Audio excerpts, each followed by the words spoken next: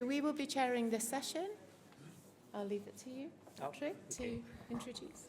Okay, so my name is Patrick Sobieralski. I will be sharing this session with Professor Claire Harrison. So good morning to everyone. And I think we can introduce the first speaker. The first lecture is actually recorded, so we will hear it out, and the following lectures will be in person. So it is my pleasure to introduce the first speaker, Krzysztof Mądry from Warsaw Medical University in Poland, and let's hear it out. My name is Krzysztof Mądry. I work in Medical University of Warsaw. Thank you very much for the invitation for this interesting conference.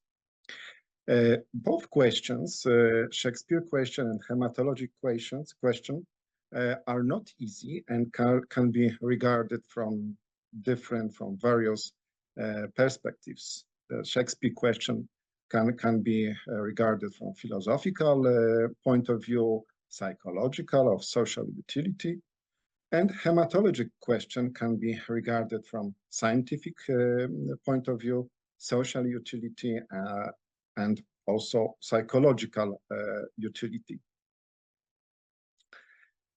Polish critic and theoretician of the theater, Jan Kot, who was Shakespeare expert, in a very interesting way introduce readers in Shakespeare intricacies.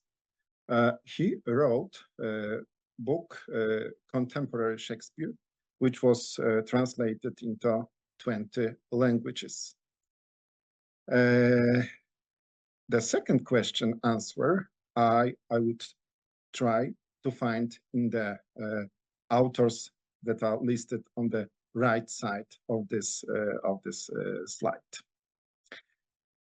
What factors can indicate if we have AML or if we have MDS? Fast clinical course, elevated white cells, and the presence of recurrent genetic abnormalities rather suggest acute myeloid leukemia. But dysplastic features presence, myelodysplasia-related genetic abnormalities, resistance to chemotherapy, older age, and evolution from CHIP advocate MDS. Therapy-related disease, germline predisposition, and the presence of TP53 mutation can be found in both MDS and AML. The problem MDS or AML is not new topic. In the past, MDS was named as pre-leukemic state. What group is a special group of our interest in terms of AML of MDS? These are the patients with elevated blast count. These are the patients with poor prognosis, and these are the patients with the presence of this dysplastic feature. In FAB classification from 1976, patients with the blast percentage between 20 to 29 were categorized as a subtype of MDS RAP-T. In the present classification, ICC from 2022, patients with the blast percentage between 10 to 19 are categorized as MDS AML. The current new classification raises the problem of MDS or AML, especially in ICC classification, because this classification includes new category with patients with the blast percentage between 10 to 19 called MDS AML. This classification selected patients with TP53 mutation, with myelodysplasia-related gene mutations, MR cytogenetic abnormalities, or not otherwise specified, with a percentage of blast between 10 to 19%. Both classifications agree that patients with AML specific changes, genetic specific changes, can be categorized as AML independent from percentage of blasts. In WHO 2022 classification, 8 somatic mutations were regarded as MR, myelodysplasia-related changes in AML. These are mainly epigenetic gene mutation or splicing factor mutations. The same changes are included in ICC classification. However, RANX1 is also added here. And similar cytogenetic abnormalities were included as MR in both classifications. However, ICC 2022 also included deletion chromosome 20 or trisomy 8. Nowadays, phenotype features of the cells are not recognized as strongly significant to decide about the type of AML. So patients with dysplastic features are not included as separate entirety. Also, patients that have increased blasts post-MPN are nowadays excluded from acute myeloid leukemia. Here we've got the comparison of patients between WHO 2017, 2022, and ICC classification. And we can see that the group MDS in ICC classification has shrunk because 19% of MDS patients migrate to MDS AML subtype in ICC classification. Let's have a look if there are significant differences regarding outcome, regarding survival of the subtypes of this three classification. And there are no significant changes, but there is one exception, AML with myelodysplasia related changes. In WHO, both classifications, this subtype of patients have very poor prognosis, 0.4 to 0.5 of the year. However, in patients in ICC classification with AML, MR, have better prognosis. Why? Because from these subtypes, patients with TP53 mutation were excluded, and also there were included patients with RANX1, trisomy 8, or deletion chromosome 20. What aspects are important when we think MDS or AML? We should take into consideration biology of disease, prognosis, and the treatment. Let's start from biology and blast percentage.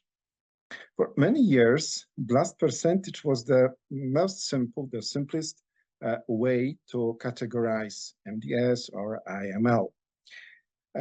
However, 3 years ago, Este and colleagues showed that there is no significant difference between MDS EB2 and AML patients regarding response rate and regarding overall survival when we account additional factors like performance status, ELN, category group, or age of the patients.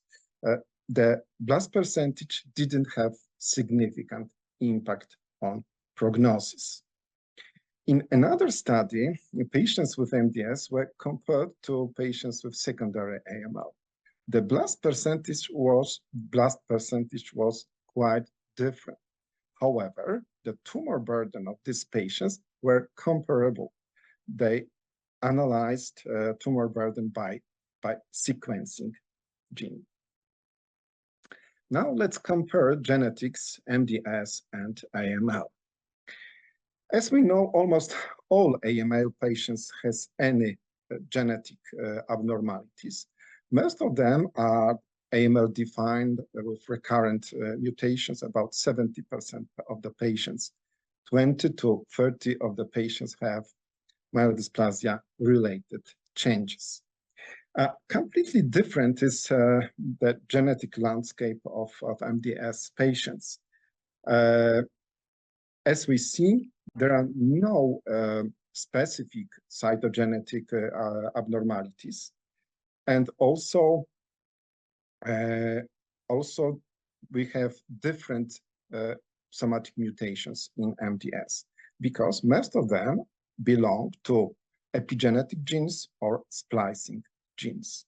However, not all that are the most frequent in MDS belong to the group of myelodysplasia-related changes that are grouped in AML-MR group. So TET2 and DNMT3A mutations are not categorized as MR changes in AML. Gao and colleagues compared somatic mutations of the patients with AML with myelodysplasia-related changes defined on the classification 2016.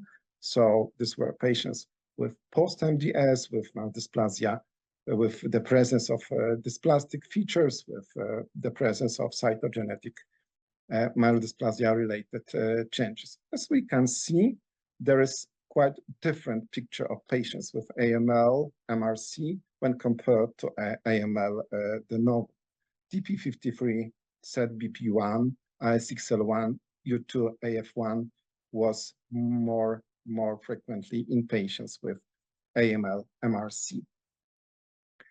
Similar study was performed by MC Carter and colleagues. They compared de novo AML with therapy-related AML and post-MDS AML and AML with cytogenetic MR abnormalities. And we can see that patients that with color red changes, myelodysplasia-related somatic changes, were more common with patients not de novo AML. Also, TP53 mutation was more common with non-de novo AML. However, RANX1 mutation was at comparable frequency in de novo versus other subtypes of AML. And now let's shortly focus on RANX1 mutation, MDS, and AML. As we can see, the frequency of this mutation is comparable between AML and MDS. In 2016 WHO classification, there was separate AML RANX1 entirety. However, in WHO 2022, RANX didn't decide about the AML subtype. This study showed us that RANX1 mutation per se doesn't decide about AML subtype or AML or MDS type. Rather, commutations are important. So if patients with RANX mutation have the DNMT3A or FLT3 mutation, they should be regarded as AML, but patients with RANX1 mutation with U2AF1 should be regarded rather as MDS.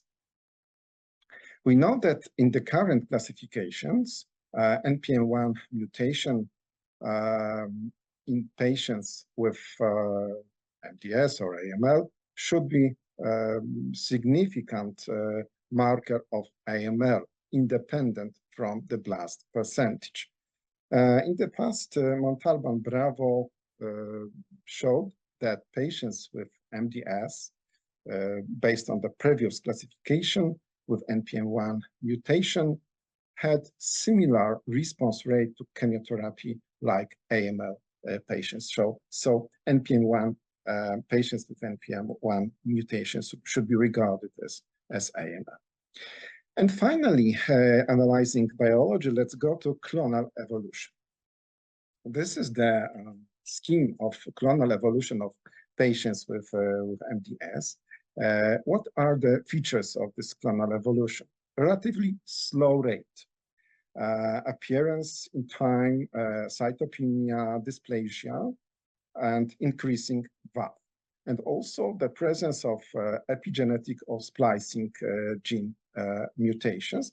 However, not all of them are regarded as myelodysplasia related. DNMT3A and TET2 are not.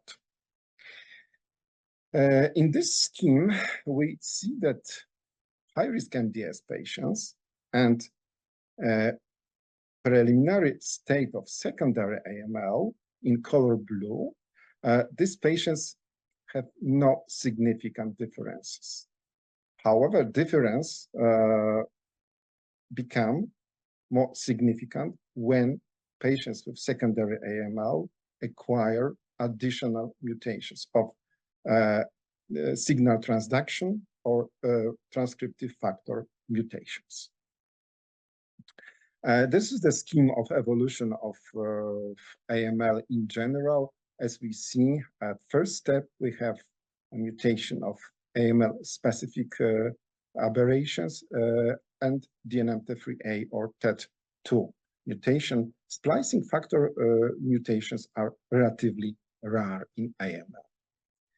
Now let's go to the prognosis. We know that patients with MDS or AML with myelodysplasia-related changes are older, and they have worse prognosis. As we can see here, the response rate of older patients is twice as worse when compared to younger patients. Gao and colleagues compared the survival in patients with AML with mutation MR versus no mutation MR. So patients without mutation, with myelodysplasia-related mutation, have had significantly better survival. However, patients with de novo AML plus MR mutation had better survival when compared to patients with AML myelodysplasia-related without MR mutations. So not only the presence of myelodysplasia-related mutation had impact on survival, but also if it was de novo or AML MRC disease.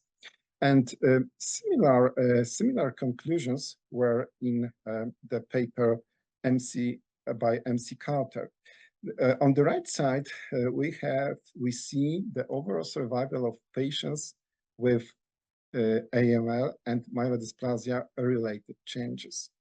The group with de novo AML had significantly better survival when compared to other subtypes with post-MDS or cytogenetic MR changes.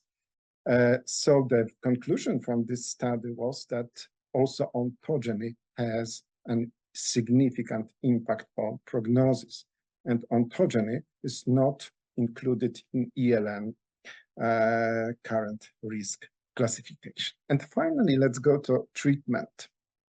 As we can see, there is significant difference of possibility of treatments between AML and MDS. In the last years, we have FLT3 inhibitors, IDH1 inhibitors, many inhibitors, as well as venetoclax that were licensed in AML treatment. Unfortunately, there is a poor landscape of treatment of agents in MDS. Many agents reach the third stage of clinical trials. However, all of them failed. Magrolimab, sabatolimab, venetoclax, eprenetapop, pevonedistat, tamibarotene, all of them failed and didn't achieve primary endpoints. When we look at Viale study comparing Veneza versus azacitidine immunotherapy, when we look at subgroup AML with myelodysplasia-related changes, unfortunately, there is no significant advantage of this scheme when compared to monotherapy with azacitidine.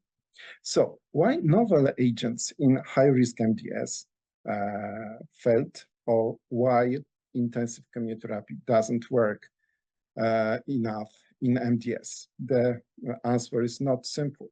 Maybe due to marrow failure, due to difficulty in hematologic recovery, maybe because patients have more complications, more infections with due to prolonged cytopenia, because we don't have effective targeted drugs in MDS, maybe due to enhanced mutational spectrum, enhanced clones diversity in MDS, because more stromal cells damage.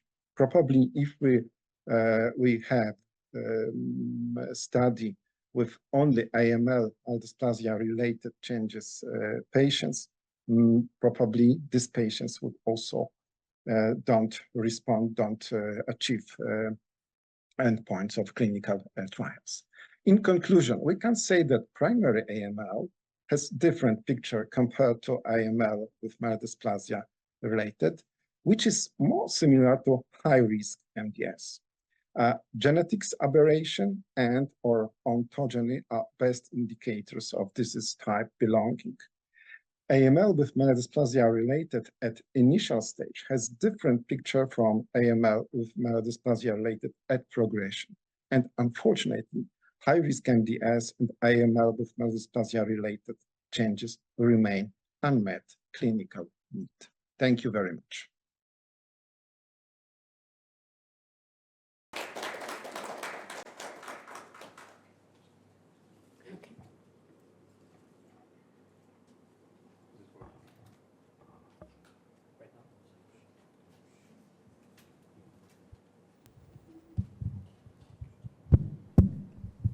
Okay, thank you so much for the presentation.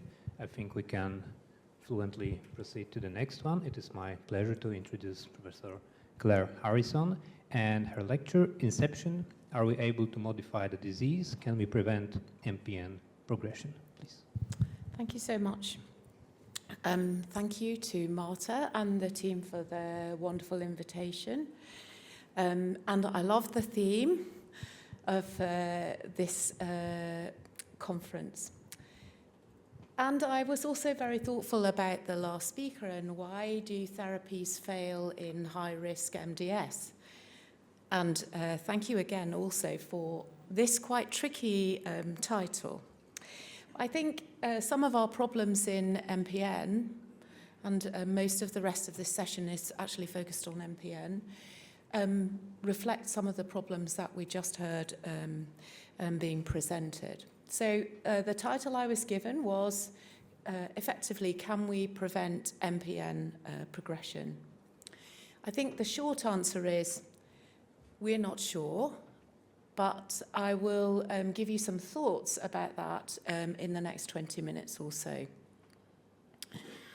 So we saw some history around classification of disease from our last speaker.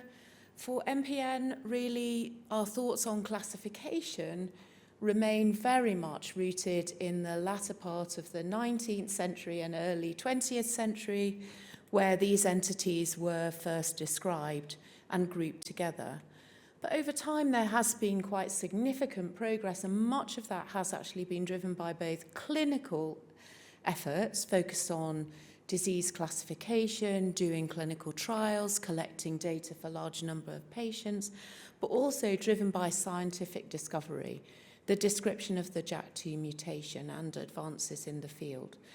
And it's very nice to see that one of the original discoverers of the JAK2 mutation, Radek Skoda, and Patrick is working with Radek at the moment, so it's great to see that he's been honoured by ASH this year. So where are we on this timeline in sort of 2025?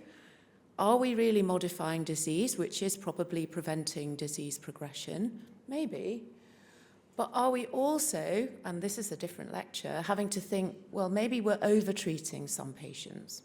And particularly in the UK at the moment, our focus has been on triple-negative ET. Do these patients really have an entity that requires lifelong treatment? So I'm going to use some slides that I presented at EHA a couple of years ago and base this talk around the thoughts about a pessimist, an optimist, and a realist. And actually, my husband gave me this framework. He said the talk was too boring otherwise. But I think it's useful to think in this way. If we're a pessimist, we might say, well, these entities, they're very complicated. There's a wide range of different therapies. Even stem cell transplantation, which we would do for myelofibrosis patient, is extremely challenging. We were talking about stem cell transplantation for ALL and AML yesterday. And most of my transplant colleagues do not want to see our patients for stem cell transplantation, and less than 10% of patients ultimately will undergo that. And then challenging to actually show this in sort of scientifically modifying progression, because the disease course goes over several decades, and ultimately only about 1 in 5 patients or so will progress. So this is a challenge if you set out to try to show that any therapy can modify disease. However, being the optimist with the half-full wine glass, we would say, actually, we definitely are modifying vascular events. And even when we think about progression, or ultimately the yardstick would be overall survival, and we think about the different time points at which we can do it, there is some data, as I will show you, certainly, that we can reduce the risk of progression from ET or PV to myelofibrosis, maybe the risk of progression through from early to later myelofibrosis. But data on this time point or this progression event is quite sparse. Very challenging is data regarding the progression from clonal hematopoiesis to overt disease. Lots of interest on clonal hematopoiesis. JAK2 is a common marker, CALR less common one. But the problem is, when Jyoti Nangalia's group or Anne Mullally's group recently did this beautiful work calculating the timing of mutations, what we see, for example, in this patient with ET, diagnosed age 21, with a sample when she was 23, and dating back the mutations, that the original JAK2 mutation probably arose in the first year of life. So if we want to prevent that progression, what do we use that's going to be safe over the course of 20 years, and how do we measure that success? If we want to push back even this disease to this stage, how low should the JAK2 mutation VAF go?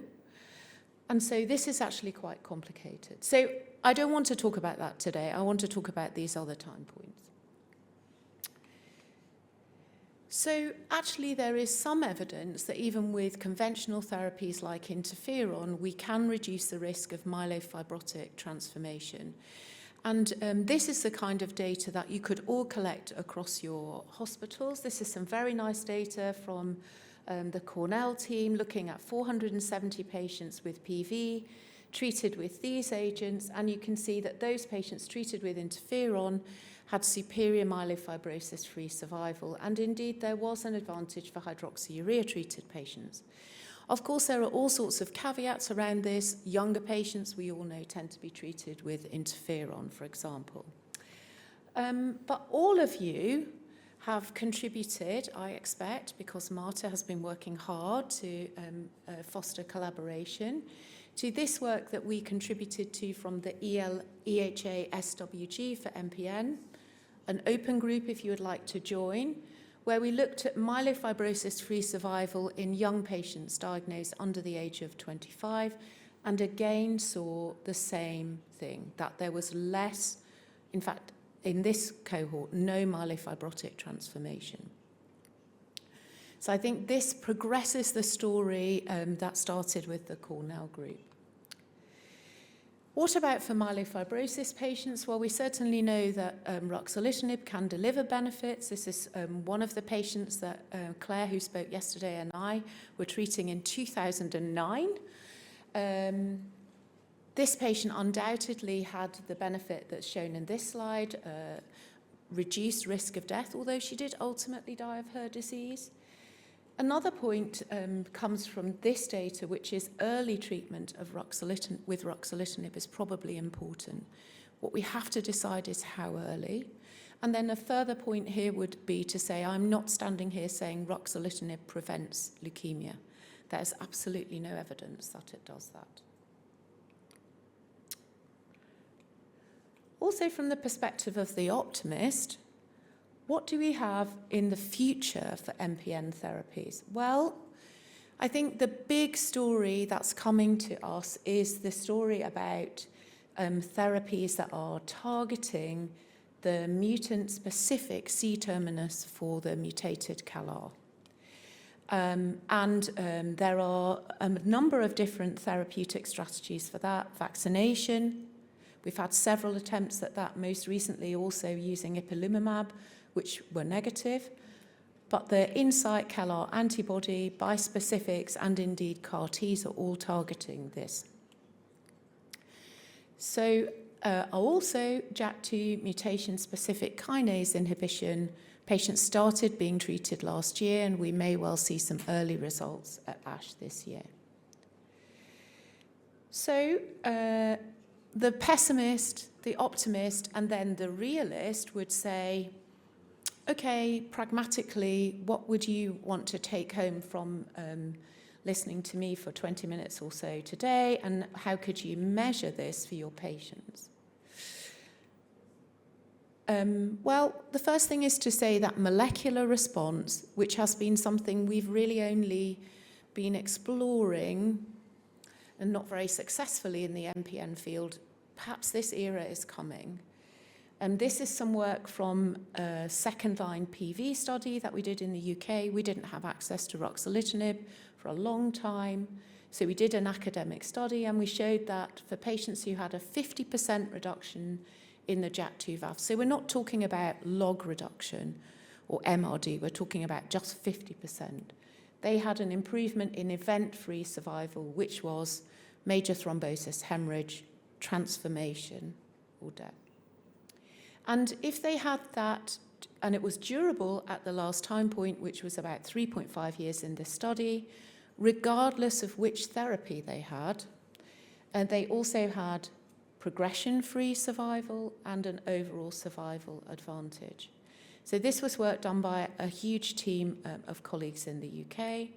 And then thinking about progression, you really need to be addressing abnormalities at the stem cell level. And this is beautiful work done by Jennifer O'Sullivan, a lovely colleague from Guy's, and Adam Mead's lab in Oxford, taking 3 patients with a significant reduction in VAF in their peripheral blood and showing that they had changes in the stem cells.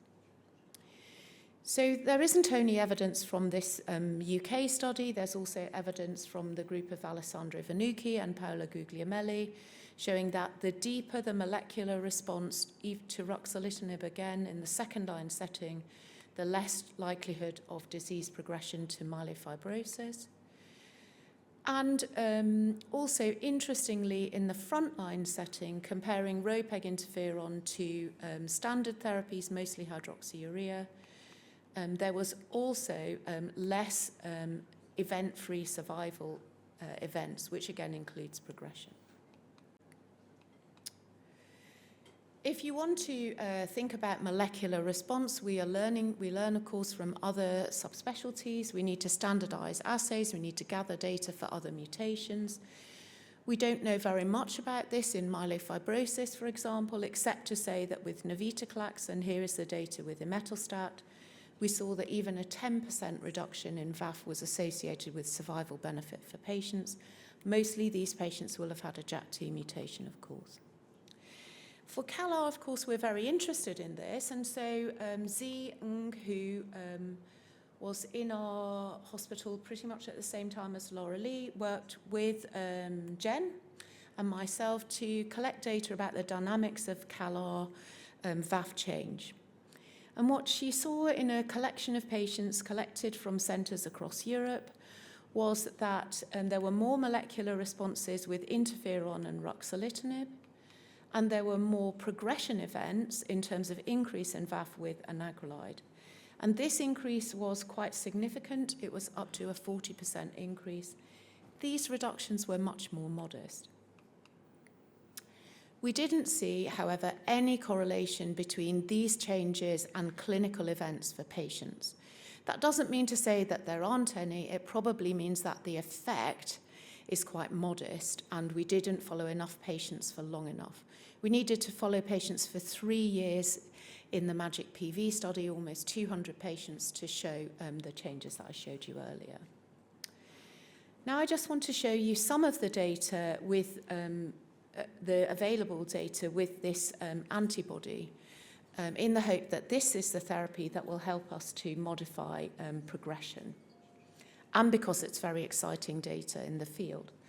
So this is with the Insight antibody. There are 2 studies, but they have the same eligibility criteria. There are 2 because the FDA mandated a different dosing regimen. The data that's available is for ET patients, and these were patients who were refractory to first-line therapy, and these are patients who have a higher risk of progression. Of course, this is a first-in-human study, so we need to see, does it work, is it safe, etc. And this is the data that was shown at EHA, and there will be an update at ASH, and some more biological data. Just to orientate you, these are lower doses, and these are higher doses likely to be the dosing shown going forwards. What you can see here is what happens to patients in the first 4 weeks of therapy. And indeed, Laurelie has been helping us to look after quite a few of these patients at Guy's. The patients have a very marked and rapid reduction in their platelet count, even just with 2 infusions of the antibody. But there is no thrombocytopenia. Also, the control of the platelet count is quite modest. It's still sitting towards the upper limit of normal. We also saw reduction in the VAF. What you can't see very easily on this slide, but you can appreciate maybe, is the intensity of colouring. So darker colouring is higher dose. Some patients had a very dramatic reduction in VAF. The asterisks here represent patients who are very early in treatment. We also looked at different stem cell progenitors. These are stem cells, and these are myeloid erythroid progenitors. Brown indicates that they're expressing mutant CALR, which is expressed on the surface of the stem cells, hence targetable by the antibody. What you can see here is different proportions of progenitors expressing the mutation, reducing. These are 4 different patients. But you also see the appearance of wild-type progenitors. This is also shown here. Here in yellow are megakaryocytes stained with mutant CALR in 1 patient at baseline. And here is the change at cycle 7, day 1, so after 6 months of therapy, that's 12 infusions. The blue megakaryocytes are expressing normal wild-type calreticulin. So you can see there's a reduction in megakaryocyte density and the beginning of normalization of the appearance of normal megs. So this is really exciting, but the problem for us in the field is how are we going to actually demonstrate the success of these therapies? Of course, we would like to say fewer patients had a progression event, but this is a big challenge going back to the beginning. The number of progression events is quite small. It takes decades to show a difference. So we need to find a way to find a marker like our colleagues in CML did, as we were hearing yesterday, that correlates with progression-free or event-free survival. Could it be still related to the spleen? That's not going to help us for ET patients, of course. Could it be change in driver mutation? But we need to understand all these other clones for patients. For CALR, probably these clones are sitting in the CALR positive clone, so that actually might be biologically very feasible that we see changes in those clones. Could it be changes in the marrow fibrosis or megakaryocytes? AI algorithms here may be beneficial, and we're starting to see their utility. And there are all sorts of groups around the globe looking at this. We're collaborating in the UK with a group based in Oxford. Or could it be also targeting the immune system and recognizing that the immune system and being able to reduce inflammation may well be key. So, returning to the challenge, are we ready and able to prevent progression in MPN? I'd say I'm an optimist and a realist, and I would say yes, and the next few years are going to be very exciting. So if you want a field to specialize in, this is definitely the happening field, I think. And these are my other conclusions. Don't be despondent about your day-to-day practice. I think there's plenty of evidence if we pay practical attention to vascular risk factors and really pay attention to controlling the blood count, there's good evidence that we can delay progression. That may mean in some diseases treating more of our patients, and particularly we're focusing on maybe treating more low-risk patients. We might mark this with reduction in VAF, but we don't introduce this into our day-to-day practice. But if you have the opportunity, I would store some samples for your patients so that you can look back and see what's been happening. And the development of these mutation-specific therapies that I gave you a glimpse at are going to require novel endpoints. So we are all going to need to work together with translational biologists and pharma to develop and validate these so that we can bring the future forward for our patients. So thank you very much for your attention. And we have time for discussion, so I'm going to move straight on and introduce our next speaker, Rao Tata, who has come from Switzerland, who works in the Institute of Pharmacology in Bern. Thank you so much.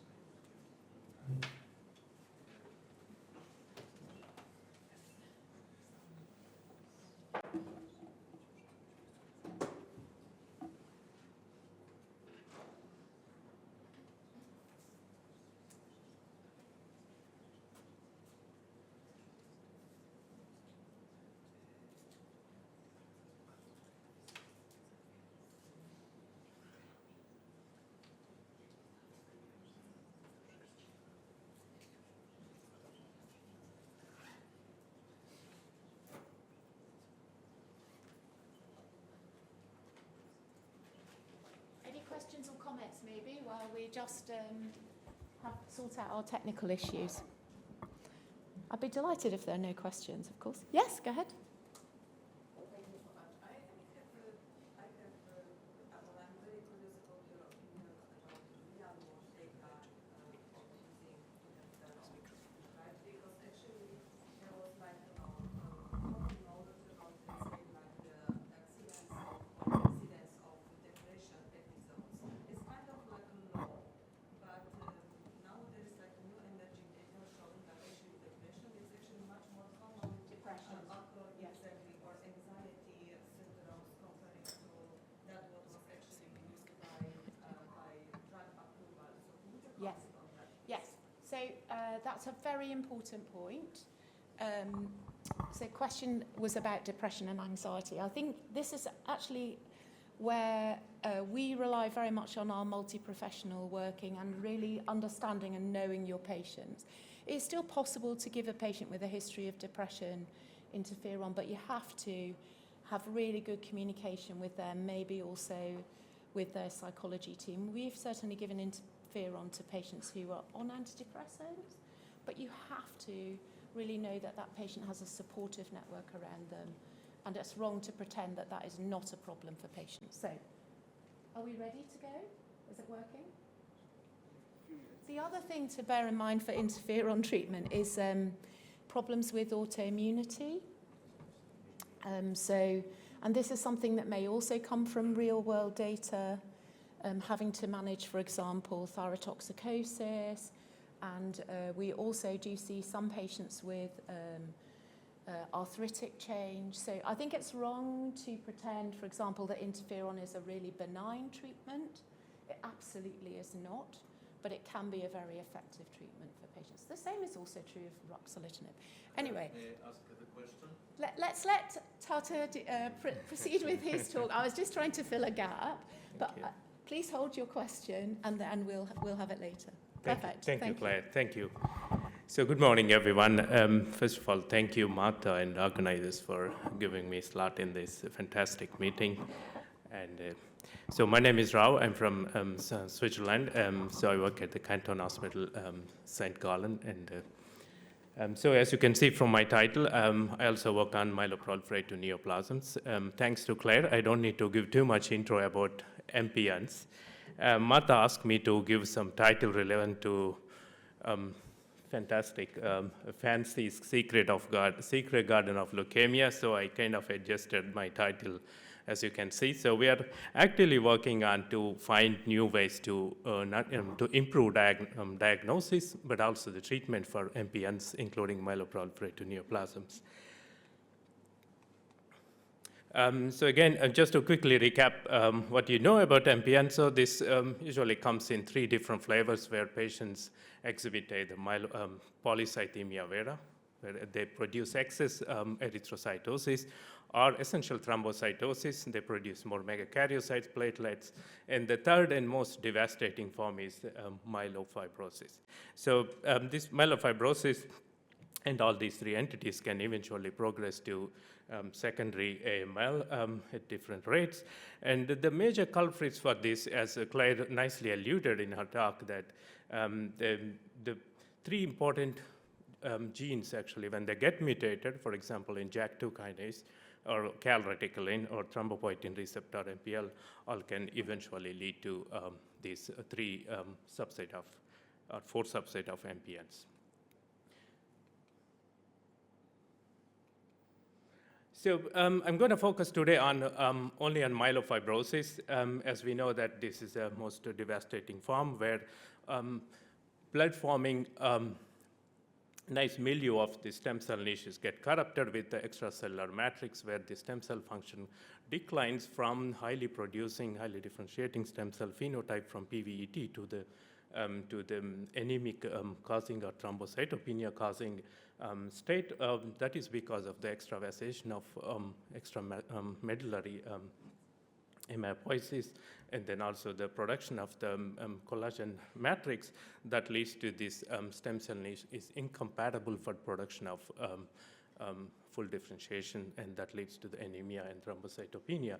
And the MF is not occurring overnight. It takes decades, and then you can really grade from low to over myelofibrosis. In the pathologist grade from grade 1 to grade 4. They also exhibit splenomegaly, excess splenomegaly.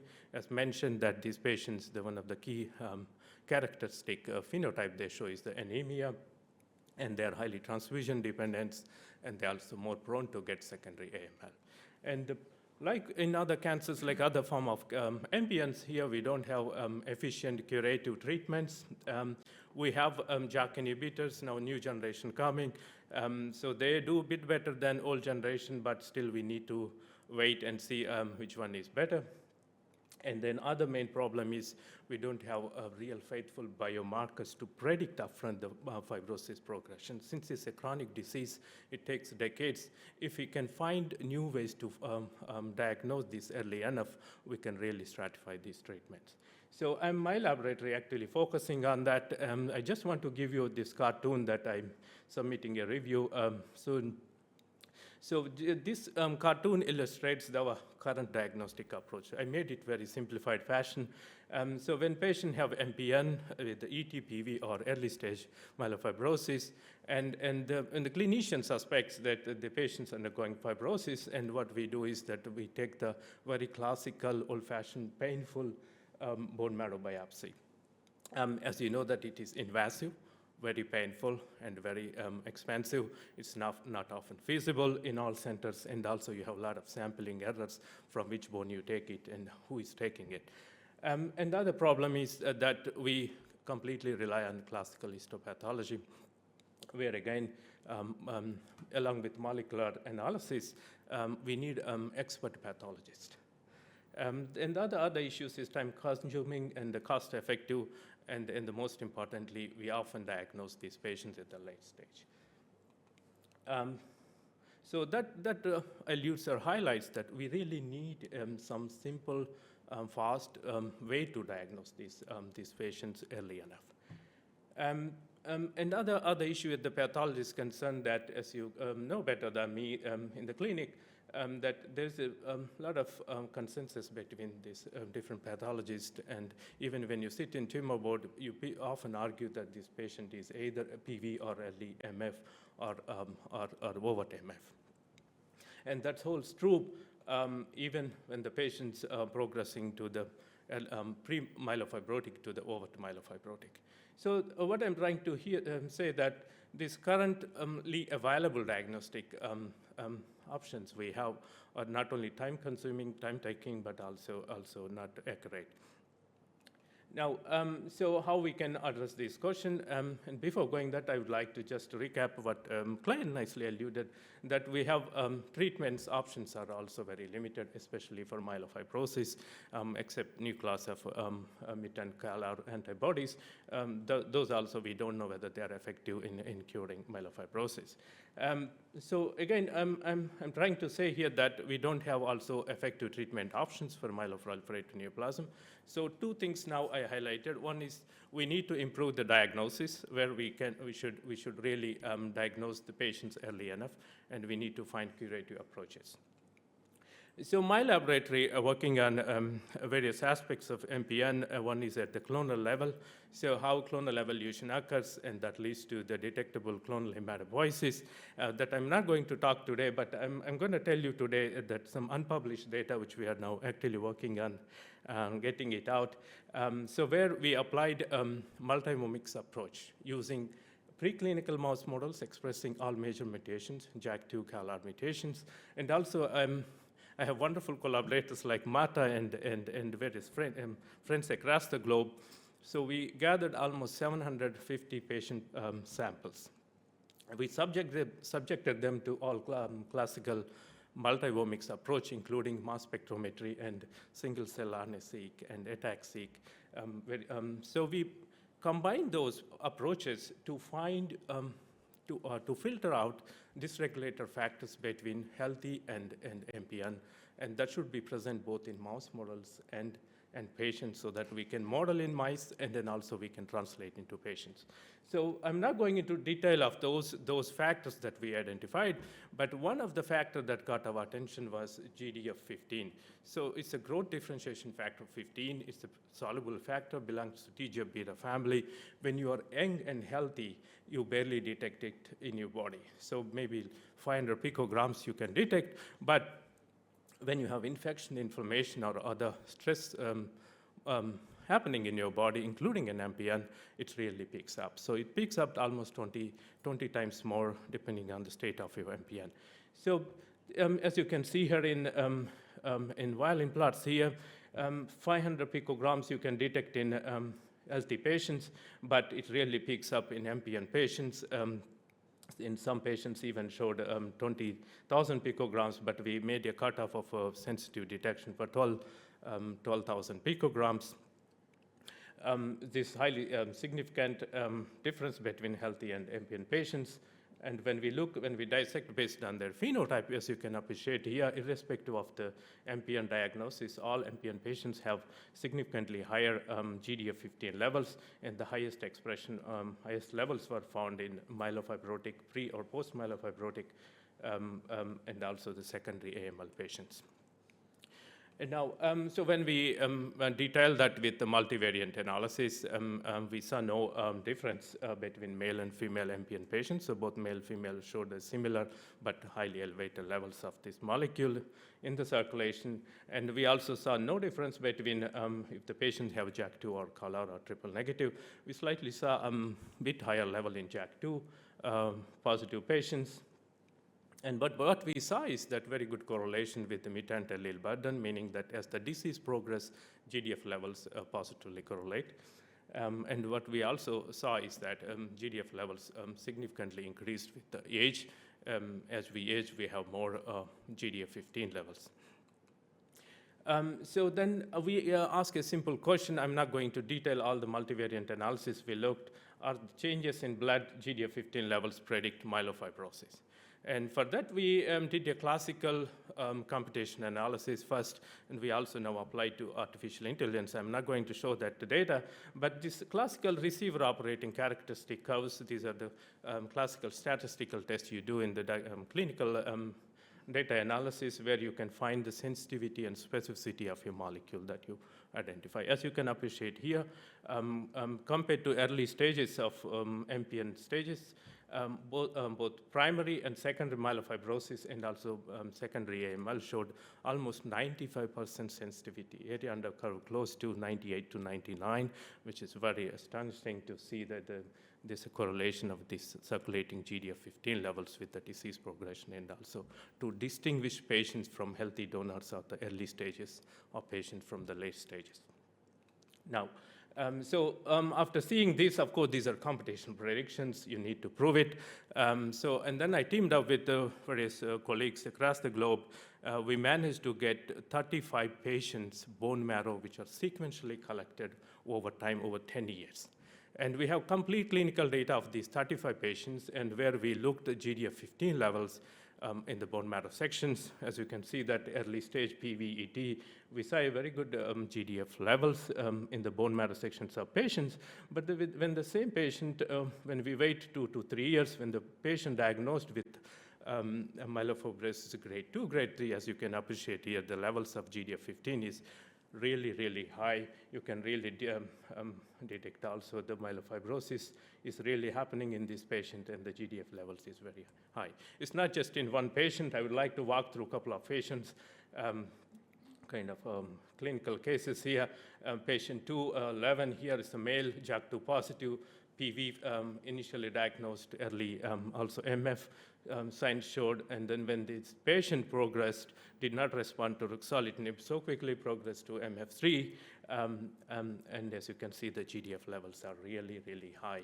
As the disease progresses, this levels is very high. So then, and the other patient, female patient, JAK2 positive, again diagnosed to PV, early MF, undergone to phlebotomy and various other treatments. After 2 years, diagnosed with MF3 and secondary AML, as you can appreciate here, again in this patient. So 100% correlation in all the 35 patients we looked, GDF levels are significantly increased.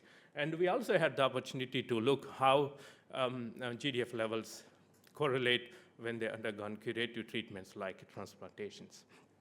So here are some of examples. Here the female patient was JAK2 positive, initially was PV, underwent phlebotomy, and had a MF3 AML, and so underwent allogenic transplantation. After 12 months allogenic transplantation, MF3 grade was reduced, benefited to MF1. As you can see that it really follow-ups the GDF levels as the disease. If it goes up, disease progress. When it goes down, this is really kind of reduced. Likewise, we also have other very interesting patient where male patient, JAK2 positive, also P53 positive, initially diagnosed MF1 and progressed to MF3 and secondary AML. I forgot to mention here, underwent allogenic transplantation after 6 months, graded to MF1 by pathologists. Again, as you can appreciate here, these patients also showed a reduction in the bone marrow. It's also correlated with the plasma. Some of the patients, we also have the paired sampling of bone marrow and plasma that's nicely correlating. With this and various other data, I'm not going to show you because of time constraint. So the current standard now, we should switch from invasive to the blood-based biomarkers. So what I'm trying to say that use these specifically dysregulated molecules and to diagnose early enough in combination with other existing faithful diagnostic criteria. So we are already integrating GDF15 at our clinic in the diagnosis now, planning to run some prospective studies. Now, you might be wondering now how JAK2 mutations inducing GDF15. So we really nailed down mechanism by molecular analysis and using cell lines and mouse models, and here is the summary. So upon activation of JAK mutation or CALR mutation, you have a classical activation of JAK-STAT-MAP kinase signaling that leads to the activation of various transcription factors, including EGR1, which has consensus binding sequences on the promoter region of GDF15, thereby they activate GDF15, that's why you have circulation. So this is the scenario in mutant cells. But what is happening, very surprisingly, we found that it is not only synthesized by mutant cells because of this classical signaling pathway activation, but we also found that as the disease progresses in the non-mutant cells, including stromal cells, these cells are highly responsive to the inflammation that is resulting from the activity of mutant cells. So basically, you have the direct production from mutant cells, but also the bystander production from the non-mutant cells through inflammation. And one of the inflammatory molecule, or two molecules we nailed down, is the TNF and interferon. So interferon chronic stimulation is leading to the increased level of GDF15. But if you treat interferon prolonged time in the form of PEG interferon, you can reduce the disease because you reduce the input, right? So basically, you reduce the mutant cells. That's why you have less source of GDF15. You reduce it. But also the TNF can also induce GDF15. So both mutant cells, non-mutant cells contribute to elevated GDF15 in MPN in patients and in mouse models. Now, so then we ask a question whether is a cause or consequence to the disease. And we really went on and used the preclinical models. We decided to knock it out, GDF15 in mouse expressing JAK2 kinase and also calreticulin kinase. So this experiments we did together with Radek by using his JAK2 model. As you can appreciate here, GDF is really knocked out, and when you knock it out, GDF15, you can mildly, slightly reduce splenomegaly, but very interestingly, blood counts are really dropped 50%. That's just removing one molecule, you can achieve almost a 50% reduction in the blood counts in the circulation, and this holds true also in the calreticulin model, which we got from Tony Crane. Now then, how does GDF loss leading to the reduction, amelioration of disease progression? What are the cellular and molecular mechanisms via which it is reducing?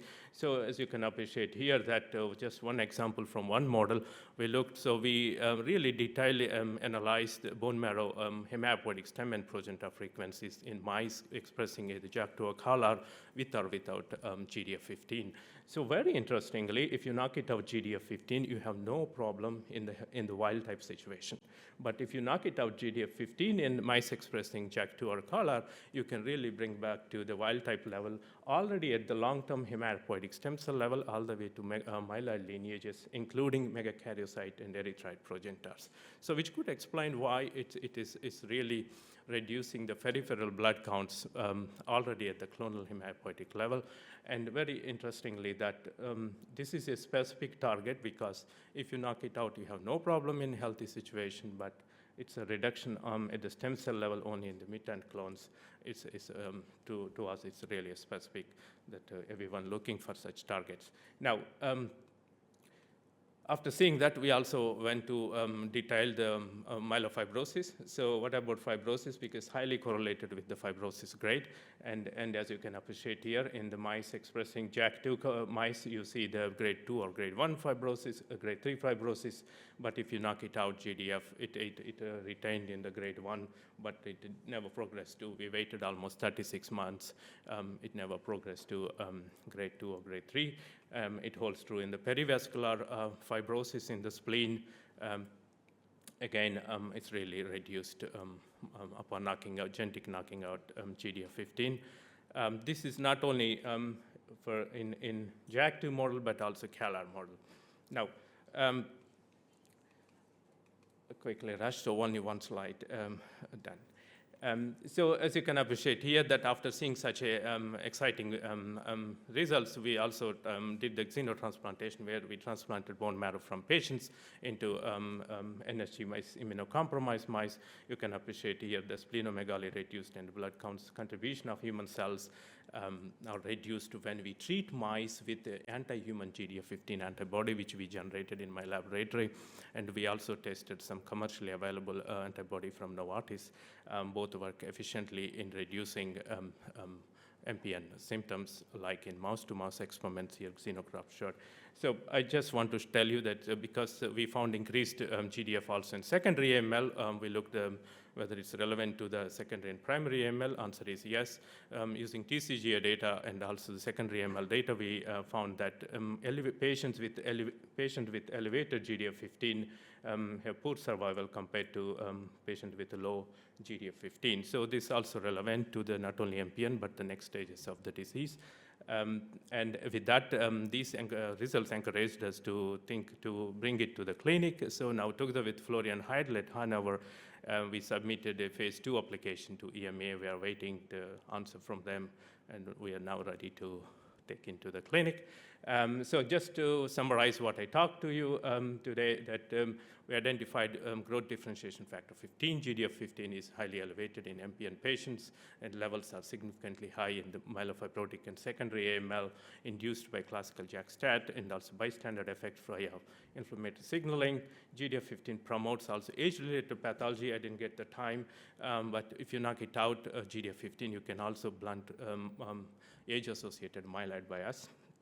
We think that's the way it is reducing GDF15, so MPN progression.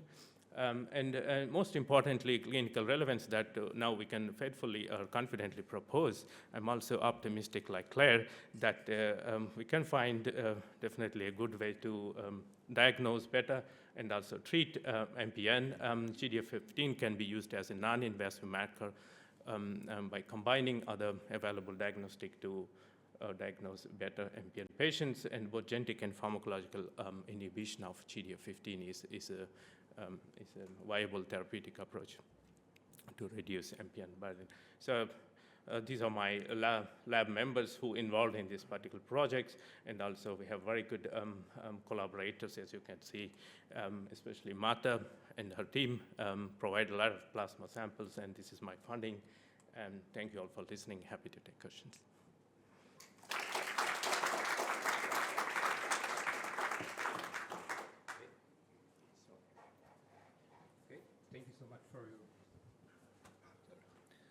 Thank you so much for your excellent presentation. And if there are any questions, please hold them onto the discussion. And right now, it's my pleasure to introduce our next speaker, Professor Krzysztof Lewandowski from the University of Medical Sciences in Poznań, Poland. And the title is Chronicle of Death Foretold, Blastic Phase, MPN. Please. Thank you very much. Thank you, Marta, for invitation. Meeting is excellent, and the level of scientific presentation extremely high. Thank you very much, Marta. Thank you. My lecture will focus on the topic of blast crisis in CML.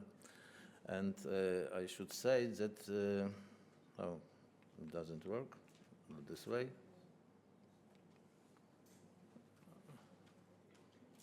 Could you start my presentation?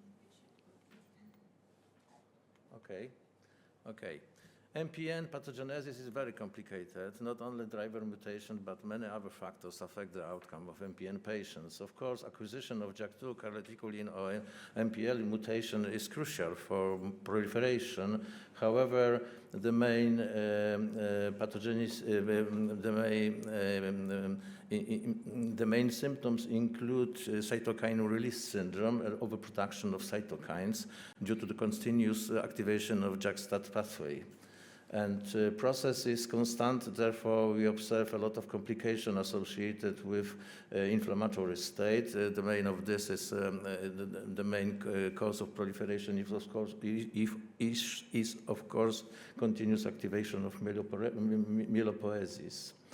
And phenotype of disease depends also from many factors. Of course, that JAK2 or MPL mutations or calreticulin mutations affect the clinical manifestation of disease in terms of the vascular complication, disease outcome, and so on.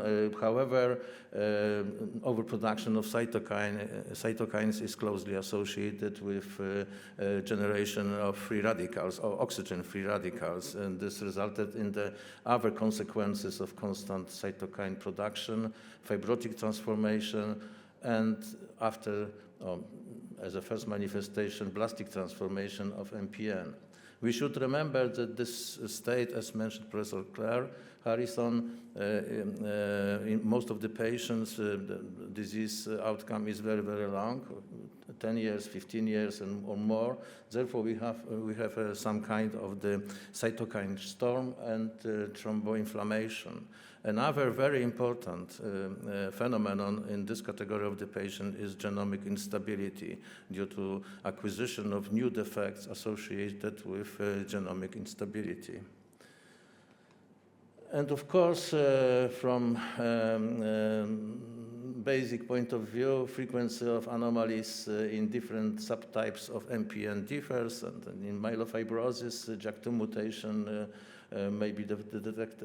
is detected in about 60% of the patients, calreticulin mutation about 20-25%, and MPL rarely 1-3%, sometimes higher frequency is reported.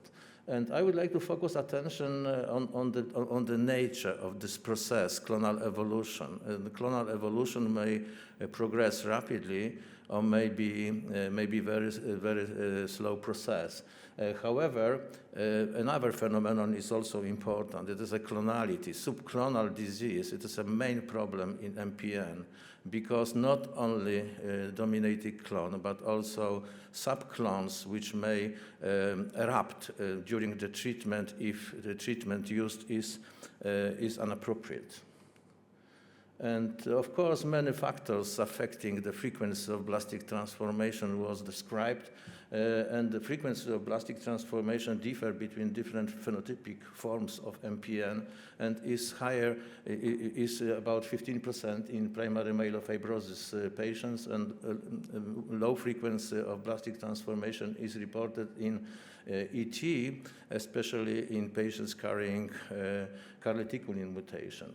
And of course, we use now in the clinics many of prognostic scales, facilitating the process of therapeutic decision-making process. And between others, the leukocytosis is very important, not only as a factor reflecting the intensity of proliferation, but also as a factor of vascular risk. And therefore, leukocytosis is very important. The other factors playing a role is karyotype, abnormal karyotype, and especially complex karyotype, differently defined by different proposals. However, generally, complex karyotype is associated with very bad outcome. Also, anomalies of chromosome 17 and p53 mutation play important role in the risk of plastic transformation. I would like to focus your attention on also on the therapy used from the historical point of view. Pipobroman, chlorambucil, and other alkylating drugs increased the risk. But now we have a new data which should be also be taken into consideration.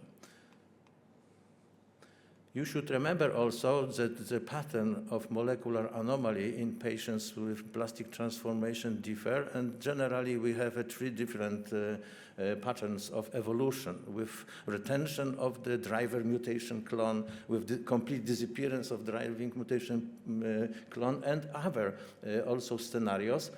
Please find that acquisition of new defects affecting the proliferation of hematopoietic stem cells also is very important. Here you are the risk of plastic transformation in different cohorts of the patients carrying different types of aberrations. And please find that heterogeneous JAK2 mutation is associated with relatively low risk. Of course, during the natural disease outcome, we observe selection of homozygous cells due to genetic recombination, and this process is constant, and therefore in end-stage disease, the JAK2 mutation, for example, variant allele frequency is high, and also number of the cells or percentage of the cells carrying homozygous mutation is also high. And of course, it depends from the time of evaluation. But however, generally, the risk is extremely high in patients carrying TP53 mutations and mutations affecting the splicing machinery.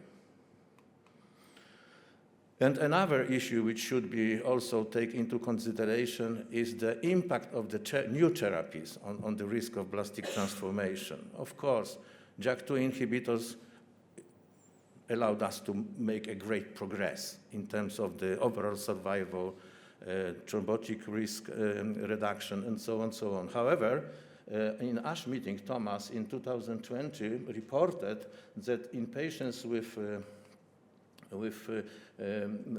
treated with ruxolitinib, we observed an increase of secondary cancers. And this observation was done by comparison of frequency between ruxolitinib era and after that. And another important information is that a specific group, acute myeloid leukemia, probably defined also as a blastic crisis, the frequency was also higher than in the pre-ruxolitinib era. And lastly, we may found a new publication in Nature Communication reporting higher frequency of RAS mutations in patients with MPN, dramatically interfering with the outcome of the patients and increase the risk of blastic transformation. Please look at this. Patients do not expose to the ruxolitinib frequency of survival curves, and patients exposed. It should be taken into consideration in the future studies.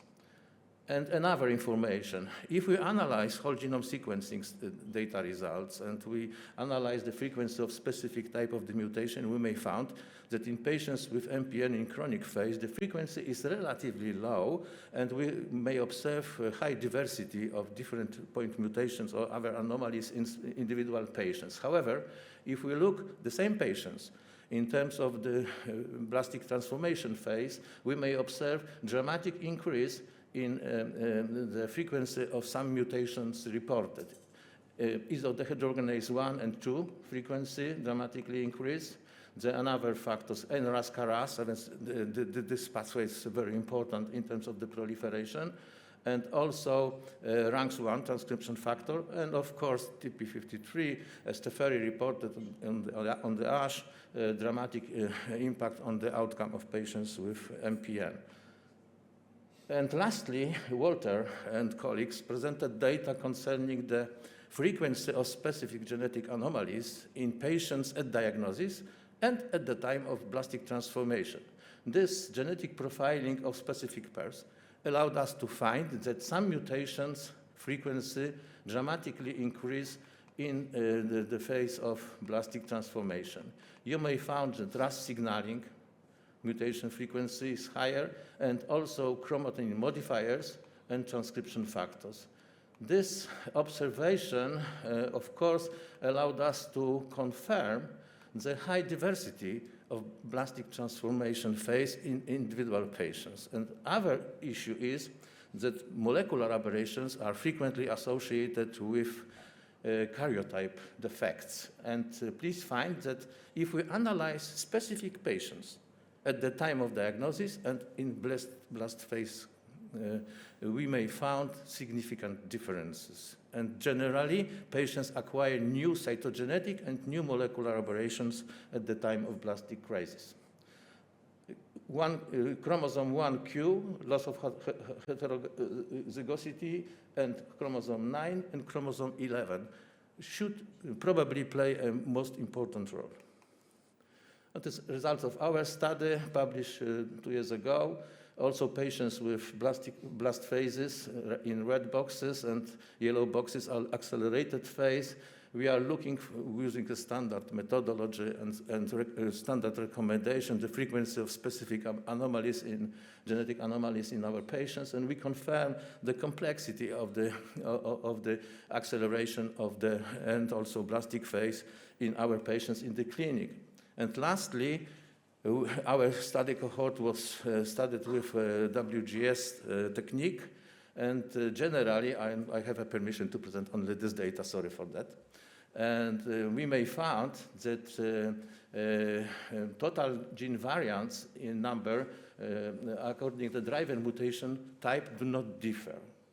And it is a very interesting information because confirm that blast crisis, it is not a simple relation between the number of genetic anomalies and phase of the disease. And another evaluation, number of gene variants in patients dependently from the carrier mutation status and also blast phase allowed us to find that also number of the blast cells is not associated with number of aberrations. This data will be presented soon in extensive presentation analysis, and we should wait for a moment.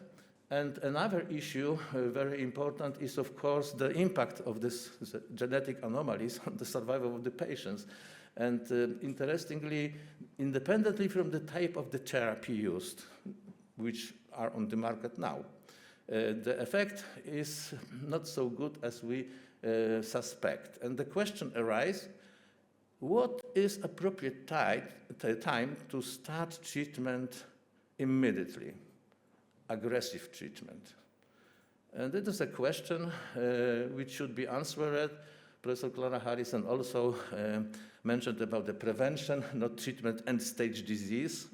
This is very important because, in my opinion, blast phase is a end-stage disease. And independently from the type of the cancer, the observation is the same. And the end stage of the disease, we cannot do what we want to do, okay? And therefore, please look at this diagram. It is a therapy with DNA,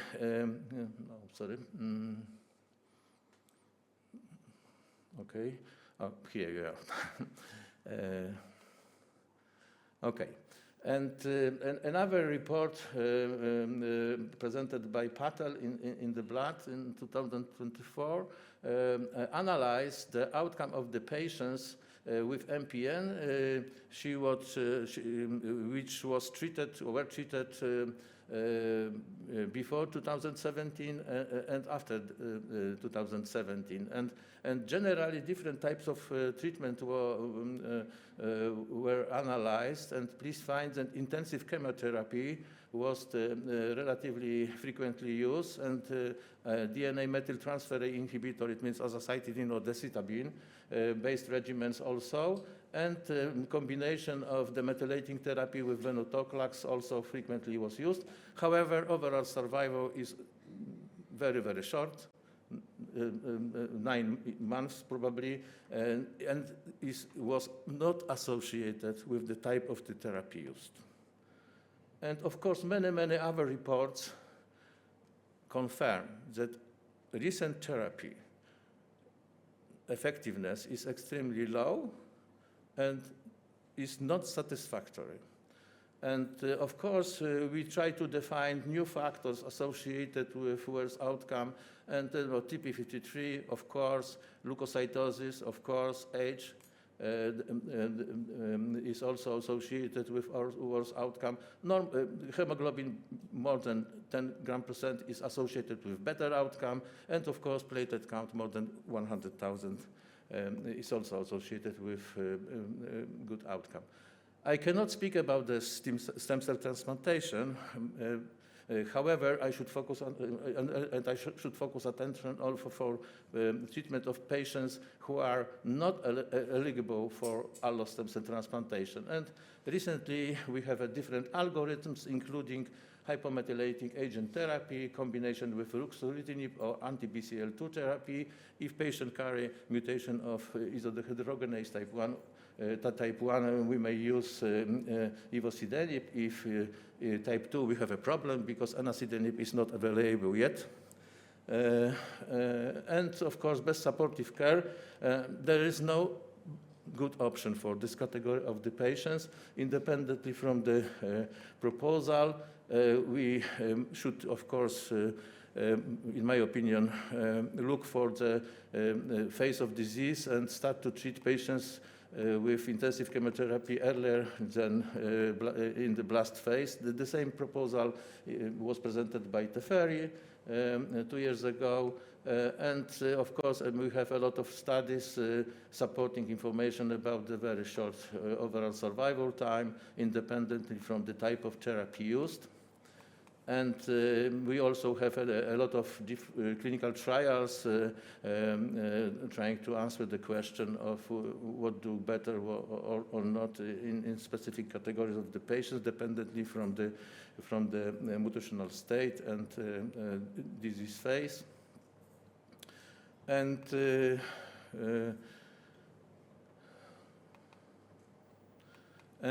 lastly, I would like to show you the presentation of Nico Gagelman. It is, in my opinion, a very good presentation, which support observation that patients treated and transplanted in accelerated phase, not in blastic phase, do better. And look at this, 65% of patients alive at 5 years versus 54 in chronic phase. It is a very interesting data which should initiate discussion about the time of therapy initiation, aggressive therapy initiation, with intention to stop disease evolution and prevention of the blastic transformation.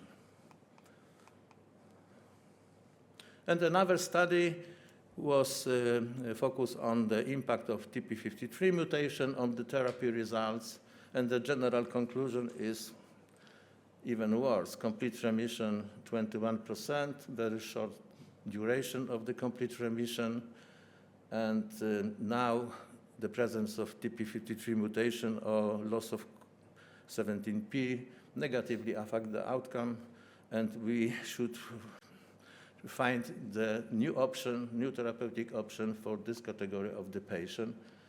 And another observation, very interesting, in patients negative of TP53, the combination of azacitidine with ruxolitinib is associated with a relatively good overall survival. And therefore, it is an argument for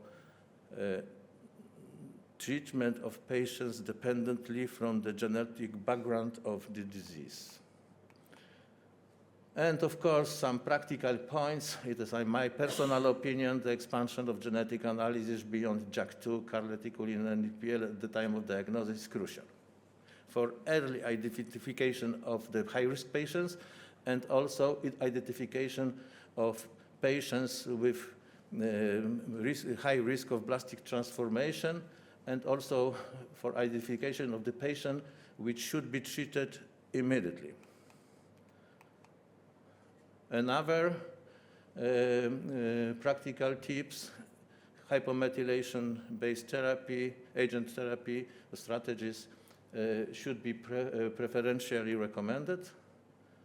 And persistent disease with presence of minimal residual disease after intensive treatment should not be considered as an active disease, is active disease, and patients cannot be overtreated, because overtreatment is associated frequently with high risk of infections, persistent cytopenia, transfusion dependence, and so on, and therefore, even if patient is MRD positive, we should decide about the stem cell transplantation. We should not overtreat patients. And the better outcome reported by Nico Gagelman strongly suggests that acceleration phase is appropriate time to do everything to stop disease activity. And of course, the open question is how to treat patients with advanced age and patients with complex karyotype and TP53. And finally, I should conclude. In the book, Crónica de una muerte anunciada, narrator sadly states that there has never been a more predictable death. Nevertheless, no one was able or willing to stop it. And therefore, in conclusion of my lecture, I would like to say that Chronicle of the Death Foretold does not have to end tragically if you know what to do to prevent it. Thank you very much.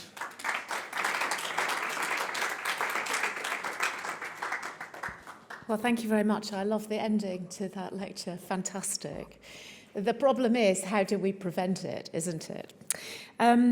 Great. So the last speaker in this session is my co-chair, Patrick Sobrialski. He's currently in Gdansk, so probably very well known to many of you, but we'll be shortly going to Houston to work also with Radek Skoda. So you're going to talk again about blastic phase, transplanting or not.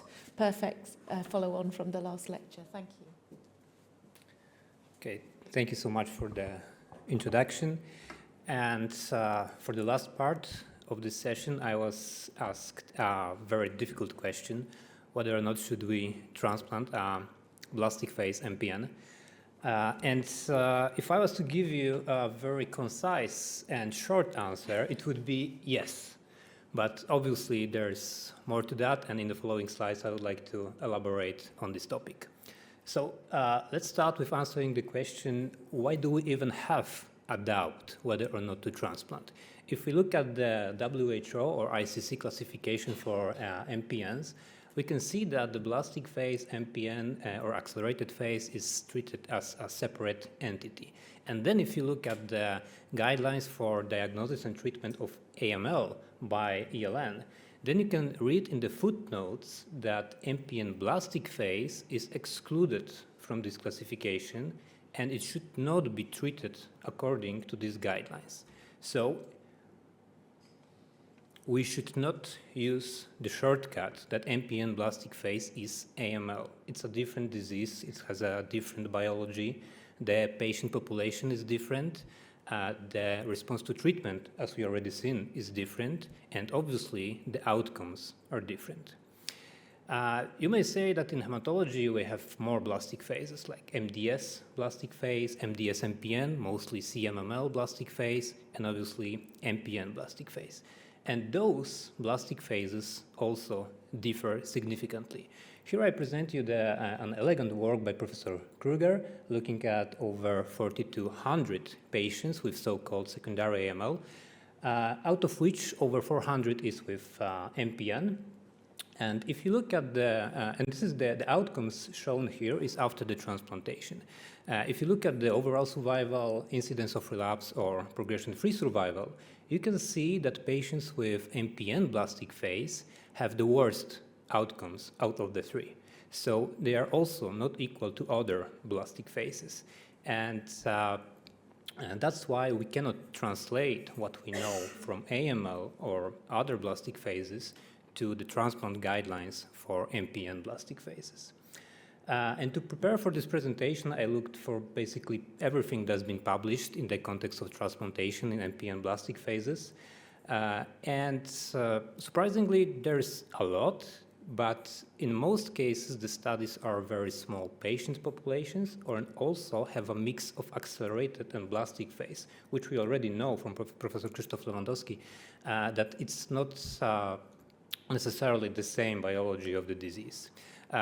I wanted to show you the most representative ones.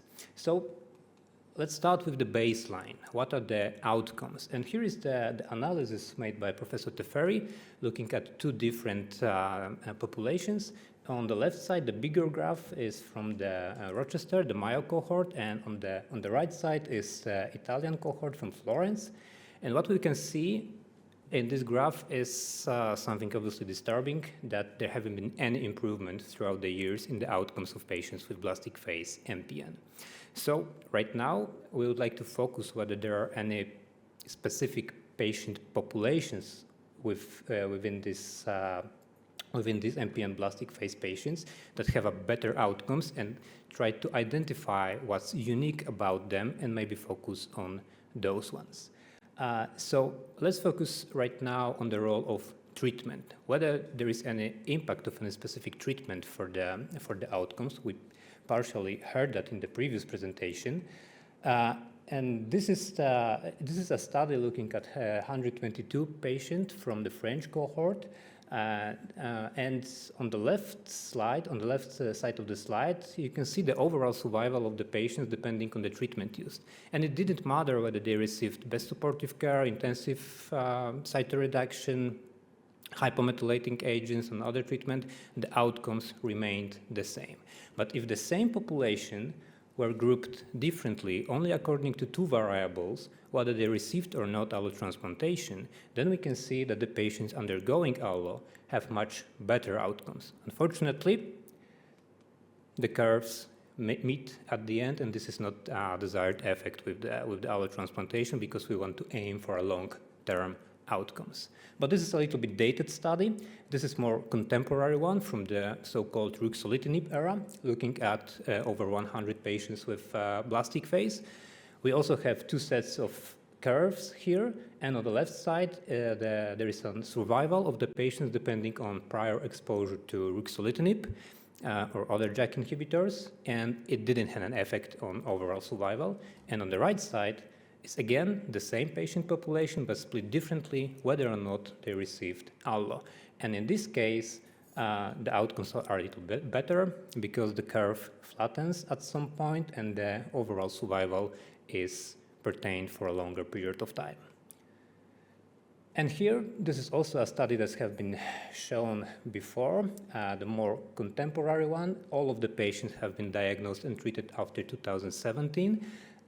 This is a study looking at over 200 patients. Unfortunately, there is a mix of some of the accelerated and blastic phase, and the analysis of treatment used, the NMTIs, mostly azacitidine and decitabine, with or without venetoclax and intensive chemotherapy. It doesn't matter.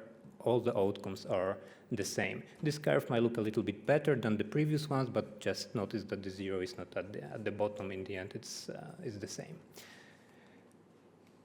So from those studies, we know that the treatment used is not necessarily important in terms of the overall survival. The only thing that allows us for the survival, for longer survival, is allogenic transplantation. But now let's look at this patient in the context of complete remission. And now this is a very big topic because as many studies, as many definitions of complete remissions in this patient population. Some of the studies use the criteria for AML. Some of the studies use the criteria published in, I think, 2012, dedicated for MPN blastic phase. Some of the studies use their own criteria. Some of the studies use just the blast reduction in either peripheral or bone marrow blood below 5%. Nevertheless, let's try to sum it up. This is a really dated study looking at 74 patients from years 1994 to 2007. And once again, the treatment used, that didn't matter, only the allotransplantation mattered. But something that's very interesting here is the comparison of the patients that achieved complete remission but did not undergo allotransplantation compared to those that receive allo. And those that have complete remission have the same poor, and did not undergo allotransplantation, have the same poor outcomes as patients that are having stable disease or treatment failure. So out of this, we can see that, and by the way, the criteria for complete remission here was the reduction of the blast percentage below 5%. Out of here, we can see that if feasible, then complete remission is not something that's long-lasting and providing a long-term benefit for patients. And this is, I think, the biggest and also most rigorously done study by the Chronic Malignancies Working Party, by the ABMT, looking at over 660 patients, all of them transplanted, and evaluating their outcomes. So first of all, they proved that the median survival after transplantation 3 years is around 30%, 36, 30%, which flattens around 30% at 5 years landmark. Something that is also very encouraging, not something that we see for the general population of MPN blastic phase, is that we have seen an improvement over the years in the overall survival after allo in MPN blastic phase. The study group was a mix of patients differently treated, transplanted from different donors, using different conditioning regimens. None of those factors mattered for overall survival, but they proven that patients that are entering the procedure with complete remission, and here it was defined by reduction of bone marrow blasts below 5%, have much better outcomes than patients that entering the transplantation in the active disease. And this is another part of a study that was already also shown before, the survival for all patients and the comparison of the same group, but only with patients who proceeded to allo-HCT, which is very coherent from the EBMT study. The overall survival long-term is around 30%. But then they also did the same that the EBMT group that they checked whether achieving the complete remission is helpful before the transplantation, and here they didn't prove that it helps. Why is that? In my personal opinion, is that first of all, there's this, in this study we have a mix of accelerated and blast phase patients, and also that here they use the rigorous criteria for the AML patients according to ELN guidelines. So that's for the complete remission, and now let's proceed to something that's probably every one of us have on his mind. So what's the impact of cytogenetics and molecular profile on the outcomes after transplantation? And there's a very nice analysis by the CIBMTR looking at almost 200 patients. All of them have been transplanted, and the curves that we see here and the outcomes is after the transplantation. So first of all, they grouped the patients according to the cytogenetic risk, and they use the criteria from guidelines for AML. And obviously, patients with poor cytogenetics have much higher relapse risk, and they live much shorter. But then they looked at the TP53 mutation at the entry of the transplantation, and they also showed that if the TP53 is frequently is detectable at the entry to allotransplantation, then most of the patients relapse very quickly. You can see on the right side there is a very rapid spike of relapse rates, and the survival is also very bad. And using these statistics, they analyzed the outcomes, adjusting for the presence of TP53 mutation, and they compared patients that entered the transplantation with active leukemia and those with reduction of either peripheral or bone marrow blast below 5%. And accounting for TP53 mutation, the blast reduction didn't matter here. The outcomes were the same, either overall survival or incidence of relapse. And to show us why did this happen, they show us the molecular landscape of patients that have active leukemia at the entry of allo and patients that have blast reduction. The landscape is the same. It's only a reduction of the blast, and we don't really have any means to modify the molecular or cytogenetic landscape from this disease. And something that's also already been mentioned, study by Nico Gagelman, looking at 349 patients. This is the context of myelofibrosis and the accelerated phase. 349 patients transplanted for myelofibrosis, out of which 35 was in accelerated phase. Comparing those two groups, they received a similar conditioning, have similar cytogenetic profile, molecular profiles, similar ruxolitinib exposure before allo. And on the right side, you have you see the variables that had an impact on overall survival, relapse-free survival, and non-relapse mortality. And as you can see, being in accelerated phase didn't have an impact on those. Rather, other variables that we know from our other scoring systems like MTSS or MIPS or MISEC.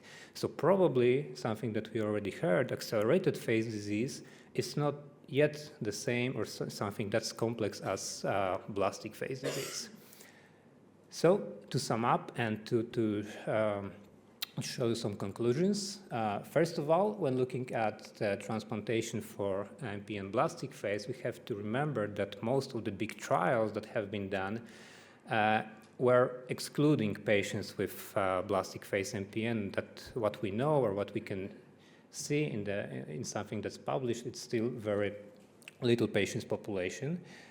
Also that the outcomes for accelerated phase is probably not as bad as outcomes for blastic phase, and we may have some time.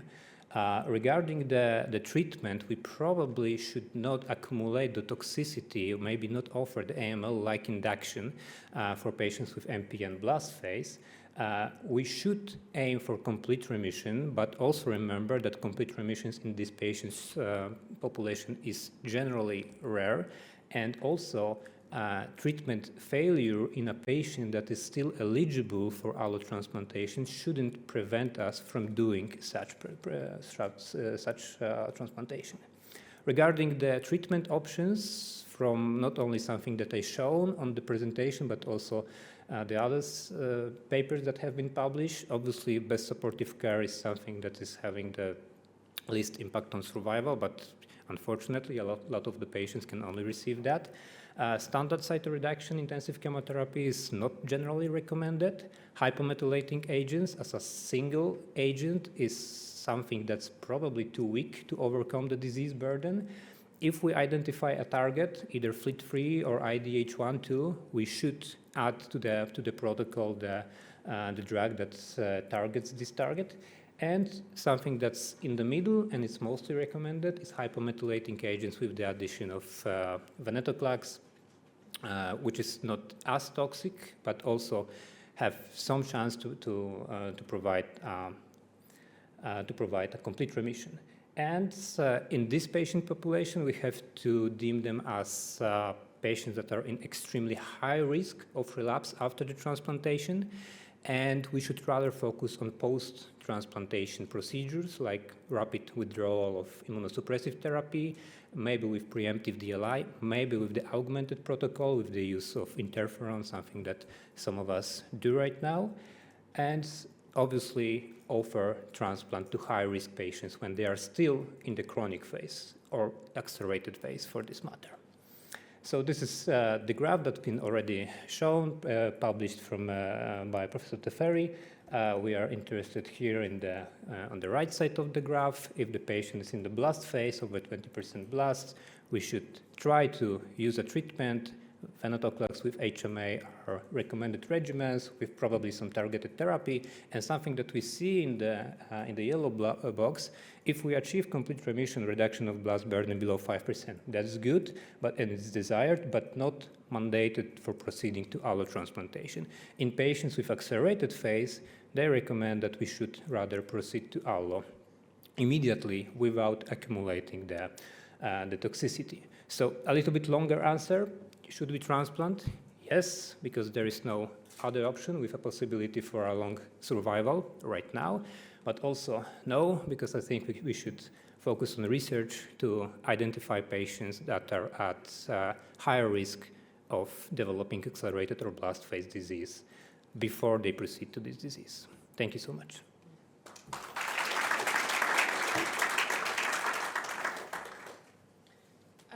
Maybe we could ask all the speakers to come to the front so that we have, I think, 10 minutes for some discussion, and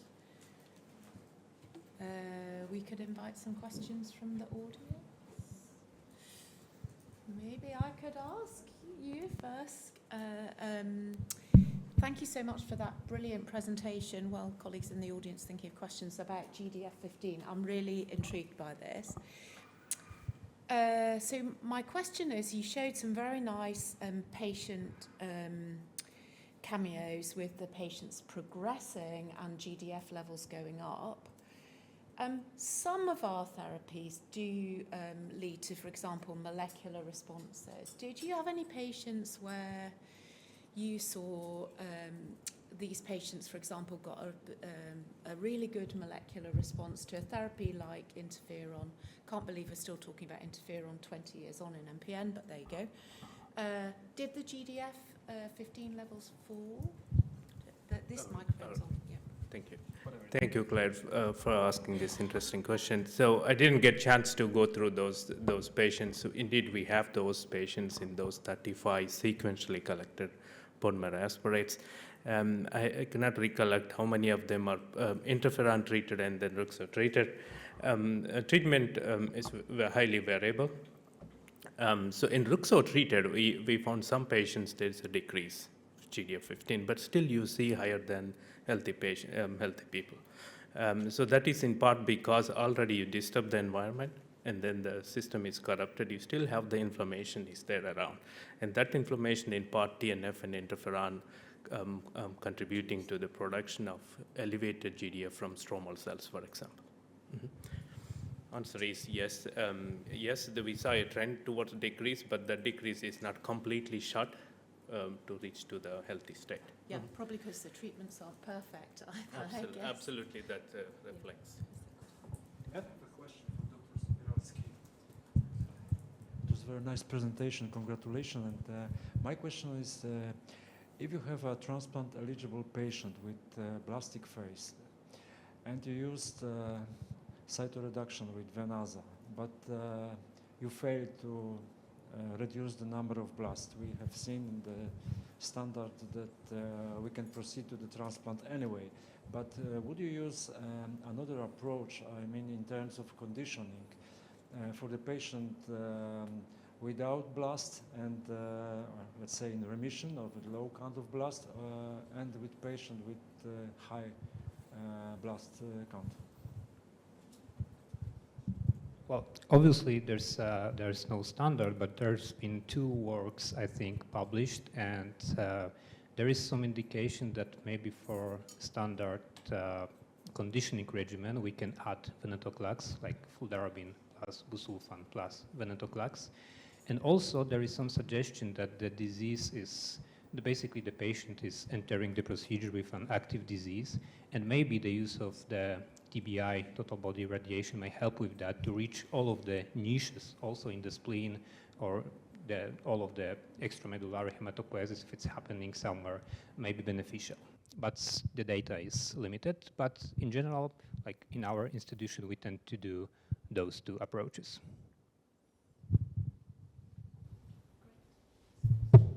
One question to Dr. Rao. You are showing fantastic efficacy of targeting GDF15, but the question is, you are also showing on your very complex figure that perhaps co-targeting of another inflammatory pathway might even improve the efficacy. Did you try to combine this strategy, and have you looked upon this strategy whether GDF level is in fact synergistically reduced? Great question, Natalia. So I didn't get time again to show that. We have that in the publication. So we treated, at least in preclinical models and also ex vivo in vitro experiments, we treated with co-treated with antibody, anti-GDF15 antibody with ruxolitinib, interferon, and various other molecules. Yes, they show some synergism, a kind of additive effect, I would say, not the synergism. Because it's not completely shutting out with either of them. So other compensatory popping up, we also have the molecular data. But addition has huge effect, yes. So that's also we claim in the paper now. And there is follow-up question actually based on your responses regarding transplant and actually targeting also the accelerated phases. Why don't we actually try to target the inflammation, because it seems that, like regarding whether patients are moving to fibrosis, from PV or ET, or basically moving further, to secondary AMLs, it seems like this is like a, area of expertise that is not necessarily probably, targeted very well or yes, targeted very well. And it's really interesting, like, comparing the paradigm shift occurring now in the MDS field, where actually more and more clinicians start to recognize this inflammatory component as crucial for improved efficacy of different treatment strategies. It's true. My question is associated with observation that GDF15 increase in the blood is not only reported in MPN, of course, but also in patients without JAK2 mutations, and especially in other cancers and also cardiovascular disease. And the risk of cardiovascular disease is extremely high in patients with high GDF15 level. And it means that this association is not related with JAK2 mutation, but other factors influencing the thrombotic risk. Please try to answer this question. It's a great question. So we wrote very extensively in the discussion part. You will, once the paper is out, you will read it. It's also in part the reviewer question.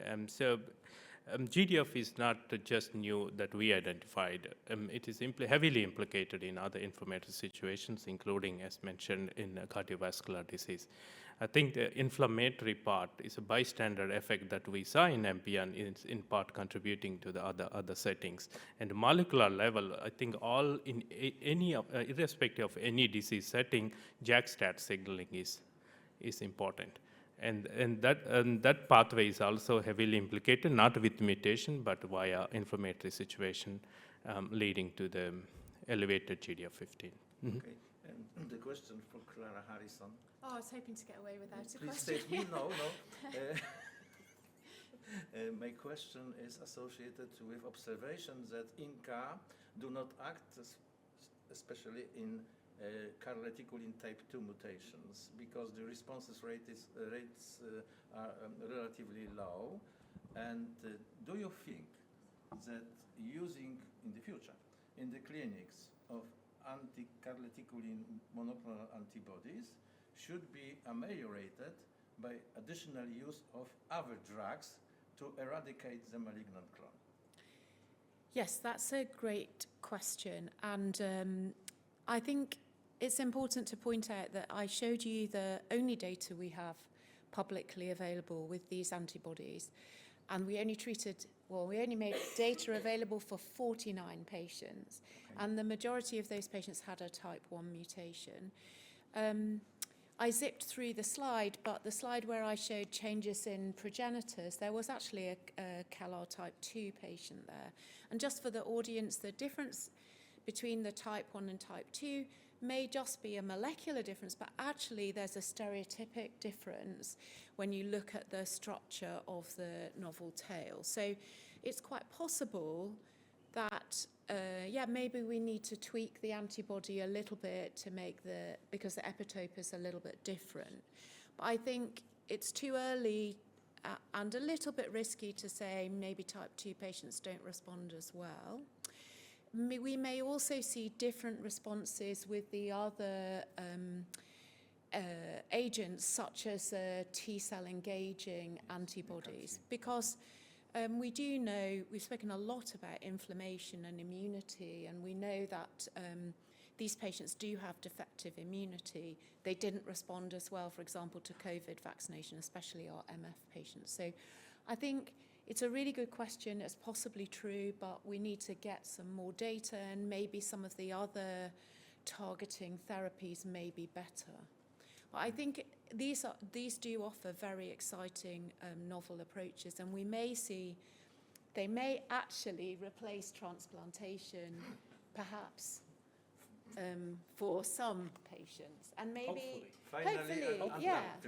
Maybe. I mean, P53, right? P53 mutated disease is really difficult. Understanding the molecular architecture is super important. Is the P53 clone within the CALR mutant clone or not? These are questions we all need to answer in the future. Thank you for your answer and for masterclass presentation, and also other co-speakers. Congratulations. Thank you very much that I may have participated in such kind of session. Thank you very much. Thank you. Thanks to everyone in the audience. Time for a coffee break?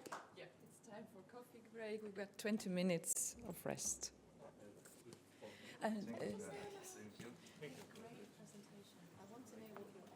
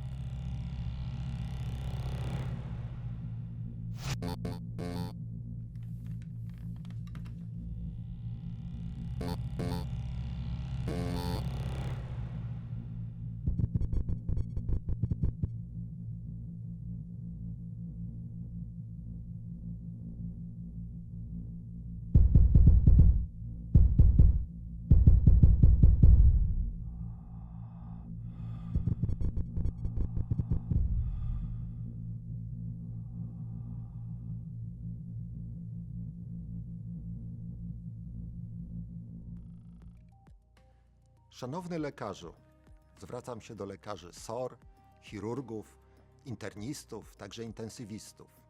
Jeżeli twój pacjent ma rozległe, występujące nagle wynaczynienia podskórne krwi, zwłaszcza jeżeli jest to pacjent w podeszłym wieku, nadto wywiad osobisty oraz rodzinny skłonności do krwawień jest negatywny, a w badaniach laboratoryjnych stwierdzasz izolowane wydłużenie APTT, to może to być nabyta hemofilia A.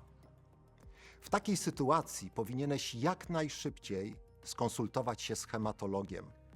Tylko szybkie potwierdzenie rozpoznania i wdrożenie właściwego leczenia będzie skuteczne w leczeniu chorego na nabytą hemofilię A. Rozpoznaj, skieruj do hematologa, uratuj ludzkie życie.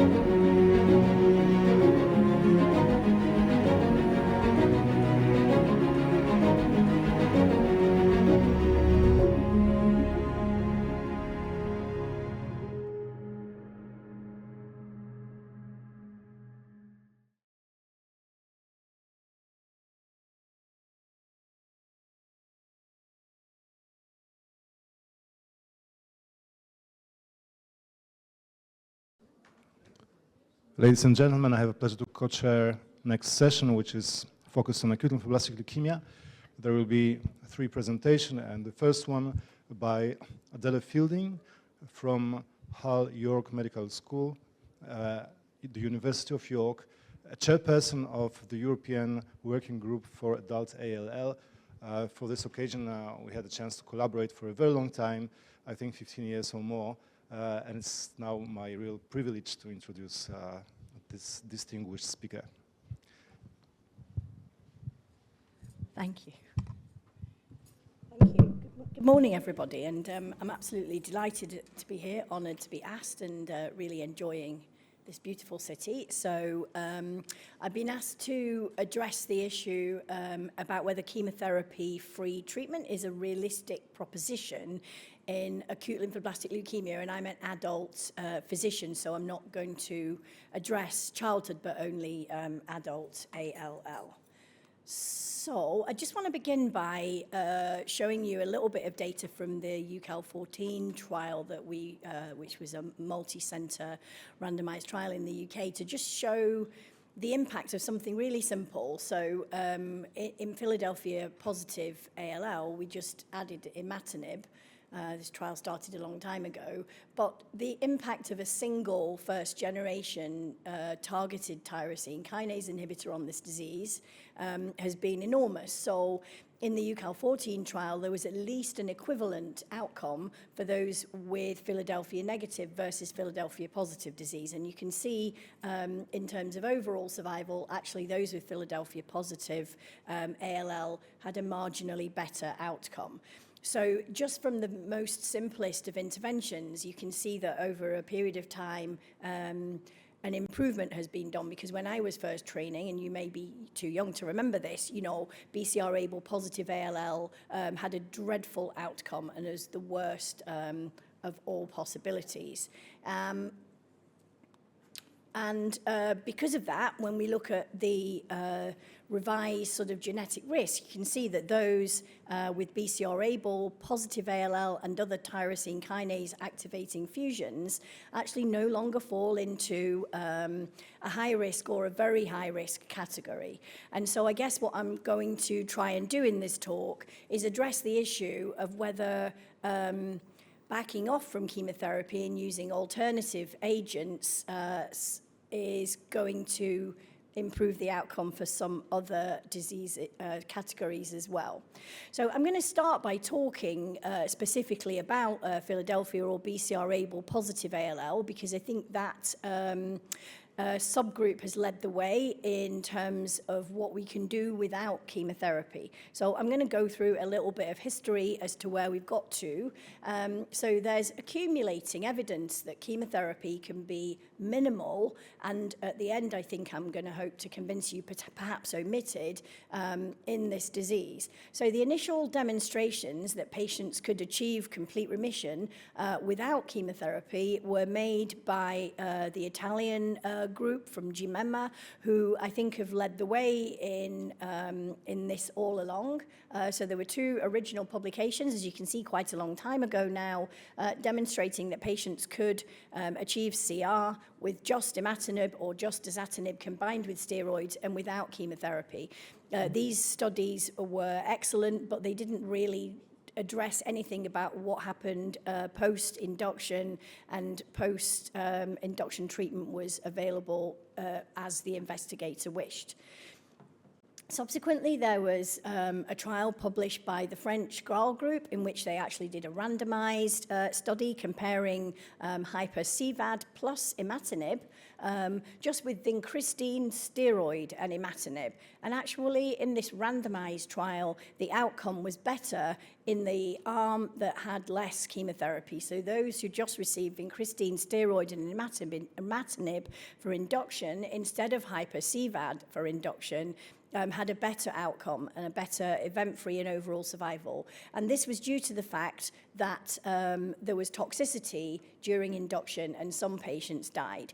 So we realized fairly early on, I think, that we could avoid some of the invariable toxicity that you get in induction by doing minimal chemotherapy. And then obviously since then, we've just started to back off more and more. More recently, the French group did another randomized trial where they used nilotinib as the tyrosine kinase inhibitor. And there was just a caution of note here. When they minimized cytarabine in association with nilotinib, there were more relapses, but not a worse overall survival. But I think a very, very seminal work in this area, again done by our Italian colleagues, was the D-ALBA phase 2 study, which was originally published in the New England Journal and now has very long-term follow-up in the Journal of Clinical Oncology. In this study, patients received blinatumomab plus dasatinib without any chemotherapy. And I'm going to show you a little bit more detail about that study as well. And also, the MD Anderson have been addressing a very similar issue using blinatumomab plus ponatinib without chemotherapy. And those data are also published. I'm just going to show you a little bit more about that now. So as you can see, these are actually extraordinary outcomes without chemotherapy. And you saw the curves that I showed you at the beginning in our traditional imatinib plus chemo. Obviously, this is so much better than this. And I think there are two important things about this study. Firstly, there were a very great range of ages. I think this was 18 upwards, so some of the patients were a lot older, perhaps even than me. And 29 out of the 62 patients included in this study did not receive any chemotherapy or an allogeneic stem cell transplant. So I think that is quite remarkable, especially being around as long as I am when this disease used to be, a death sentence for a lot of patients. So you can see there remarkable disease-free and overall survival. And this is very mature data now. As you can see, the follow-up now for a lot of these patients is quite long. And similar exciting outcomes have been achieved by our colleagues at the MD Anderson Cancer Center using ponatinib plus blinatumomab. So these patients again received ponatinib plus 5 courses of blinatumomab, and the event-free and overall survival look pretty similar. I think a couple of things to also be a little bit cautious about. In the D-ALBA study, there was an apparent excess of central nervous system relapses. And I think that's, I say apparent, and I think it's partly because the number of bone marrow relapses was so low that the CNS relapses stood out particularly. But also we do have to be very careful, because one thing that we clearly cannot omit in ALL is central nervous system directed prophylaxis. So when I talk about chemotherapy-free, I'm not at the moment talking about omitting intrathecal methotrexate, which I think at this moment is probably not going to go away in ALL. So what about the choice of tyrosine kinase activity? So of course, a lot of places still have to use imatinib during induction, and that is often the case in the UK at the moment. But undoubtedly, the second and third generation tyrosine kinase inhibitors do block more kinases and give deeper MRD responses. And this was illustrated here in the Falcon trial, which was recently published in JAMA. So this was an awkward trial because the primary endpoint was the MRD negative CR rate. And so essentially the trial was really well designed in order to meet its primary endpoint. And of course you can see there that patients receiving imatinib compared to ponatinib had a much less good MRD negative event rate. But you can also see buried in these data is that the patients who received ponatinib had a much higher chance of receiving an allogeneic stem cell transplantation, and they had a somewhat higher risk of having an arterial thrombotic event. If you have a patient who has CNS disease, neither of these tyrosine kinase inhibitors actually cross the blood-brain barrier. So in that situation, dasatinib may be preferred. And of course, there may be comorbidities, especially in an older patient population, that would make giving ponatinib a little bit tricky.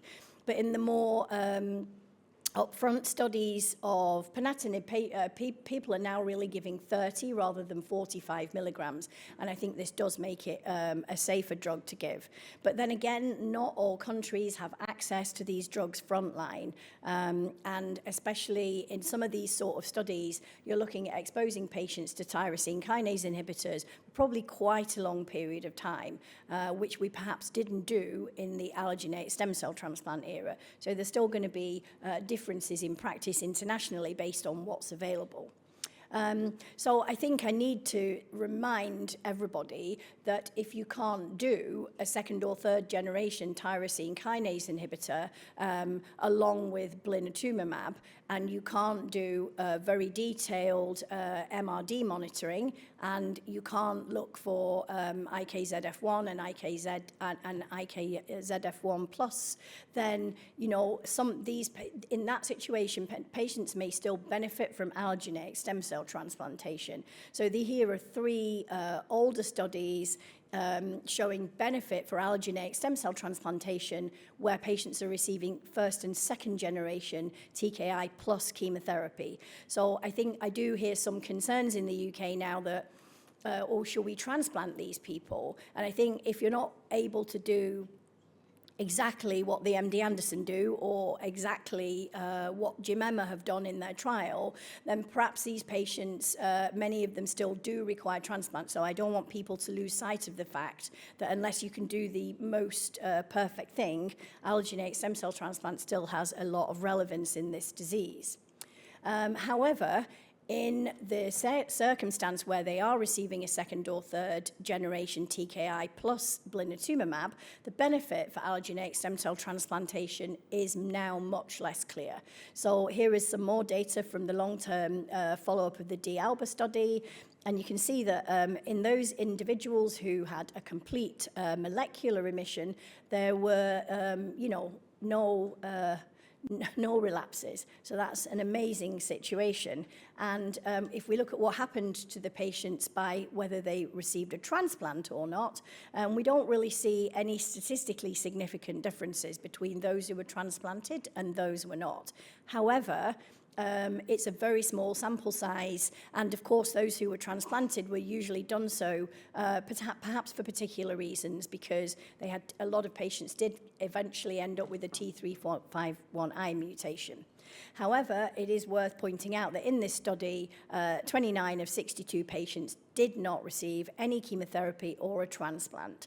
And so it's possible that treating in this way may release patients from receiving chemotherapy, and in certain circumstances may also release patients from receiving an allogeneic stem cell transplant. I do not think it releases patients from receiving intrathecal methotrexate or whatever you use.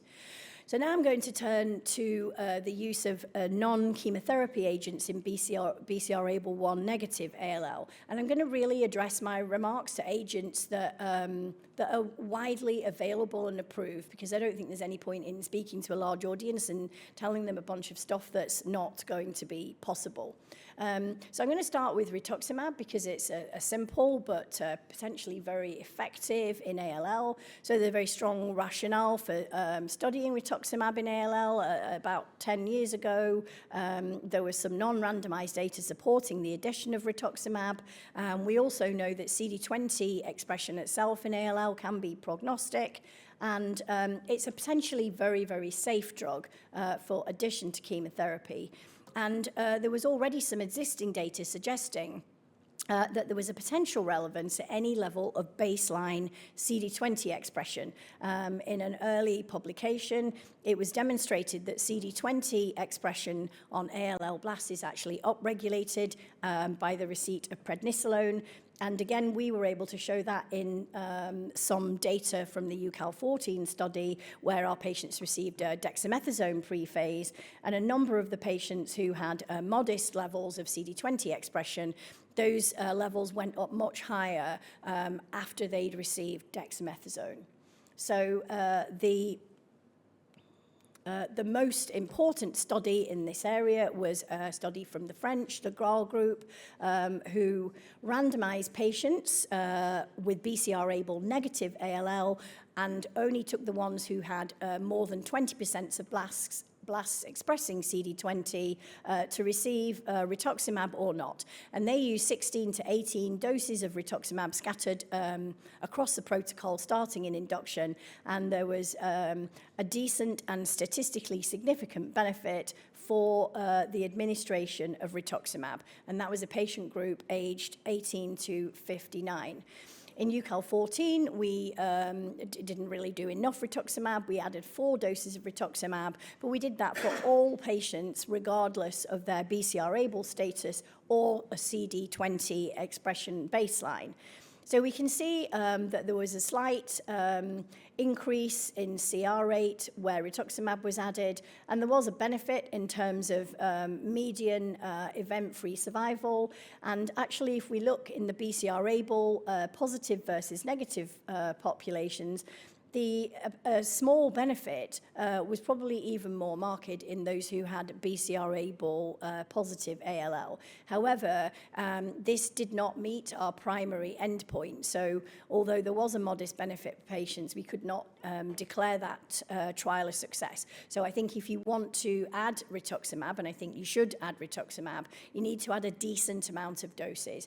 And in the UK, we've adopted the French style of doing it by adding 16 to 18 doses across the protocol. But because rituximab's now off patent and there are biosimilars, this is not an expensive intervention, and it can lead to significant benefit for patients. So now I'm just going to turn to blinatumomab with, I'm sure you are all familiar, bispecific antibody binding to CD3 and CD19, which triggers expansion of activated CD4 and CD8 cells so long as the drug is present and the target cells are present. And so for that reason, it's concurrently delivered by continuous intravenous infusion. So patients receive an infusion for a month at a time. It can be a little wearing for patients, and they have to repeatedly come back to have their bag changes.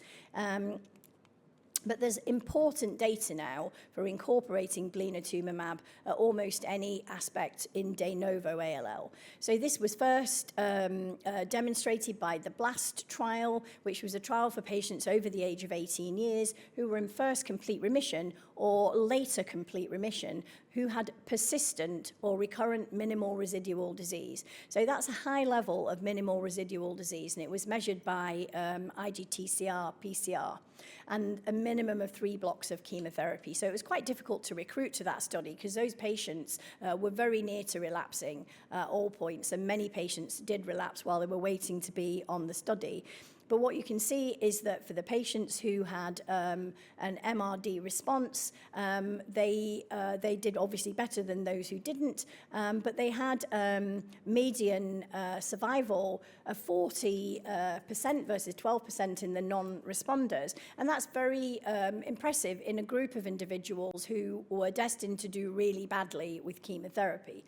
And we can see here that, importantly, even if you had quite high level of MRD at baseline, it was still possible for you to benefit. And looking down at the bottom here in the age, patients of all ages appeared to benefit equally well. So as a result of that, blinatumomab became approved for that indication. And there was some suggestion that giving blinatumomab in this situation could result in long-term disease-free survival. It's a very small amount of patients, but some of them, so 20 patients who achieved molecular remission after receiving blinatumomab in the last study, some of them did not receive allogeneic stem cell transplantation, and nonetheless, some of those had a good outcome. So there was some emerging data that this could produce long-term benefits for patients. But I think probably the most exciting study that happened with blinatumomab in recent years has been the E1910 study, which was recently published in the New England Journal of Medicine. Patients received chemotherapy backbone that was very similar to what we use in the UK. It was a UCAL 12 based because previously we had worked with ECOG, and they randomized patients aged 30 to 70 years after induction. and intensification. And overall survival, it's important to say, was calculated from randomization and not from the time of diagnosis. So they excluded those at the highest risk. So those ones who didn't achieve CR, those ones who had severe toxicity, etc., during induction, ended up not participating in this randomization. And what they did in this study was they added 4 cycles of blinatumomab to the chemotherapy and didn't take anything away, which is very difficult for patients. It adds a lot of time to their treatment. But the outcome for those who had MRD negative disease was the primary trial question. And I think these survival curves pretty much speak for themselves. So you can see that the patients who received blinatumomab in this setting, despite being MRD negative, had an absolutely amazing outcome, especially given that they were a group of individuals aged 30 to 70 years. And this was, the hazard ratio was 0.4, and it was highly statistically significant. So, and importantly, if we look at the forest plots to indicate, we can see that almost all subgroups benefited here. But as a note of caution, so the magnitude of benefit was larger in patients younger than 55 years of age, but there was also benefit observed in older individuals. So as a result of this data, blinatumomab was relatively rapidly approved for administration under these circumstances. So we now have approval, regulatory approval, FDA, EMA, etc., for blinatumomab by continuous intravenous delivery in 3 distinct circumstances: relapse, which is not what I'm going to discuss here; MRD positive disease, which I have discussed, in which patients receive no dose run-in and 4 cycles, or those who are in MRD negative consolidation with de novo disease, and then they receive 4 cycles of blinatumomab, and it's approved to be given together with chemotherapy.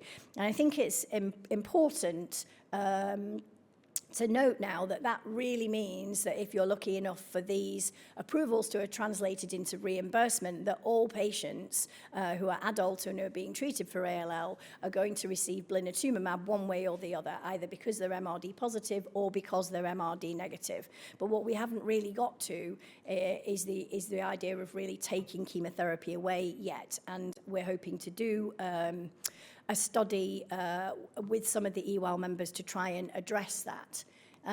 So I just wanted to make a note about subcutaneous blinatumomab. It's possible that might have greater efficacy. So there's some early data suggesting that subcutaneous blinatumomab as monotherapy has resulted in higher complete remission and MRD response rates in those with relapsed disease compared to the continuous intravenous blinatumomab.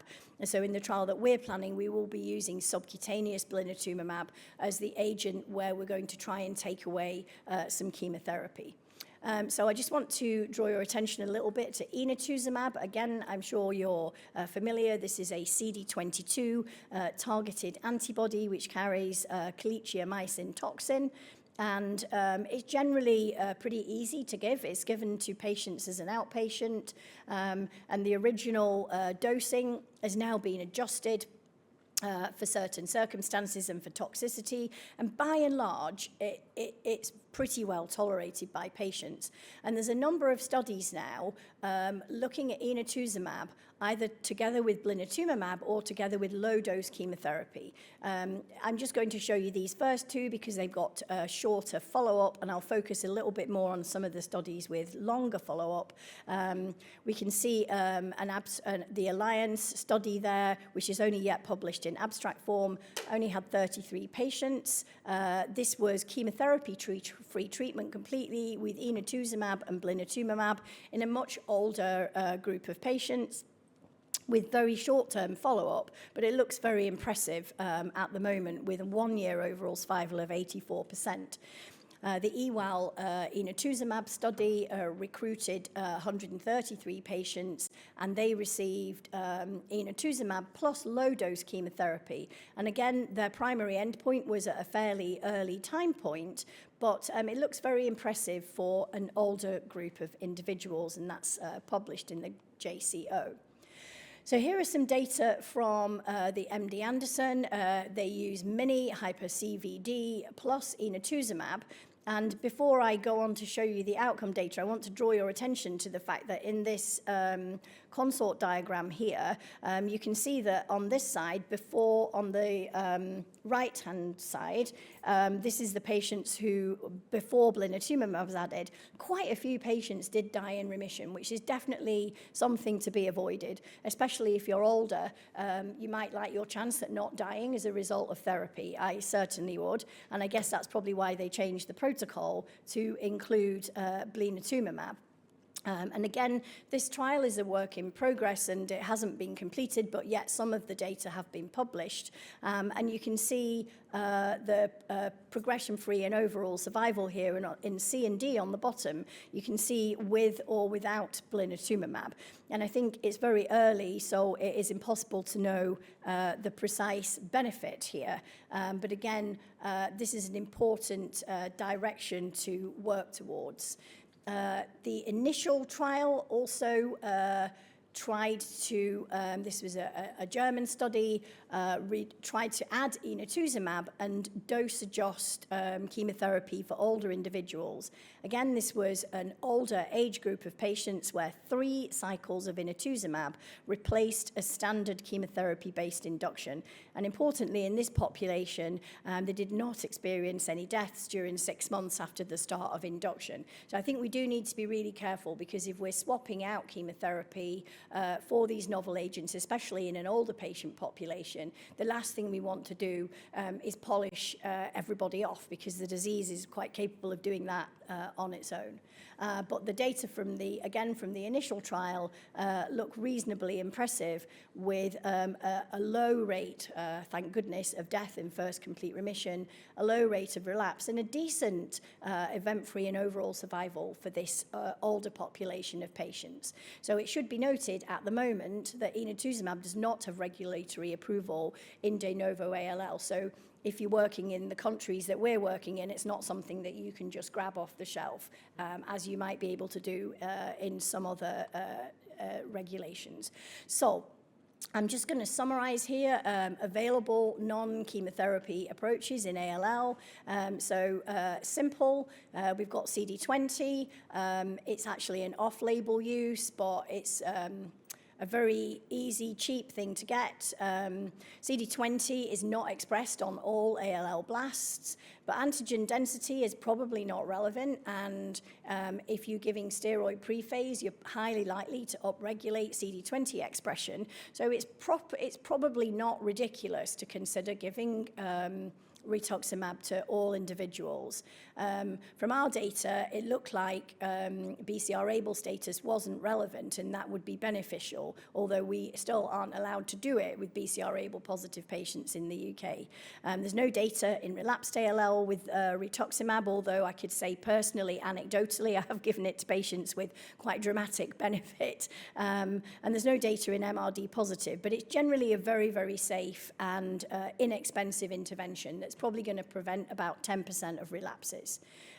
If we're looking at blinatumomab targeting CD19, there's a huge amount of data now on blinatumomab. CD19 is present in all patients with BALL. Antigen density is not relevant. It works in Philadelphia negative and positive disease. The age response is probably older the patient. It might not be so relevant, certainly less than chemotherapy. And there are data to support its use in relapsed ALL, de novo ALL, MRD positive or negative. And it's generally quite safe and easy to administer. But the caveat, of course, is it's still really expensive. It is going to go off patent soon, so I don't know what that will mean in terms of whether the price will come down, possibly so. CD22 target, inotuzumab, is currently only approved in relapsed ALL, but it's applicable to most cases. Antigen density is probably not relevant. Philadelphia status not relevant. Age and relation to toxicity, there probably is some, but there's increasing data that we can administer this drug. But at the moment, it's only approved in relapsed disease, so we're not really seeing it widespread use in de novo. And of course, we shouldn't forget tyrosine kinase inhibitors, which have totally revolutionized the way that we treat ALL. So to conclude, I just wanted to say that treatment of adult ALL without chemotherapy, using drugs within their licensed indication, is currently possible under certain circumstances, and that is Philadelphia positive ALL that have complete MRD responses and don't have any of the adverse genetic features such as IKZF1 lesions. And certainly in this circumstance, cure appears possible. The treatment of adult ALL without chemotherapy using drugs outside their licensed indication is also currently being done, mostly in trials. I mean, what we don't know is whether these trials will change the license. Sometimes the trials are done and they don't have a massive impact on practice because it doesn't change what the majority of the world is able to do. And will they result in more patients being cured? I think that's difficult to say at the moment. But I think the treatment of adult ALL with minimal or no chemotherapy and using drugs within licensed indication is realistic in the near future. There is curative potential, but I think that's but that's unclear. But nonetheless, I think it's unlikely to be worse than chemotherapy in older patients. So even if we can do the same with less toxicity, I think that's going to be incredibly important. But it's also going to be incredibly important how expensive these agents are and whether we're allowed to give them in a fair manner around different places in the world. So I'm just going to say thank you to all of the team in the UK who've worked on ALL trials, and thank you so much for inviting me and for your attention today.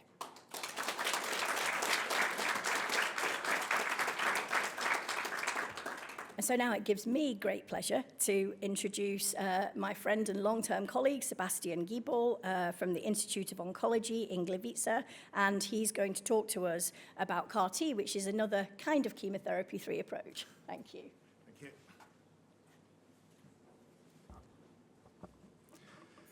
you. Indeed, I will talk about probably the most effective non-chemotherapy option, which is, however, for now, available only for relapsed refractory BALL setting.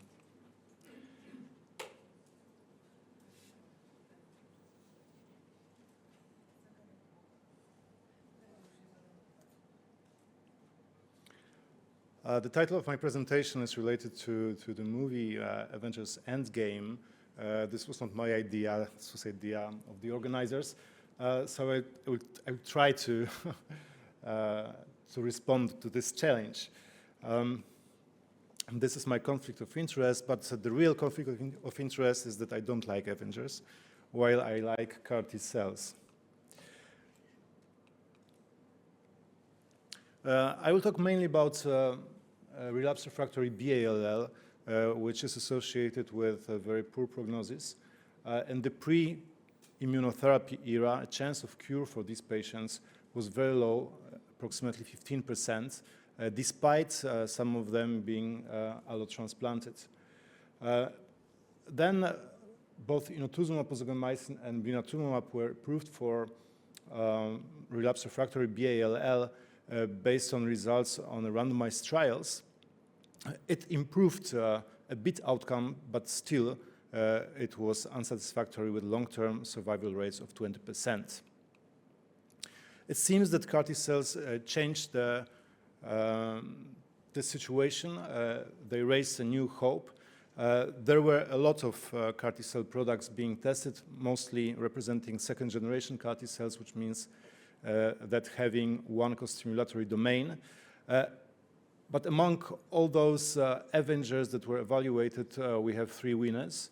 First is Captain America, T-cell cell, that was tested in children and young adults and is approved for patients up to the age of 25 years old. It has one 4-1BB costimulatory domain. Second is Iron Man, Brexu cell, which was tested in adults. It has CD28 costimulatory domain. And finally, Doctor Strange, obe-cel, that has been approved by FDA. We are waiting for its approval also in Europe.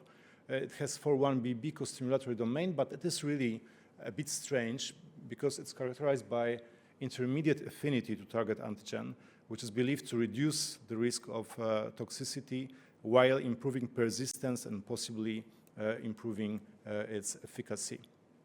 It's also approved for adult patients with relapsed refractory ALL.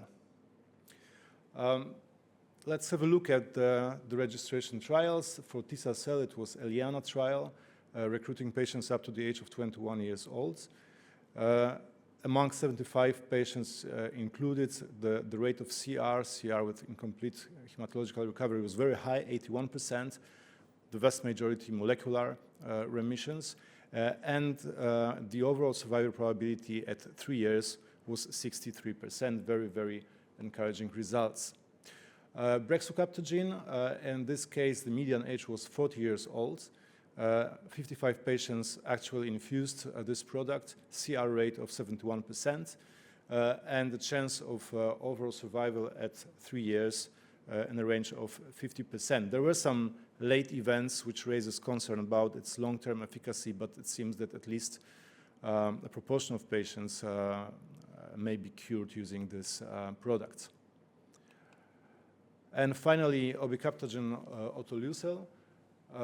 It was approved by FDA based on results of FELIX trial with the highest median age, 47 years old, and the largest population, 127 patients infused obe-cel.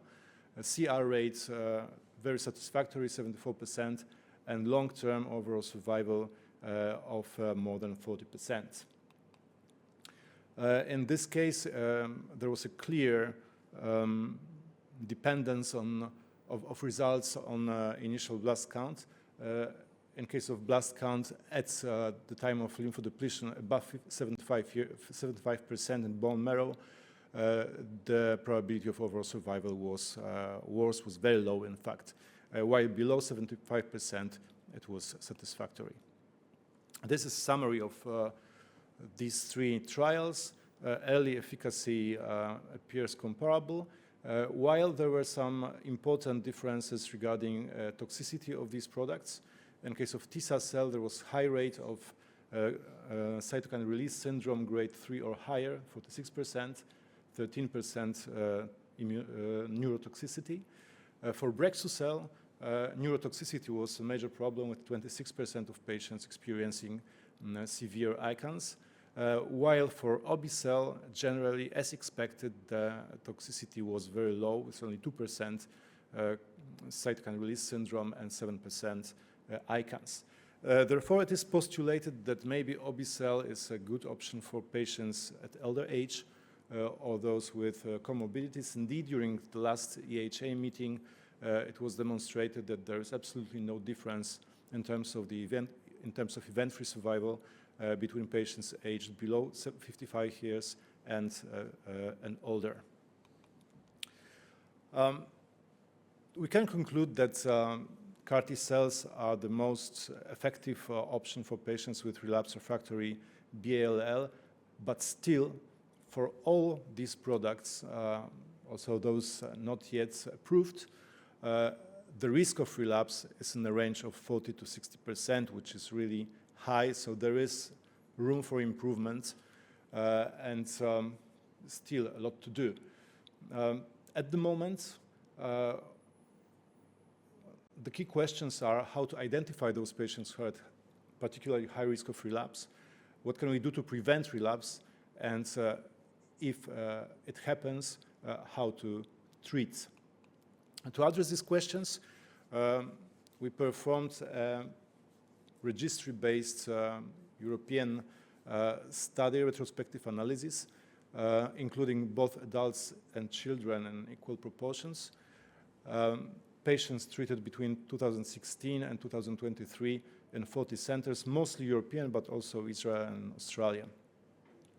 Altogether, we identified 345 patients treated with various products, most of them with T-cell, then ARI-001, which is a Spanish academic product, some patients treated with Brexucel and other CAR T-cell products. We performed a series of analyses. The first was included the whole population and was focused on efficacy and looking at prognostic factors. Among those 345 patients, the rate of molecular complete remission was 78%, which was even higher than expected. Leukemia-free survival at 2 years, almost 50%. Molecular leukemia-free survival, 42%. Also, as expected, the risk of relapse was almost 50%. In case of molecular relapses, even higher. We identified a significant proportion of patients being allotransplanted post-CAR T cells, and there were also some patients who received second CAR T cell infusion after the first one. But I will come back to this issue in a moment. So first, we were interested whether previous exposure to allo-HSCT affects outcome. As you can see, results were comparable for those patients who were allo-HSCT naive at the time of CAR T cell infusion, and those who were exposed to HCT, but with interval between allotransplant and relapse of more than 6 months. In contrast, if this interval was shorter, then the probability of the overall survival and leukemia-free survival was inferior. And this was due to increased risk of relapse among those patients early relapsing after HCT before CAR T cell infusion. In terms of non-relapse mortality, there were no significant differences. Then we performed a multivariate analysis of factors affecting outcome among patients who were allo-HSCT naive. And the only independent one was disease status at lymphodepletion. The risk of mortality and risk of treatment failure was increased in case of morphological disease at the time of lymphodepletion compared to patients who were breached and who achieved CR. Among patients who were allo-HCT pre-exposed, there were more prognostic factors. Age affected outcome, with overall survival better for children than in adults. Performance status altered, which means poorer performance status was associated with worse outcome. And finally, already mentioned, interval from HCT to relapse, with 6 months being the cutoff point, a twice higher risk of mortality for those who had this interval shorter than 6 months. In this case, disease status at lymphodepletion had no significant impact. However, there was a trend towards higher mortality among those with morphological disease at the time of lymphodepletion. Second analysis was focused on those patients who were allotransplanted post-CAR T cells, and we categorized them in 3 subgroups. First, where allotransplant post-CAR T cells was performed due to as consolidation without any signs of the disease, patients in molecular remission, and with ongoing B-cell aplasia, so pure consolidation. The second group was preemptive, patients with no disease recurrence, but who lost B-cell aplasia. And finally, the majority of patients, HSCT as rescue in case of either molecular or morphological relapse after CAR T cells. And these were results. You can see that the outcomes for consolidative group and preemptive group were excellent, with overall survival of above 80%, the same leukemia-free survival, while results for those who were given allotransplant as a rescue in case of relapse were poorer, but still, I think, quite encouraging. We also looked at results according to pre-exposure to allo-HSCT, and as you can see, there was no difference. So we should not refuse patients second allo-HSCT after CAR T cells. As you can see, previous exposure does not have any impact on results. And finally, the third analysis was focused on patients who received second CAR T cell infusion, either due to loss of B-cell aplasia, molecular relapse, or morphological relapse. This was majority. Obviously, it did make sense in case of CD19 positive relapse. Usually the same product was used, so patients treated with ARI-001 received once again ARI. Those treated with Tisa-cel received once again Tisa-cel. There were a few cases with different CAR T-cell products. Some treated with allogenic, some with dual CD19, CD22 targeting CAR T-cells. And these are results. In the whole population, a chance of achieving or maintaining CR was 58.5%. All patients who were treated with second CAR T-cells due to loss of B-cell aplasia maintained their molecular complete remission. Among those treated due to molecular relapse, 2/3 achieved complete MRD negative remission. And finally, among those treated due to morphological relapse, a chance of achieving subsequent CR was 46%, so quite well. For some reason, we lost graphs here. This was to show that results were better for those who were treated with CAR T-cells, second CAR T-cells in complete remission than in morphological relapse. So this is the current status. Now, a few words about perspectives. It does make sense to target more than one antigen. CD19 is a common antigen, but approximately 1/3 of the patients experience CD19 negative relapse post-CAR T-cell therapy.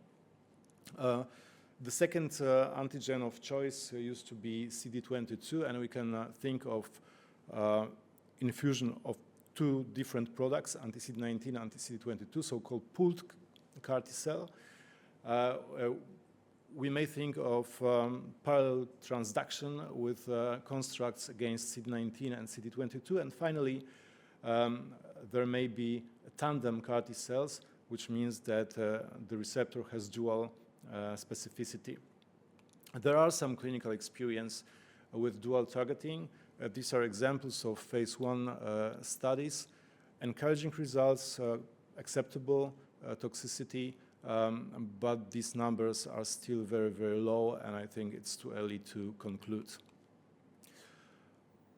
We are talking about B-ALL, but there are also trials on the use of CAR T-cells in relapsed refractory T-ALL, and this is an example, I think the biggest one so far, run by the Chinese group.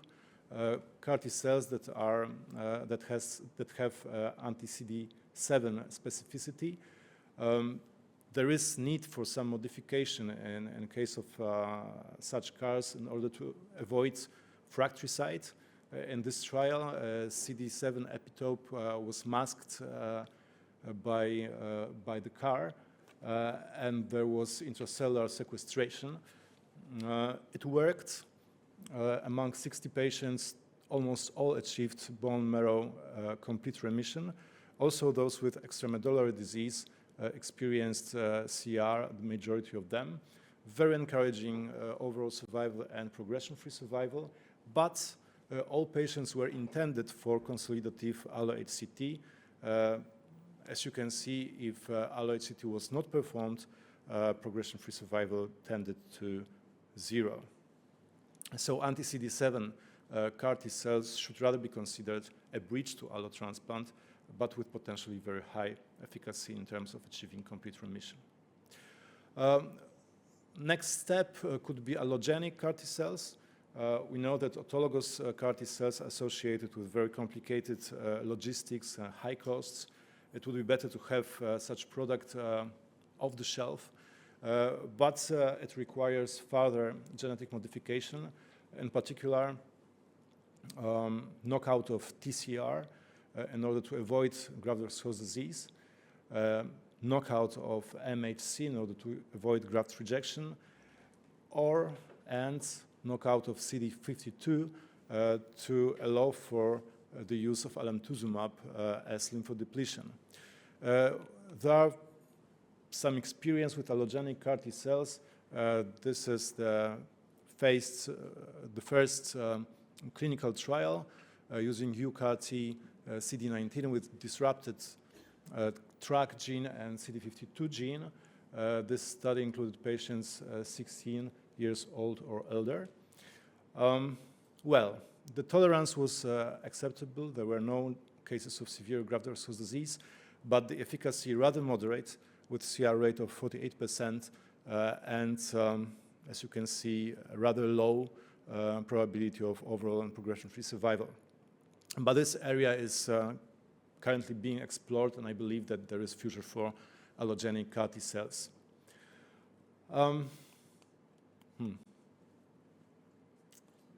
Another artifact.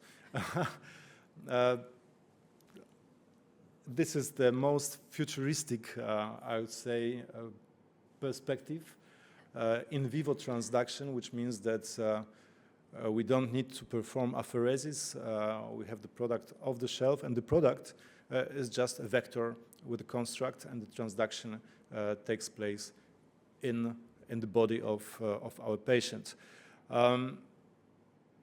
Until recently, I would say there are only preclinical data on this concept, but I could find one newly released paper on the use of in vivo transduction in autoimmune diseases with very, very encouraging early results. This is probably the most promising concept for the future. So is it end game as suggested by the organizers? I would say not at all.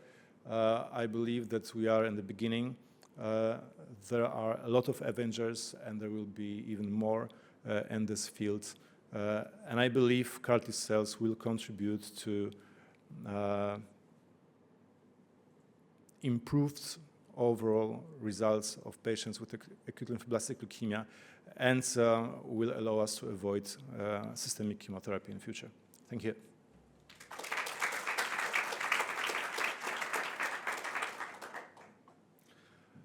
And now I have the pleasure to introduce my friend from Bydgoszcz, Professor Jan Styczyński, chairman of Infectious Diseases Working Party of the EBMT, and experts in the field of ALL in pediatrics. Thank you.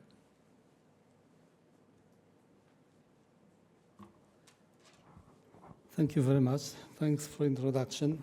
I will talk about pediatric ALL, which is the synonym of pediatric malignancy and synonym of success in oncology.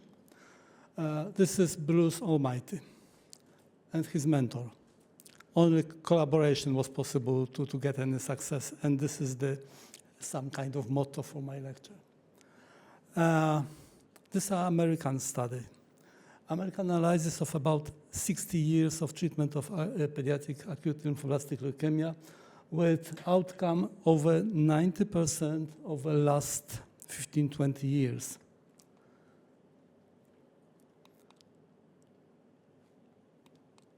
And these are the results from my center. Almost 90%, however, in the last era, the follow-up is quite short. We have data from almost 70 years, better than Americans. But we are not very special in Poland because we work as one of 18 pediatric centers, and all of them have similar outcomes. From the year 2002, we are in the intercontinental group treating ALL in children, and these are the results of two last trials. Please note that the scale is strange. So the results of trial in the first decade of 21st century was about 85% survival, 87 really, and in the last trial was over 90% of survival. So, needless to say, the European Union announced that the results of treatment of pediatric leukemia is better in Poland than in average data in Europe. Why it is like this, I will show on the next slides.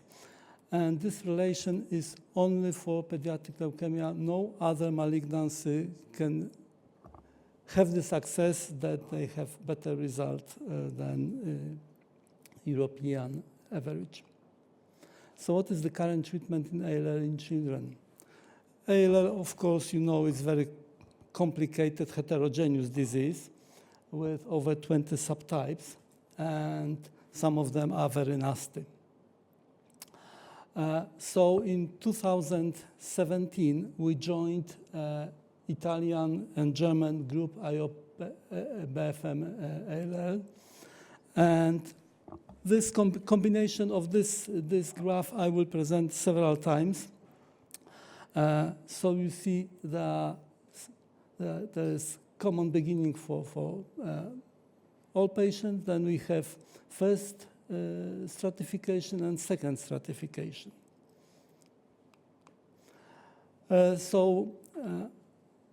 After induction, we have first MRD testing, then we have first stratification, second MRD testing, and second stratification. And in this protocol, there are two major factors important for stratification. And the first is genetic diagnostics with many molecular abnormalities tested. Also, there are some tests performed for phi-like mutations. And the second factor is MRD based on PCR testing, universal and standardized for all patients in Poland, performed in one laboratory in Łódź, in Professor Młynarski Center. And based on this, we stratify patients to standard risk, middle risk, and high risk. The cutoff is at the level of 10 to minus 4 or 5 times 10 to minus 4, depending on the situation. This is again the scheme of chemotherapy for these patients. But even in this very complicated world, we still have 2 points where we really don't know what to do, because we have very resistant patients which do not fulfill any conditions. So the first stratification is more or less similar to those which was shown by Professor Fielding.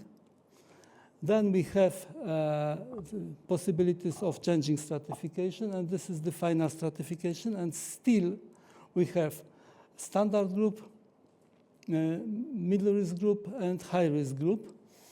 And still we have experimental group for very resistant refractory patients. The criteria for high risk group are based on genetics, based on MRD by PCR at time point 1 and time point 2. I'm not going to go into details because it's complicated even for pediatricians who work every day with this. And standard risk, also very nice, and medium risk. And even in TLL, which the program of chemotherapy is not so complicated, we still have experimental group for refractory patients, and this is the outline for the chemotherapy for TLL patients. Of course, each compound is, each stage is connected with multi-agent polychemotherapy. The cycles of chemotherapy are quite intensive, and there is 6 months, more or less 6 months of intensive hospital chemotherapy, and then 1.5 years of maintenance oral chemotherapy. Over many years, I'm working for more than 35 years, the radiotherapy, prophylactic radiotherapy is almost deleted from the program. So only in TALL with high initial white blood cell count or CNS positive, I mean blast present in CNS, only in these cases we use radiotherapy. So this is the Italian-German protocol, and the important information for this lecture is that there is randomization for high-risk group, either 2 blocks of chemotherapy, 1 block of chemotherapy, very intensive chemotherapy for both arms, and 1 arm is with 2 additional blocks of chemotherapy, and the other with 2 cycles of blinatumomab. And initial results on toxicity, on comparison of toxicity, was presented on ASH meeting 2 years ago, and as you might have expected, the difference was striking. 10% of patients with side effects on blina arm and almost 23% in chemo arm. So we are waiting for the results in outcome. And after some negotiations with Italian-German group, we created, or we were allowed to create our own branch or own arm for this protocol called Poland.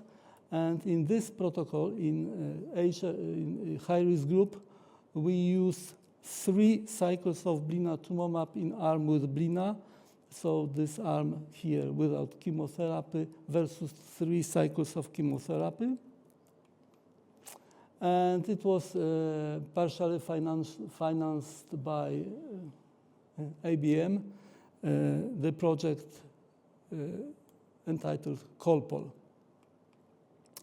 And there are really 3 clinical trials in this COLPOL project. Chemotherapy, IOBFM Poland with the use of blinatumomab 3 cycles, and also bortezomib as a randomized arm at the earlier stage. Also for PH positive patients, SFAL with imatinib, and for YAG-STAT-EPOR or CLF2, it means Phi-like mutations, Ruxcol with ruxolitinib. So this is the protocol, and bortezomib at the early stage in a randomized trial, and blinatumomab, as I mentioned before.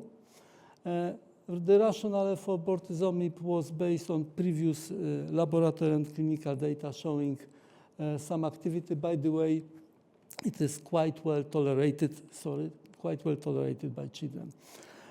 So we have the randomization in high-risk group with blinatumomab, and with this pump, such child like this one, less than 2 years of age, instead of staying 3 months in hospital, stayed 3 months in home, just wearing this backpack.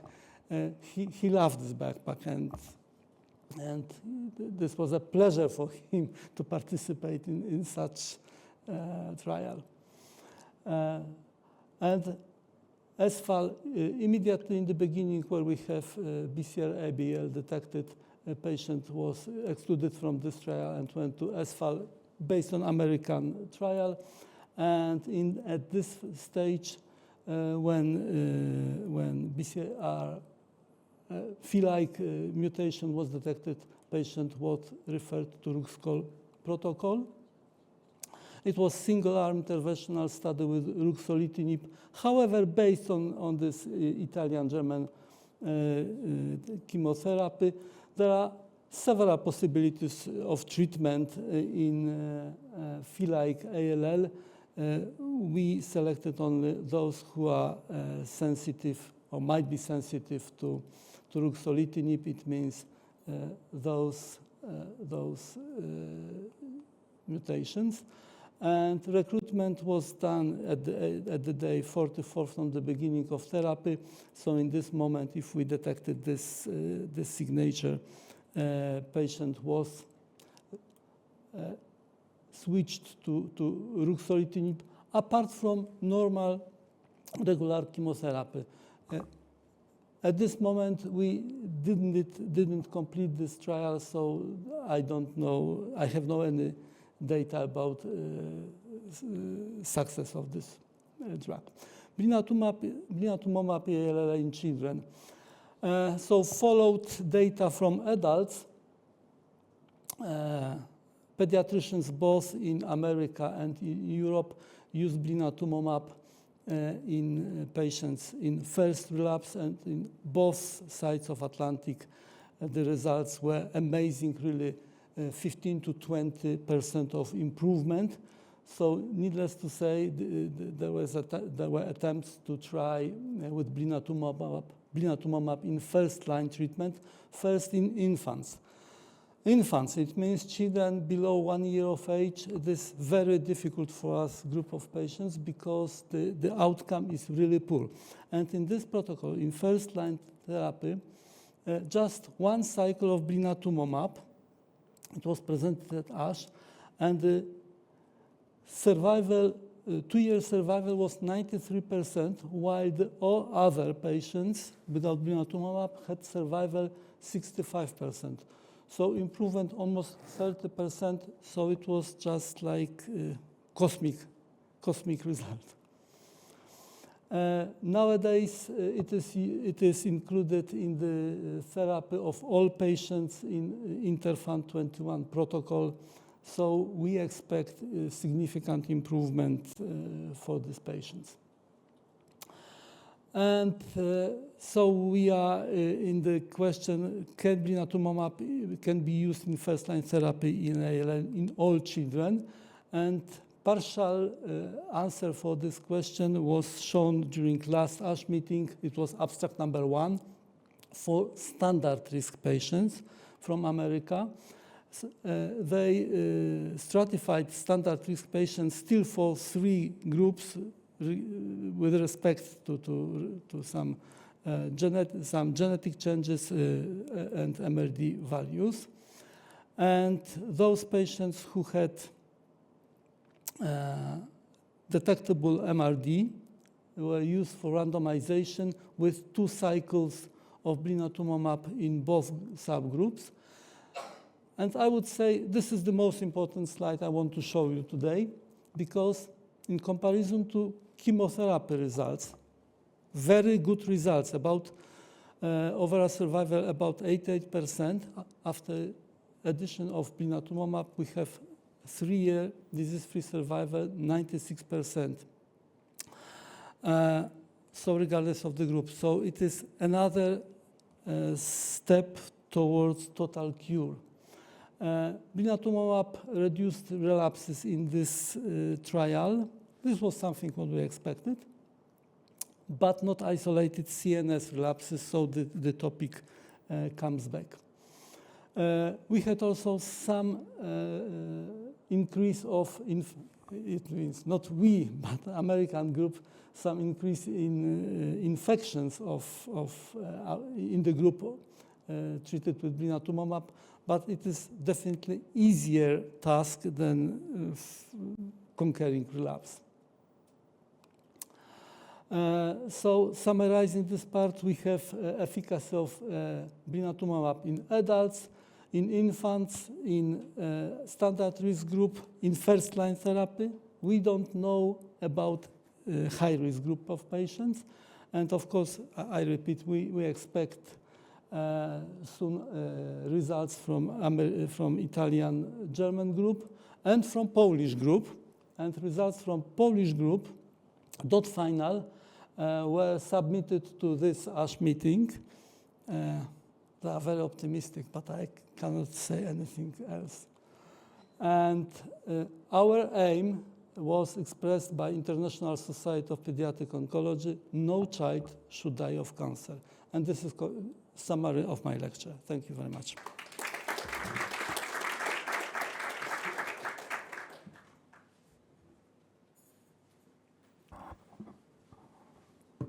presentations are now open for discussion. If there are any questions from the audience. Yes, please. Question for Adele. Part my ignorance of ALL therapy, but is there a role for maintenance TKI therapy after an allograft or after induction therapy? That's a there's more of a complicated answer than you think. So there was a randomized trial that looked at that. So it was a study done by the German multicenter ALL group quite a number of years ago, where they randomized patients to receive imatinib post-transplant or based on the re-emergence of MRD. So if you remained MRD negative, you did not give the TKI, and the other group automatically received it at 3 months. So it was a relatively small trial, and there was no difference between the arms. And some people interpreted that to mean that we should not give TKI post-transplant, and some people interpreted it to mean that we should. So my personal practice was always, if they remained MRD negative, I never did. But loads of people interpreted the other and just did it. So certainly the earlier you give it post-transplant, I think the more toxic it is. So there were some issues with how to deliver it safely. But a lot of people do it now, and then you're presented with the problem with, for how long should you do it? And this probably is an issue for your practice as well, right? So I've got people who got put on TKI post-transplant, and they don't ever want to stop it. You know, I had somebody 20 years on imatinib, and I was begging them, you know, I had to go down by 100 milligrams every couple of months, and you know, so I think it's difficult, but probably if they're MRD positive, there most certainly is. If they're MRD negative, I don't know. What do you think? In fact, what I think was published in Cancer in 2016, we elaborated a position statement from the EBMT and EWAL at that time, and we recommended TKI post-transplant either as a prophylaxis or preemptively in case of MRD positivity. Although it was based on expert opinion, we gave also some recommendation on the duration of the treatment, and it was agreed that it should be at least 1 year of continuous molecular remission. The choice of TKI depends on the level of MRD pre-transplant, post-transplant, and on the presence of mutations, if it's possible to test them. I think it's even more complicated now, though, because there's an increasing recognition that we probably should be doing IGTCR monitoring and not BCR-ABL monitoring. Yeah. And so there are some patients with Philadelphia positive ALL who have persistent BCR-ABL that never goes away, and those patients are IGTCR negative. So you don't even know whether that means they should receive a TKI or they should not. So I think it's still like an open question, but I think most people probably do it. I think that's fair yes. to say. Yeah. And does make sense. We performed a big registry-based EBMT study showing that, and a retrospective study, of course, showing that receiving TKIs was associated with improved survival. What about pediatric practice? First of all, it is quite rare in pediatrics because we have less than 2%. Really, I observed during my last 20 years of observation that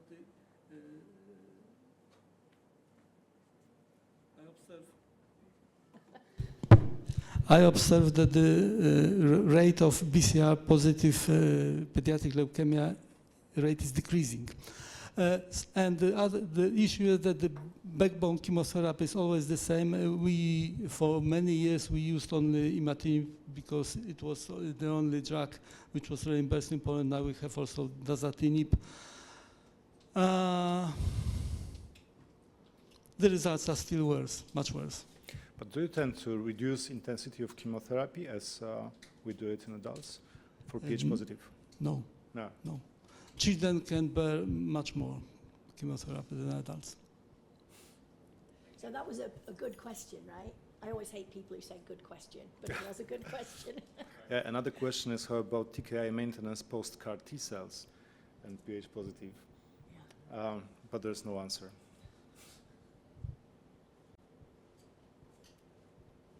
Yeah, we have a question. Very short question Okay, go on. Okay. Shout. In the CML, we are also for specific cases moved to dual, for instance, combinations of different types of the TKIs. What is your take about ALL P positive in this matter? I Because of actually course, like, didn't actually hear the question. I think it must be my age. What was the question?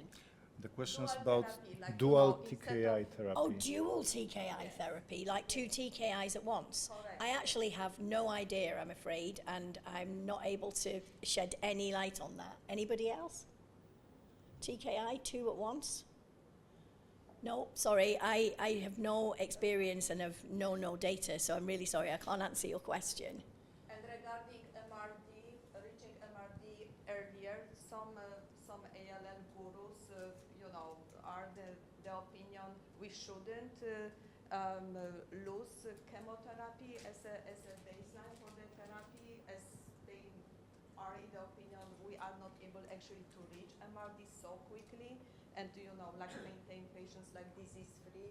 What would be your take? Should we basically skip chemotherapy at all and really move like MD Anderson proposed, to do chemotherapy regimes, or is this too risky and we might again facing frequently relapses? I don't know. I mean, there's the data from the French study, the nilotinib data were a little bit concerning about that. But I think it depends a little bit on how old the patient is. If I had ALL tomorrow and it was Philadelphia positive ALL, I'd probably have vincristine, dexamethasone, and TKI induction, and then blinatumomab and TKI. But that is what I would want for myself, and so I feel like that's not unreasonable for patients. But I don't know that I would, at a certain age, maybe you don't want chemotherapy. So I think it depends a little bit on the age and the tolerance and the ability. So maybe in a pediatric setting, you wouldn't want to do that at all, right? What do you think? I really have nothing to add. No, take away. Of course, children can bear much more, but anyway, you can see that we really follow adult hematologists in reducing chemotherapy. So still, chemotherapy is the backbone approach, and we are very slow in reducing chemotherapy. So it takes time. So I think the more effective the chemotherapy already is, the less likely you are to want to reduce it, where in an older individual, when it's not going to add that much except toxicity, you're more likely to want to reduce it. So I can see an argument for all cases. So if you have a patient age 45, that makes a difficult decision-making process, I think. What do you think, Sebastian? Yeah, I do believe we should substitute at least partly chemotherapy with modern drugs. For me, a very good example is initial German study on the use of inotuzumab as induction for patients older than 55 or 60 years. The remission rate with the use of inotuzumab ozogamicin as the only agent was 100%. So we don't really need intensive chemotherapy at the beginning. Probably it could be further consolidated with blinatumomab, maybe in the future with CAR T cells, and this is the way to go. So I think we should do trials that try to answer those questions, because it's clearly an area of unknown at the moment, and I hope that people are doing the best trials they can to try and get the correct answer for you. Yeah. And I think this was the best conclusion of this session. There we go. Thank you. Thank you, everybody. Great. Thanks. That was nice.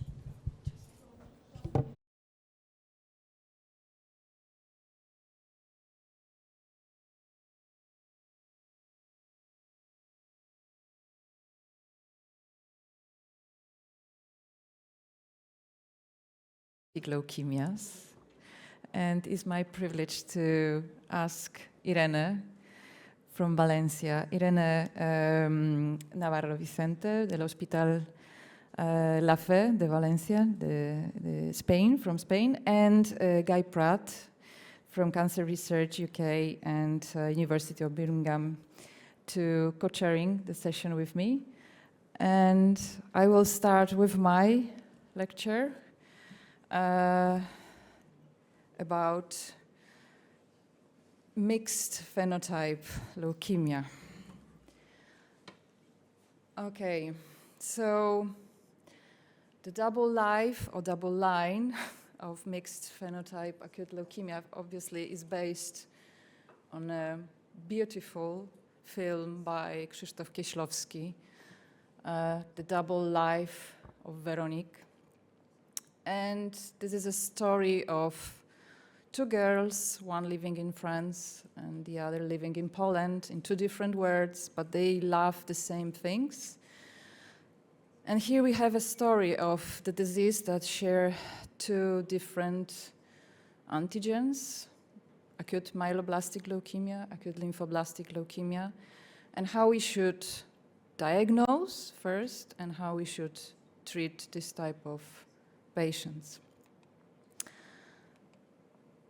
We know that this is rare disease, and this is the good point, because this is very bad disease with really low overall survivor. As you can see, according to all publication, it's between 7 months till 6 years. So it's really, really bad disease. And it's really bad disease not only because of the prognosis, but also because of the diagnosis. It's really difficult to diagnose the MPAL patients.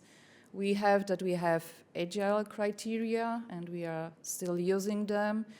Now we have WHO criteria that they are using some markers that were previously signed in agile criteria, but they are using the lower number of phenotyping markers.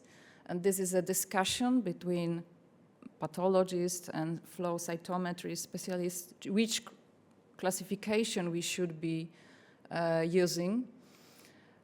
And there is another problem, a lot of mutations from myeloid lines, from lymphoid lines.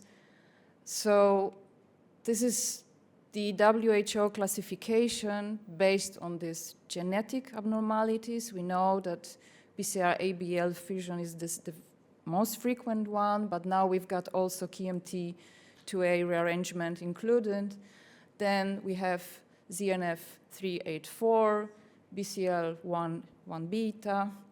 But of course, then we've got the diagnosis, the oldest diagnosis based on phenotypic criteria. So if it's more B myeloid line, T myeloid line, or we've got both of them. So this is still really difficult to diagnose this disease.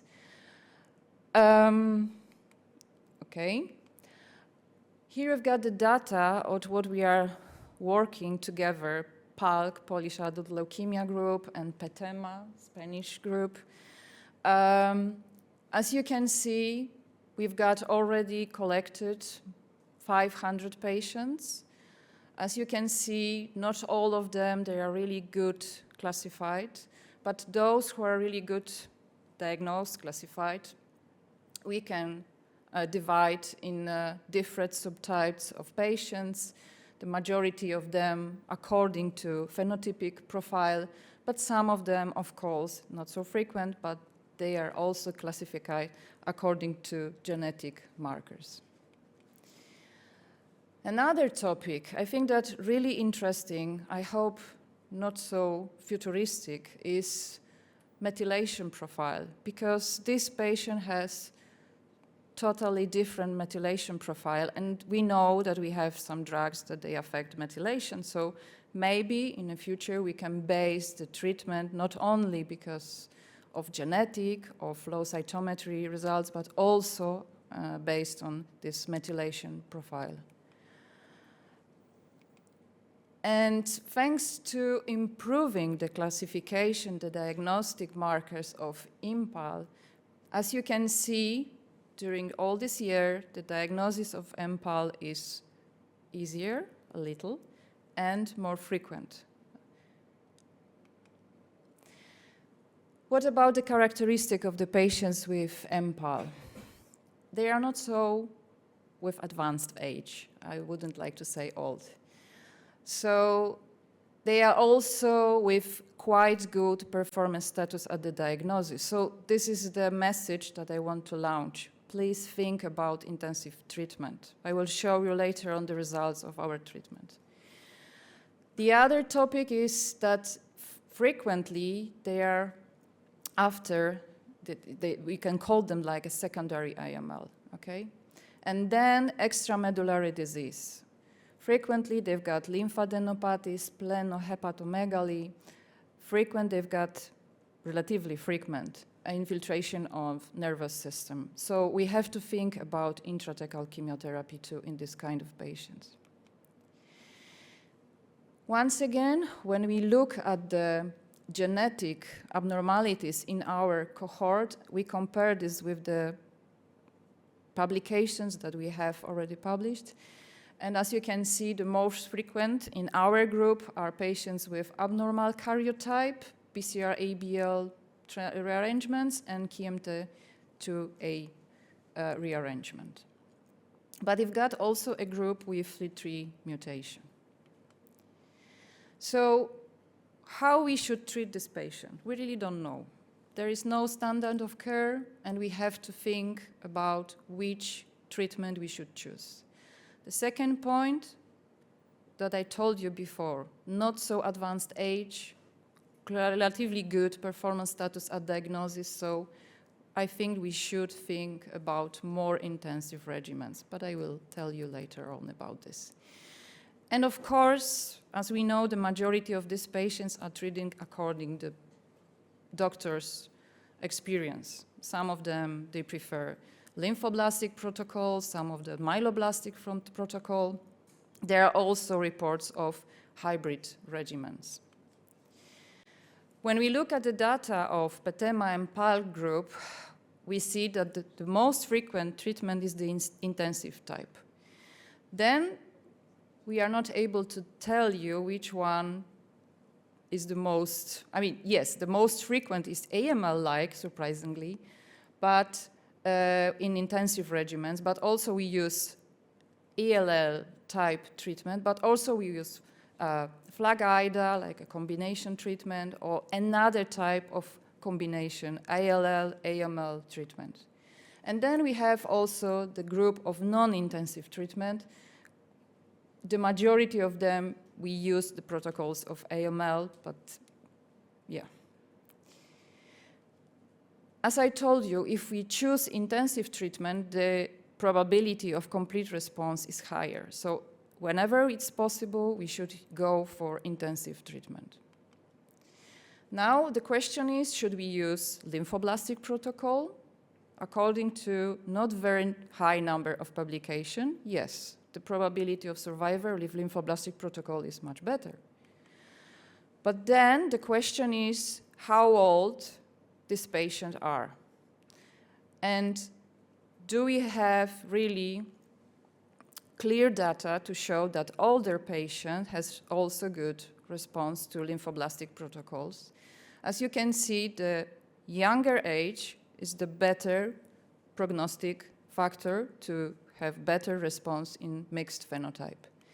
And when we look at all lymphoblastic protocol, there is a high variety in publications, and the majority of patients really don't know which type of protocol was used, and the majority of them was the pediatric protocol that we are not able to use in adult patients.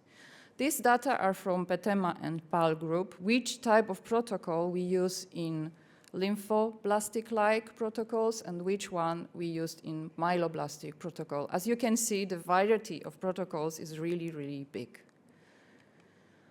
So what about hybrid regimens? Should we think about that? Because we know that we have phenotypic lines, both cytogenetics, molecular abnormalities typical for both myeloid and lymphoid lines. And of course, the methylation protocol profile is also with myeloid and lymphoid line. But of course, there are data that these protocols, if we use mixed protocols, they are too toxic. The problem is that it depends on the experience of the center. They were using two treatment, myeloid, lymphoblastic, and yes, in that combination, they were really too toxic. So PETEMA group, they started to use FLAG-IDA, and they observed that with FLAG-IDA treatment, the outcome and complete response rate are really high. And then they decided to create a protocol, and then we tried to work together, and as we like cladribine, we decided to use CLACM in our Polish group. So this is the protocol that we use in Spain based on FLAG-IDA. Of course, we use imatinib in patients who's got BCR-ABL arrangement, and in Poland, we use CLACM. And then you can see the complete response rates. As you can see, it's not so big difference, but with CLACM and FLAG-IDA, complete remission rate is higher. What about toxicity of the treatment? Because I heard frequently, I'm not going to use CLACM, I'm not going to use FLAG-IDA, it's too toxic. As you can see, it's not so toxic in this kind of patients. And the treatment, no relapse mortality in these three protocols is the same. Allogeneic stem cell transplantation, it's really important in this type of patients, and we know it. So we confirmed this data also with our PETEMA PALC group. As you know from the yesterday lectures, PETEMA use frequently auto also in this type of patient. And as you can see, there's a slightly difference, but yes, transplant is the most important for this treatment. What's more important message, if we use FLAG-IDA and CLACM, we are able to do transplant more frequently when we compare with lymphoblastic protocol and myeloblastic protocol. And this is, I think, that the most important message, because if we have complete response and if we are able to do allotransplant in this type of patients, so then we have a higher possibility to cure this disease. Here you've got the overall survivor in our population when we use lymphoblastic protocols, myeloblastic, and mixed CLACM FLAG-IDA protocol. As you can see, the curves are not so different, but there is a tendency that CLACM, FLAG-IDA, or even myeloblastic protocols are much better than lymphoblastic ones. And this is the group that we decided to do transplant. And once again, if we use the mixed protocol, it's much, and then we do transplant. As you can see, the curves are much better. And cumulative incidence of relapse in this group of patients, it's higher with lymphoblastic protocol. What about TKI? Of course, if we've got BCR-ABL rearrangement, we should think about this treatment, and we included this treatment in our protocol. As you can see, not all of these patients, but please remember that the group is big and the follow-up, it's from very, very old times. So there was no access to TKI, but then we started to use TKI, and the variety of type of TKI is quite big. And yes, when we use TKI, we observe that the complete remission rate is really impressive. And of course, the overall survival in MPAL, Philadelphia positive, with using TKI, it's really better. Then we performed the multivariate analysis, and once again, what I'd like to say is that BCR-ABL phenotype, when we use TKI, it's the factor that may improve the treatment. When we do transplant, doesn't matter if it's allogenic or autologous, it's also better. And CLAC-M, FLAC-IDA seems to be also improving the outcome of the patient. So, in a conclusions, mixed protocols, but this type of protocols, CLAC-IDA and CLAC-M and FLAC-IDA, seems to be really good options for these patients and seems to be better than lymphoblastic or myeloblastic protocols. Of course, we need to go to allotransplant, and using CLAC-M or FLAC-IDA, it would be the really good treatment to give the opportunity to this patient to go to transplant. And the overall survivor in this group of patients with this type of treatment is really improved. So, of course, we still need to optimize the treatment of MPAL patients. And blinatumomab, for example, it could be a good option too for this group of patients. But we have still no data to conclude this. And I would like to thank to all of our collaborators, a huge group of people from Spain, and a little smaller from Poland, but hopefully it's getting bigger and bigger. Okay, this is a secret garden, but in PETEMA meetings, we've got also the thematic meetings. The last year meeting was Hobbit. 2 years ago, it was Star Wars. And this year is Sesame Street. So I think it's really nice idea. And I think that we will continue this tradition with these topics. And I'd like to thank to my new team, because I'm new in Bydgoszcz. I just moved to Bydgoszcz in March from Wrocław. This is my previous boss, Professor Wrubel.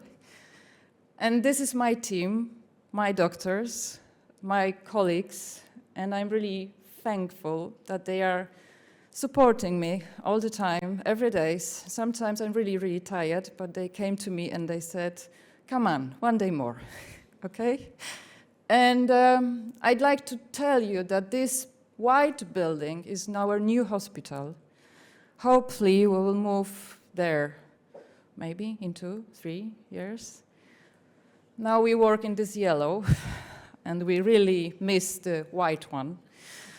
And this is why we organize a lot of activities here. And if you've got time, the next week we are going to run together. Patients, doctors, nurses, our friends. In Bydgoszcz there is a running festival, and there is a 10 kilometers, 5.5 marathon distance, and all of us, we will participate in this, and we will do it every year, till we move to the hospital.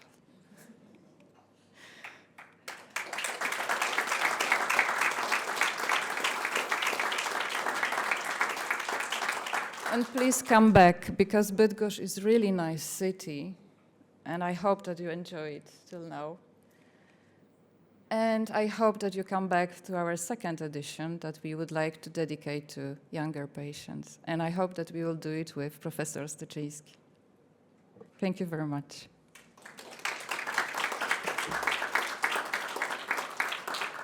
Okay, so now is my great privilege to ask Irene to tell us about another disaster disease. Thank you, Marta. So, good afternoon, everyone. First of all, I'd like to thank you all for being here. We are reaching the end of this morning's conference, so I really much appreciate your attendance. Also, I'm really glad this time here in Bydgoszcz. So thank you very much, Marta, and the organizers for this kind invitation.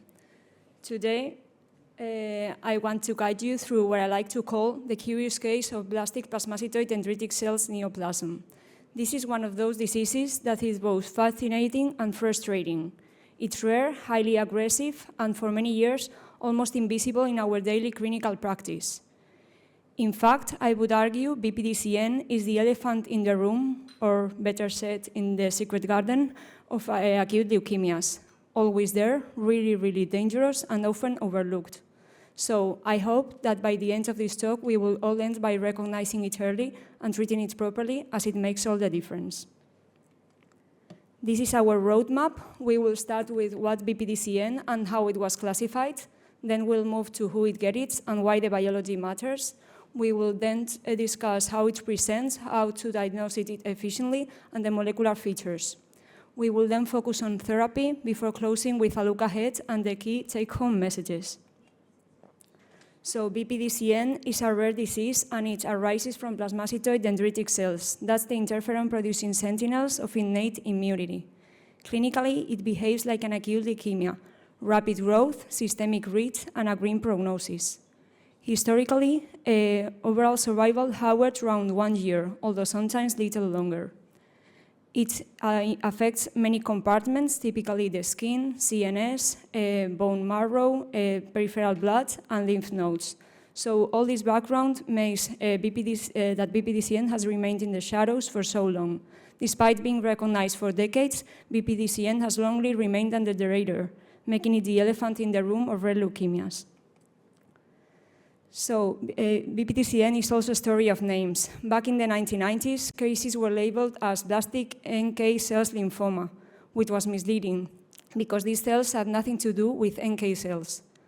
Later, it became CD4, CD56 hematodermic neoplasm, not exactly a name that rolls off the tongue. By 2005, the hematodermic phenotype was recognized, and over the subsequent WHO edition, BPDCN emerged as a clear entity.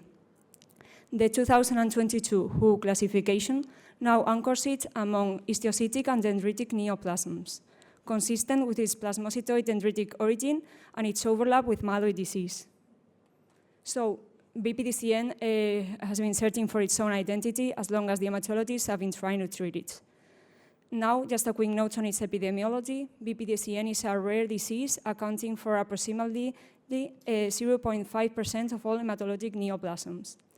It's got a clear male predominance, and it's more commonly seen in older adults, with most of the patients being in their 60s or their 70s. It is interesting that some studies have reported a bimodal incidence pattern, with peaks in patients under 20 and over 60 years. Of note, up to 10 to 20% of the patients present with prior or concurrent hematological malignancies, such as myelodysplastic syndromes, chronic myelomonocytic leukemia, or acute myeloid leukemia, underlying its biological ties to clonal hematopoiesis. So, if you ever see an older male with unusual skin lesions and a history of clonal hematopoiesis, well then your BPDCN radar should definitely go off. So from a biological perspective, BPDCN is fascinating. It arises from plasmacytoid dendritic cells, but not the fully mature circulating in the blood, rather those precursors from the bone marrow. One hallmark of transformation is these precursors to the migration to the skin, where malignant lesions typically first appear. So BPDCN is both a disease of tissue tropism and of clonal hematopoiesis, both clinic and biology perfectly intertwined. The most frequent clinical presentation is asymptomatic skin lesions, up to in 90% of the patients. These lesions are typically purple or brownish, bruise-like in appearance. Up to 1/3 of the patients may present only with these skin lesions, with no signs of systemic involvement. And interestingly, a small subset of patients, around 10%, could present with no skin lesions in a leukemic phase. Bone marrow involvement is pretty common, and also lymph nodes were frequently affected, with no specific anatomic preference. CNS disease appears roughly in 10 to 30% of the cases at diagnosis, and this rate becomes increasingly higher at relapse. So this is the reason that prophylaxis should be given, and a lumbar puncture must be done both at diagnosis and at relapses to rule out its CNS disease. So BPDCN can start on the skin, but quickly reveals its systemic nature. The biopsy is mandatory, and almost ideally a skin biopsy. Morphologically, you can see medium-sized blastoid cells invading the dermis, and interestingly, the epidermis is often spared. Then flow cytometry and immunohistochemistry then reveal the characteristic phenotype. add in cytogenetics and next-generation sequencing, and you'll have the full picture. And don't forget CNS evaluation. It should be part of a baseline workup and not an afterthought. So this slide summarizes the main approaches for diagnosis of BPDCN. Multidisciplinary strategies are essential for an accurate diagnosis, and imaging studies should be performed to rule out extramedullary disease. And now let's linger a moment for immunophenotype because it's basic for the diagnosis. The triad of CD123, CD4, and CD56 is the backbone. If you add the specific markers such as TCL1, TCF4, CD303, it raises confidence to the diagnosis and the profile becomes almost pathognomonic. Parallel demonstration of negatively net markers helps good mimickers and accelerates decision making. So in practice, when you see that CD123 bright stain in Delmar biopsy with epidermal sparing, well, that's a big diagnostic clue. Molecularly, BPDCN has a messy genome. Up to 75% of the patients may present with complexes karyotypes, often with 12p deletions or rearrangements involving MYC or MYP. Mutationally, TAT2, ASXL1, and ZRSR2 dominate the landscape. RAS pathway mutations occur in a subset, and TP53 and CDKN2A loss add to the adverse biology. Furthermore, transcriptomic studies show lymphoid-like gene programs such as Icaros and ETB6 among the players. So it's a genetically diverse disease, but the recurrent theme is its overlap with myeloid disease. Differential diagnosis remains challenging. BPDCN is a master of disguise, mimicking AML, TRNK neoplasms, and cutaneous lymphomas. We should keep in mind a short mental list of common mimics, and of course we have to integrate clinics and a yield panel of immunophenotyping characteristics to sort out this entity. Only a careful immunophenotyping fingerprint can reveal its true identity. So overall prognosis remains dismal. With conventional chemotherapy, overall survival was up to 8 to 16 months. Responses were achievable, but rarely durable, and relapses came fast. And also, CNS relapses were the rule without prophylaxis. So the unique factor that consistently improved the outcomes was an allogeneic stem cell transplant in first complete remission. Although, of course, not all patients are eligible for that. No worldwide consensus on guiding principles for the treatment of BPDCN patients has been reached yet. Historically, we borrowed from our neighbors. AML-like regimens, AAL-like, and lymphoma-like regimens were all used. Retrospective data suggested AAL-like regimens achieved higher complete remission rates, although relapse was the rule unless you could bring to transplants. So chemo worked, but only as a stepping stone. So the therapeutic principle remains simple: reach CR as you can to safely not proceed to transplant. Then came a real breakthrough, tagrasofusp. That's a fusion-binding protein targeting CD123. Other agents targeting these molecules, such as antibody-drug conjugate immunogen and CAR-T therapy, are currently being evaluated within clinical trials. In frontline therapy, tagrasofusp induced up to 70% of complete responses. Crucially, it allowed many to proceed to transplant. So what's the catch? Capillary leak syndrome. That's a potentially life-threatening complication that requires early recognition and proactive management. But make no mistake, tagrasofusp changed the landscape and brought us a targeted option where before we had none.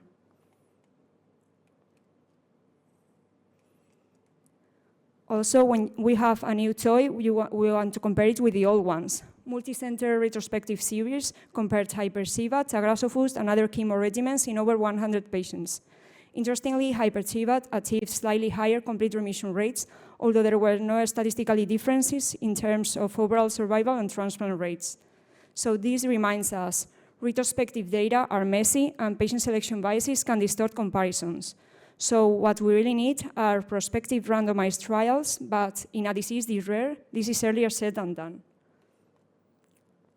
So the main principle of treatment is to get CR and get your patient to an allogeneic stem cell transplant.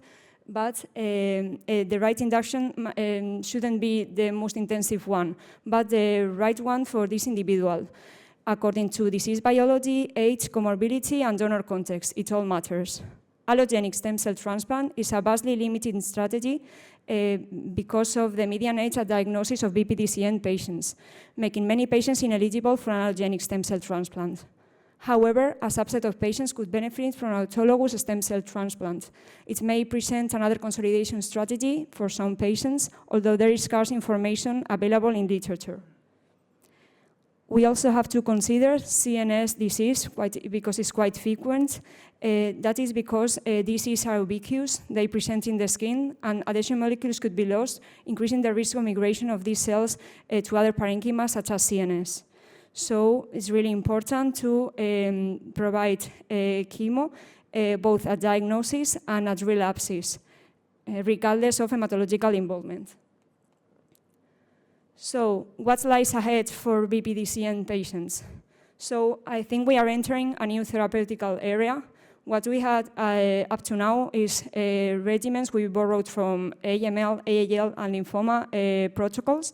Now, with the starting of etagrasofusp and targeted therapies, I think we are intending to make responses more durable and hopefully prolonged survival. The path goes to search for new strategies. Also, CNS prophylaxis is important that we give it both at diagnosis and at relapses, and also intensification with this kind of prophylaxis in high-risk subsets. So latest but not least, and most exciting, is the move towards precision medicine, MRD-guided pathways and risk-adapted protocols. I think it's the future for these patients. For that, we need, of course, collaboratory registries and prospective trials, because BPDCN is got its rarity. So it's very difficult that a single center can answer these questions that remain unclear. So I think we are entering an area of transformation from a historically forgotten leukemia with dismal prognosis to a leukemia with targeted therapy and protocol guided according to the risk that may hopefully change the natural history of the disease. So to close, BPDCN is uncommon but not unknowable. If we keep it in mind, especially in the older male with violaceous skin lesions, we can quickly go to confirm the phenotype and start a plan. The right induction is the one that gets your patient into CR and safely to an allogenic stem cell transplant. So don't overlook the elephant in the room, because recognition, more than anything else, is what opens the doors to better outcomes. Thank you, and I'll be glad to answer any questions you may have.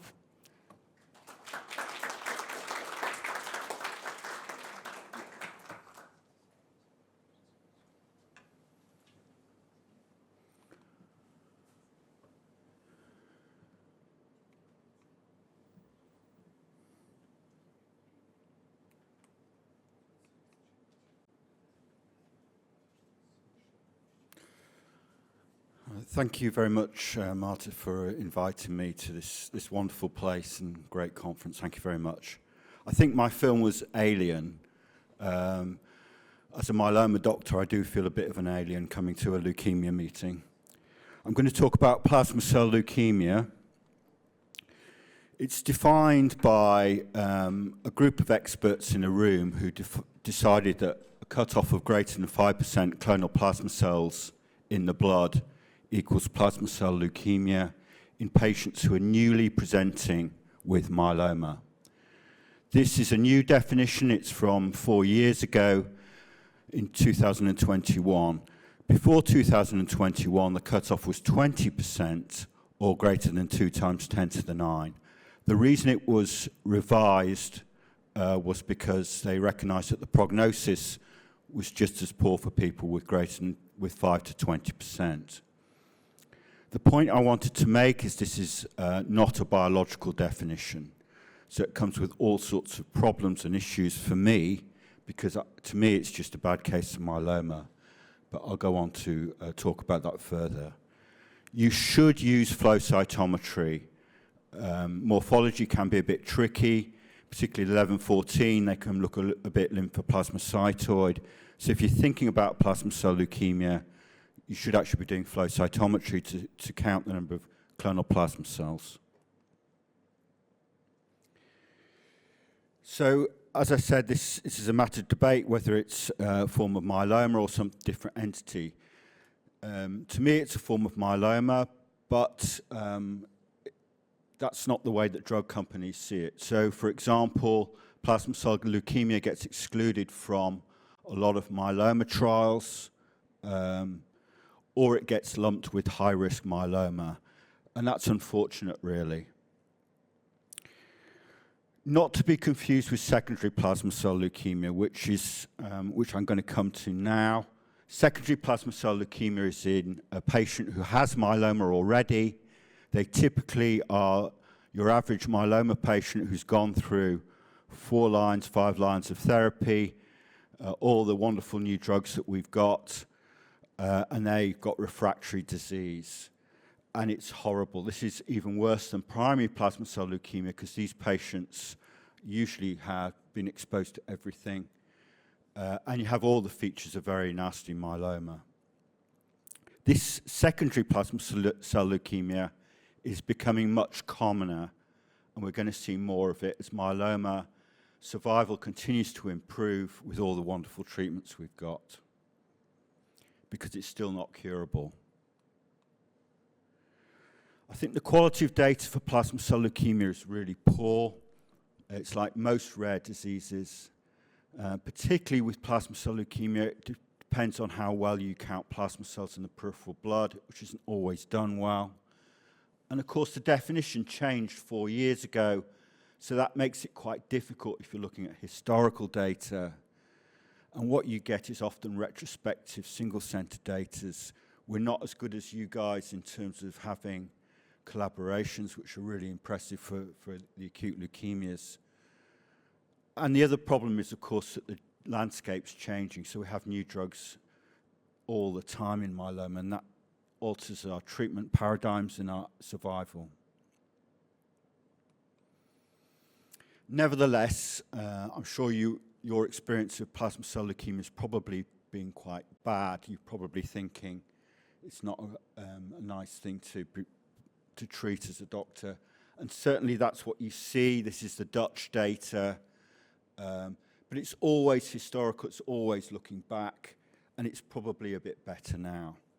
But on average, I'm guessing it's for a younger, fitter patient, you may get them into some form of remission.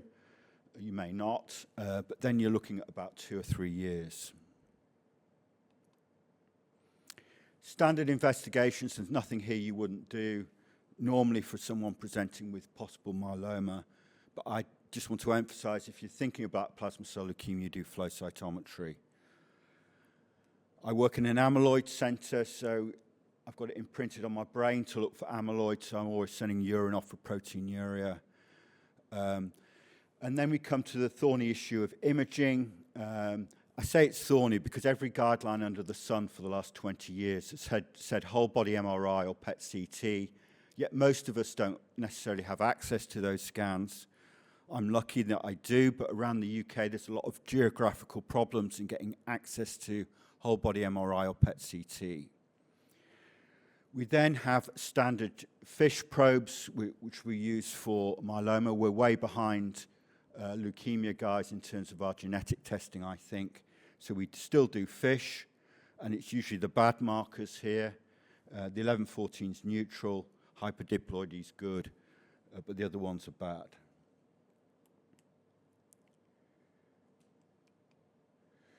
So when I said right at the beginning, it's a definition based on the number of plasma cells, percentage of plasma cells in the blood. So in other words, there's a huge biological overlap with bog standard myeloma. So if you look at the immunophenotype, it overlaps with what you see in a myeloma patient. But if you look at the data, there's lower expression of some markers and higher expressions of others. I wouldn't get too excited by that. You could say some of those are adhesion type molecules and you're losing those, and hence it goes into the blood. But it's not definitive at all. The genetics is quite interesting. It's bad genetics, so all the things you see in bad myeloma. 1 in 4 patients with myeloma has bad myeloma. They've got 1P loss or 1Q gain, 414 translocation, 17P deletion. You see more of that in plasma cell leukemia. But what's interesting, I think, is you have a high frequency of 1114. That's in 15% of myelomas. It's higher in plasma cell leukemia. That is usually not a bad marker, so it's something odd going on here. It's also commoner in amyloid as well. So all the bad things are commoner, so activating mutations in BRAF, RAS, all the pathways that are important in myeloma. We use FISH panels, so we're behind the leukemia really, but we will eventually move to myeloma NGS type panels. I think that's the way forward. Particularly if we move into an era of more targeted therapies, we're going to have to be looking at particular genes. So I think myeloma is quite difficult. When I have to teach medical students about myeloma, I think it's not straightforward, the genetics. It's not just one thing. It's half the patients have a translocation involving chromosome 14. Half of them don't. Some of them have hyperdiploidy, some of them don't. And then within the chromosome translocations, there's a whole bunch of partners with the chromosome 14 as well. And then secondary events. So it's a disease of clonal evolution. Myeloma is a classic disease where you get a horrible clone eventually emerging.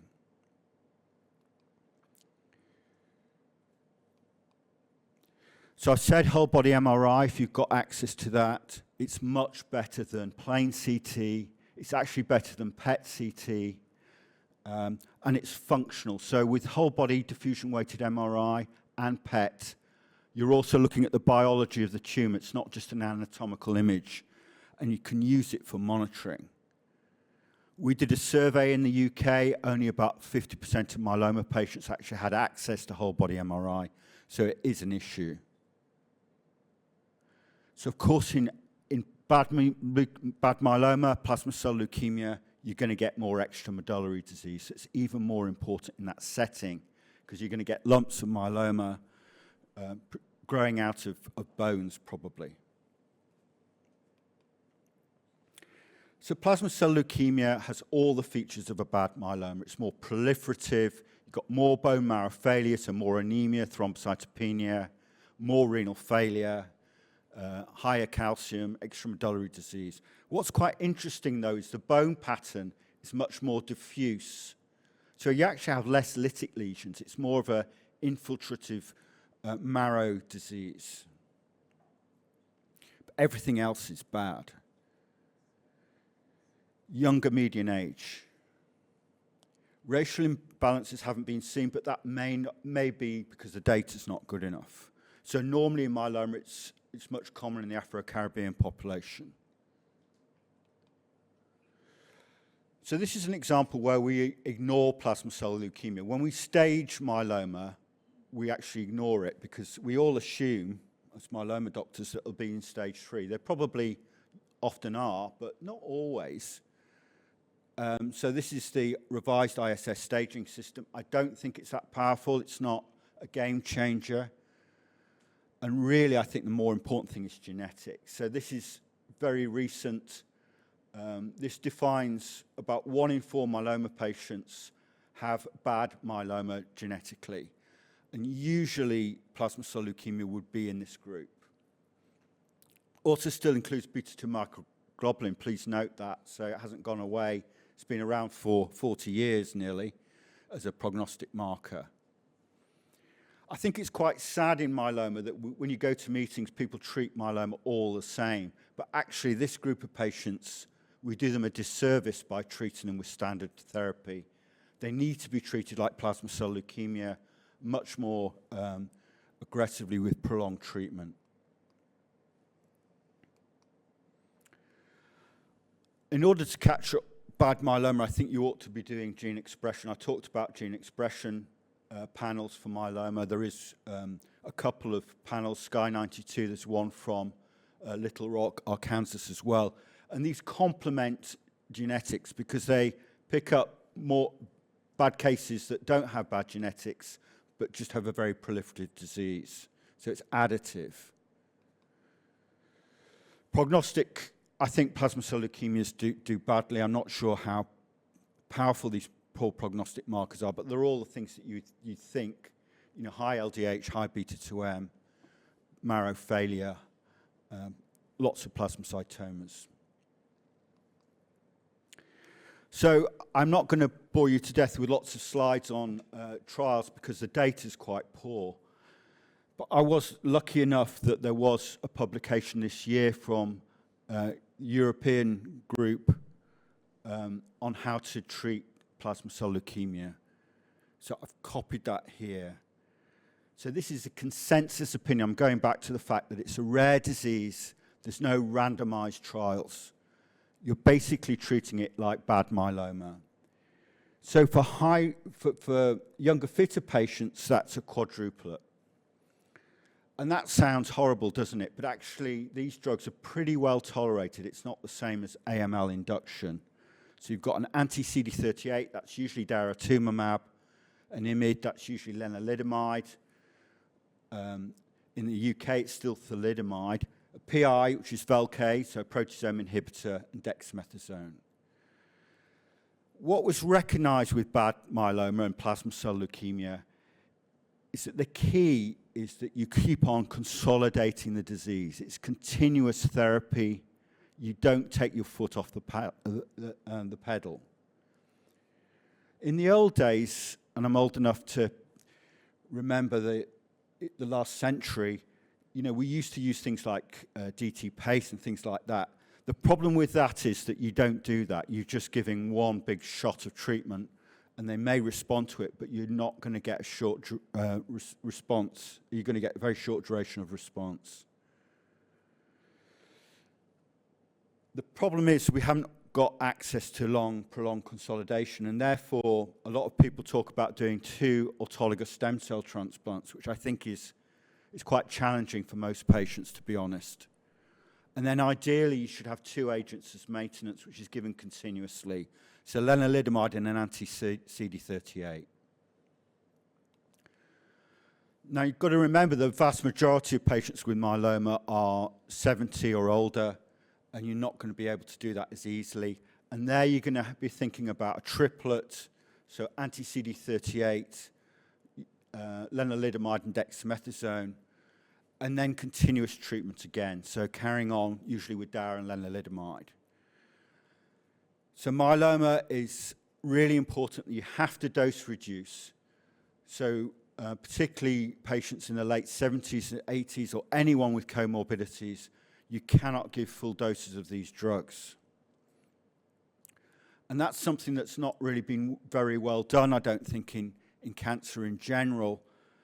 But we are moving to an era now where we're starting to look at objective scoring systems of frailty to try and dose patients according to various objective measures. And this is a UK trial. It's all myeloma, it's not plasma cell leukemia, but it gives the concept that we should really be thinking about maybe assessing frailty better in a more objective way, rather than what we've all done for decades, which is subjectively assess and make our own decisions around treatment.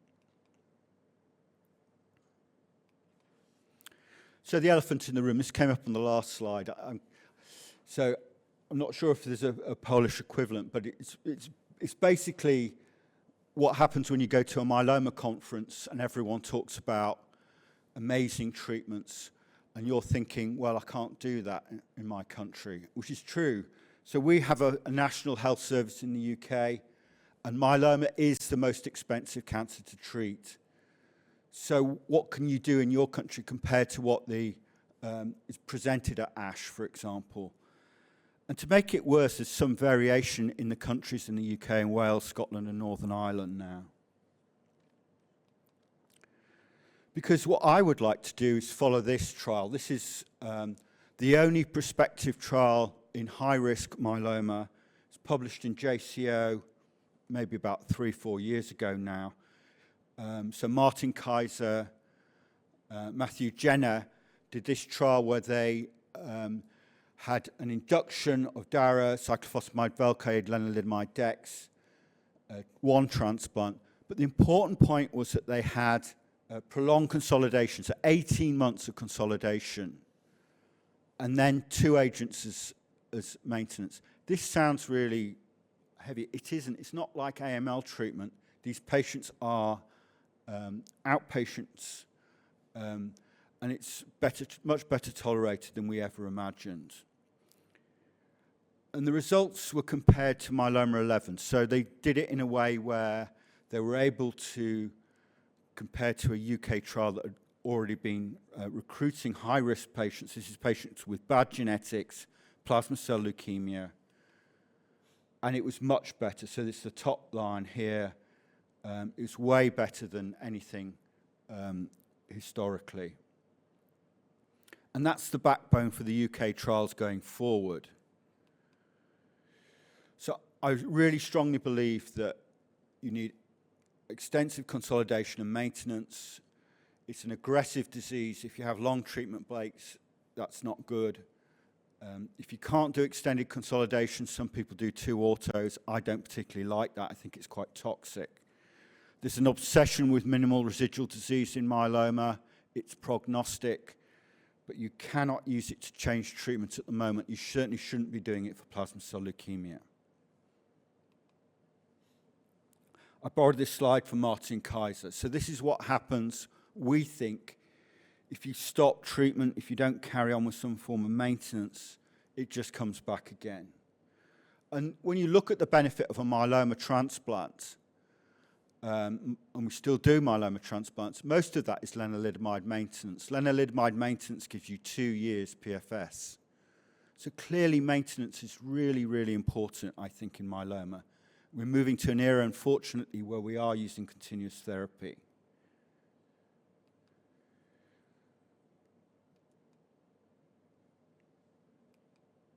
So that's what you need to do. You need to try and control the disease. So what about relapse? And again, this is the elephant in the room. So this is the European guidelines. Most of the things they recommend at relapse I can't do. We don't have CAR-T in myeloma outside of a clinical trial, or in private practice you can do it. We don't have venetoclax. So you're basically looking, I think, at trying to get the patient to a bispecific antibody, because they're the next great treatment in myeloma. Allogeneic transplant is extremely controversial. It usually is ineffective if you haven't got disease control, and it's associated with a lot of graft versus host disease and a lot of mortality. So it's generally not very popular in myeloma.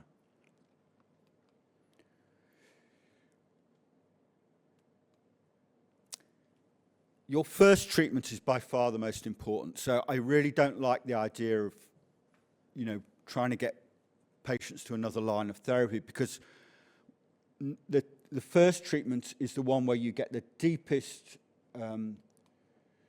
prolonged remission in myeloma.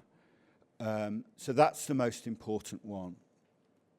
But this is the nightmare of myeloma in the UK. So we have NICE tell us in the National Health Service when we can use these drugs.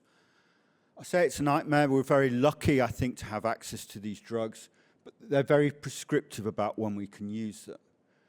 And by far the most best agents are probably the guys here. So these anti-BiTE, BCMA BiTE therapies are 4th line at the moment. And that causes a lot of problems for us because we're not allowed to give them earlier in the disease at the moment. So this is elranatamab. It's a BiTE antibody, so it binds to T cells, CD3, and it binds to BCMA on a myeloma cell. And this is the magnetism study. And you were seeing, this is in relapsed refractory disease with patients with no options, 18 months PFS. So clearly these are twice as good as anything we had in that space. 60% response rates compared to 30% with things like pomalidomide. So we're in the era of BiTEs in myeloma. I think BiTEs are by far the most exciting thing that's come along in myeloma in the last few years. They're going to move earlier on in the disease. They're going to be used in trials in combination. But they do have problems. So they cause CRS. So that's, to me, that's a logistical problem. It's not like CAR T. You see very few grade 3 or 4 CRS, but it is a problem in terms of managing it, in terms of capacity, in terms of bed occupancy. So most people in the UK are thinking about developing ambulatory pathways for managing this, but that is not easy. However, by far the biggest problem is infection, because anti-BCMA, BCMAs are normal B cells, so these patients have profound agammaglobulinemia like you've never seen before. So they have a complete wipeout of all immunoglobulins, and they need to be on immunoglobulin replacement therapy. That is the biggest issue.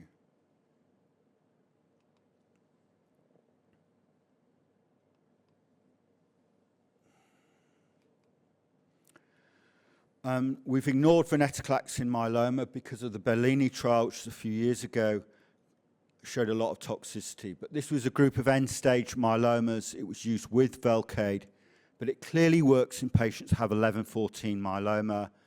And I think it's very sad that we haven't got access to it in disease like plasma cell leukemia, where you've got patients who've got 11-14, or amyloidosis, for example, where half the patients have this translocation. Clearly works. When I talk to medical students, I always tell them when they do an essay on myeloma, they've got to talk about supportive care. It's a huge thing in myeloma that a lot of patients need renal input, pain relief, orthopedic support with fractures, radiotherapy. They've often got neuropathy because of Velcade or thalidomide, and then they need bone management with bisphosphonates. But it's really infection is going to become an increasing problem in myeloma. So these patients are living longer, they have more lines of therapy, we're going to see more and more infections, and we need to think better about that, I think. It's an area, I think, where there's probably less research done. Vaccination's really important, prophylactic antibiotics, and then immunoglobulin replacement. So in short, first-line treatment's really important, and I think for younger patients, it should be the quadruplet, so everything, so PI, that's Velcade, lenalidomide, anti-CD38, so daratumumab, dexamethasone, and it's prolonged treatment, so lots of consolidation, 18 months. One transplant is enough, I think, if you've got the ability to give prolonged consolidation, and then 2 agents as maintenance. The majority of patients are 70 or older, and there it's really challenging. You have to understand and talk to your patient, what do they want? Hopefully you can deliver a triplet. And I think it's a disease that's really been ignored a bit. Sadly, it gets excluded from myeloma trials, and I don't think that's for good reasons, because obviously if you put these people into myeloma trials, it doesn't look so good in terms of what your outcomes are. But really they should be included in myeloma trials, and better research is needed. Thank you.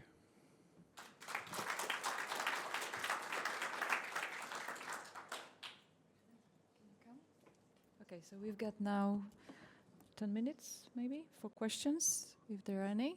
Okay.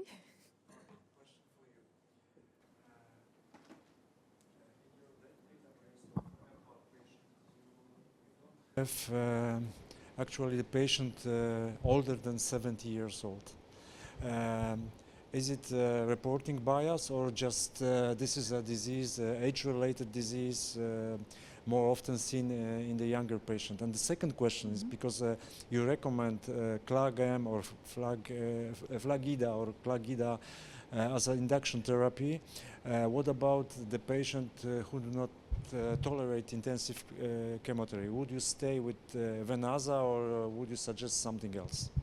Very good question. This data, I mean, I didn't present all MPAL data. This was the group selected for intensive treatment, so this is why they were so young. But generally, when we analyze the MPAL group, they are not with so advanced age, okay? And second part, yes, this is the treatment dedicated to fit patient, not so older one.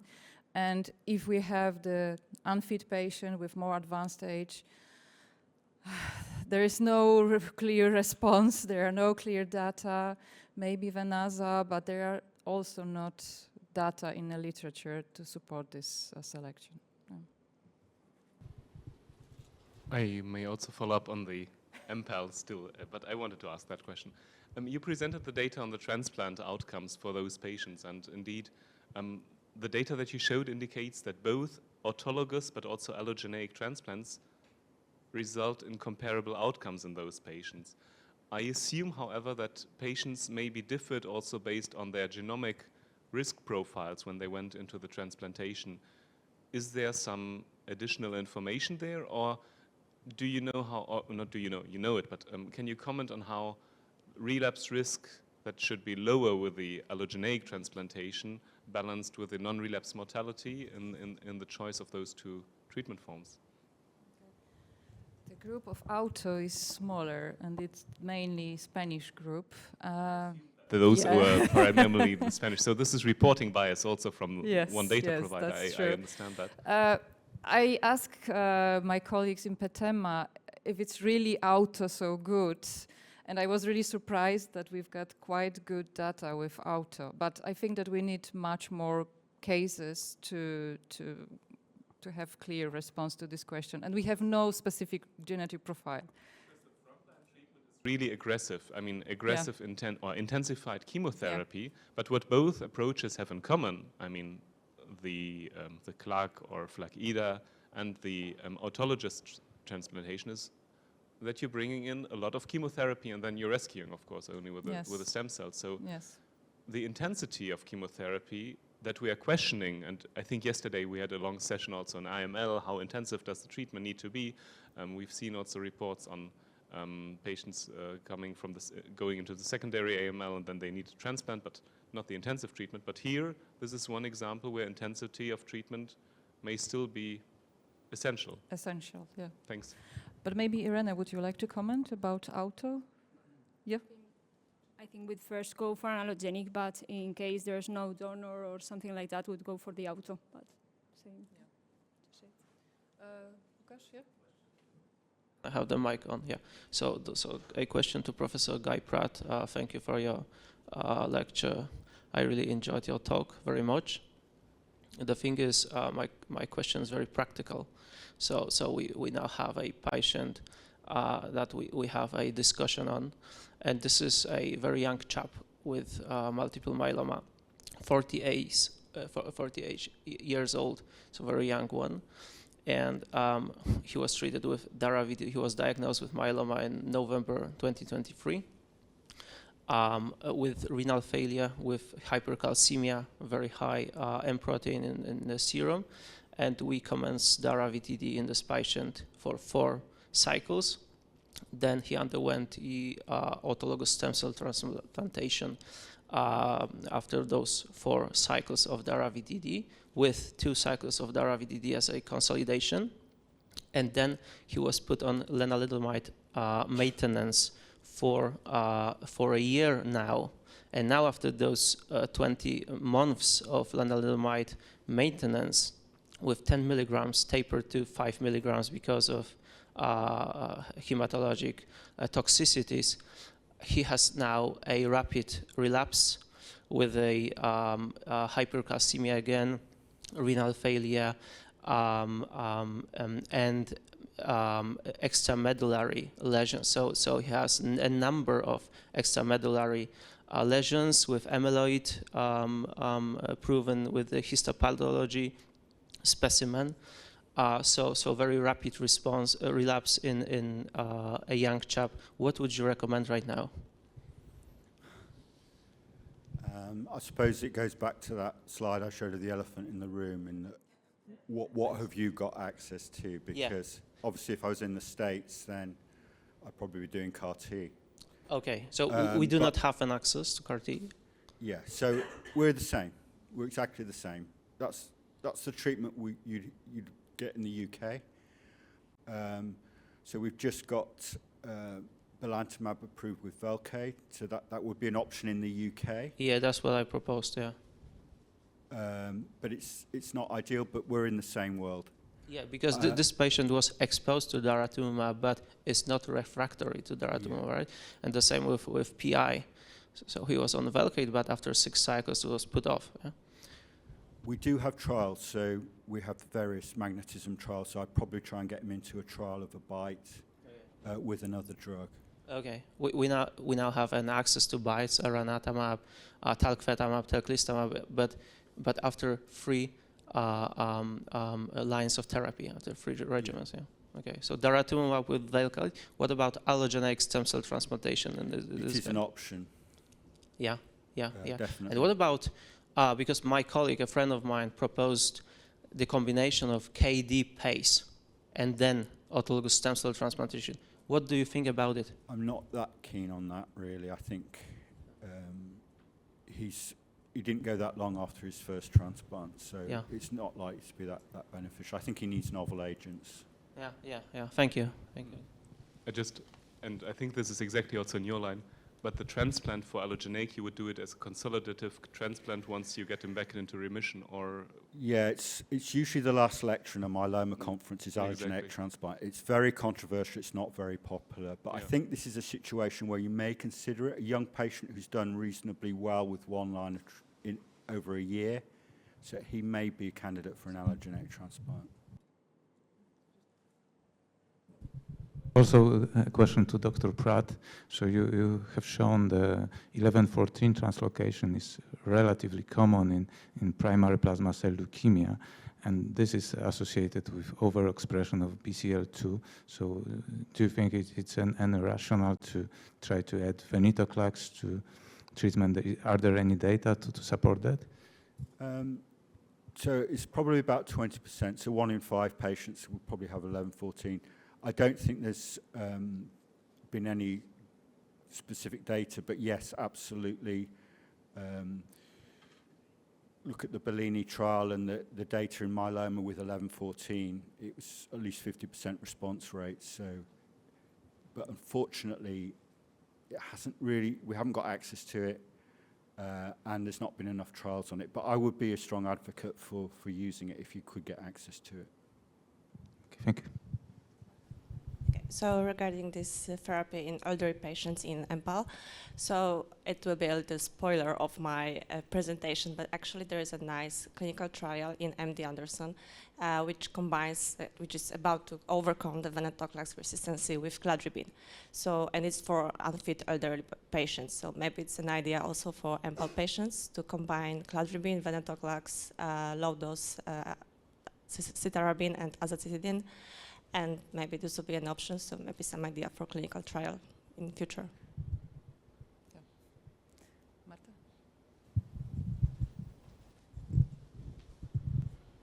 For elderly patients in BPDCN that are refractory to chemotherapy, we have a patient like this. We gave her venetoclax azacitidine. We're hopeful that venetoclax as a bit of a target drug can work its magic, but she's actually improved very much in the ECOG performance status during her mini hyper-CVAD, and although we don't see her as a candidate for allo, would you consider maybe auto-transplantation in a patient like this? So thank you for the question.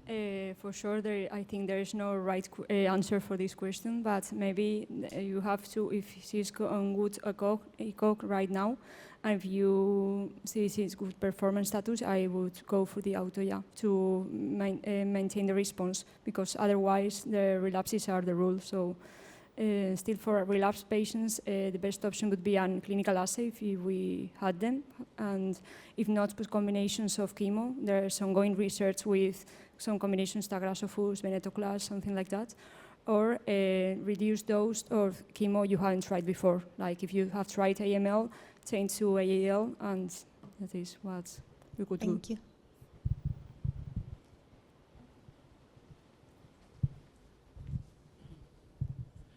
Thank you. I've got a question for Professor Pratt.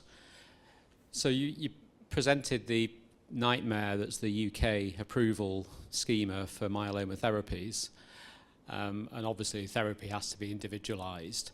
But do you have a preferred way through that in terms of therapy selection at first, second, third and fourth line to maximise the available treatments? So when we get to third line, we often struggle because people have been exposed, as you well know, to PIs and IMiDs and things, and we often struggle to find an effective therapy outside of a trial to get them to a bispecific, for instance.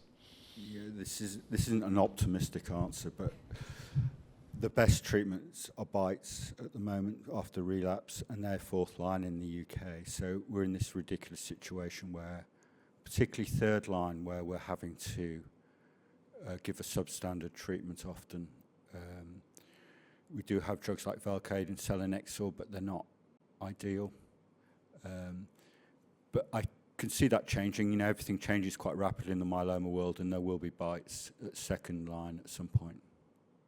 We sometimes give the Velcade and selinexor and drop the selinexor straight away and then carry on and do what you say. I just wondered if you had a profound insight as to a preferred way through it. I think one thing that I find frustrating is that I think the commissioning should be on refractoriness to drugs and exposure to drugs, and it should be agnostic, irrelevant how many lines of therapy you had, because in myeloma everything's a quadruplet or a triplet up front, so patients are becoming refractory or exposed very early on now. So we have to get away from this lines of therapy. It's just not helpful at all. And that, as people are going to NICE and telling them that. Thank you. Okay, if there are no more questions, I'd like to conclude. Marta, one more? Thank you. About plasmacytic leukemia, because it's a very difficult topic. I now have a patient, a 48-year-old patient, that was diagnosed, got VDT-PACE therapy, was qualified for auto, but before we could perform the auto, he progressed again, got DARA VRD, and now he came in for allo and already in progression. So my question, what would you do? Would you go for elranatamab, or what kind of therapy would you suggest, or pomalidomide? It's elranatamab, CAR-T, clinical trial. Mm. But I think realistically, that patient's outlook is extremely poor. Mm. Thank you. We got the patient with, as you ask, so we started elranatamab after allo, but we ended with graft versus host disease. So we achieved complete remission, but toxicity is very high.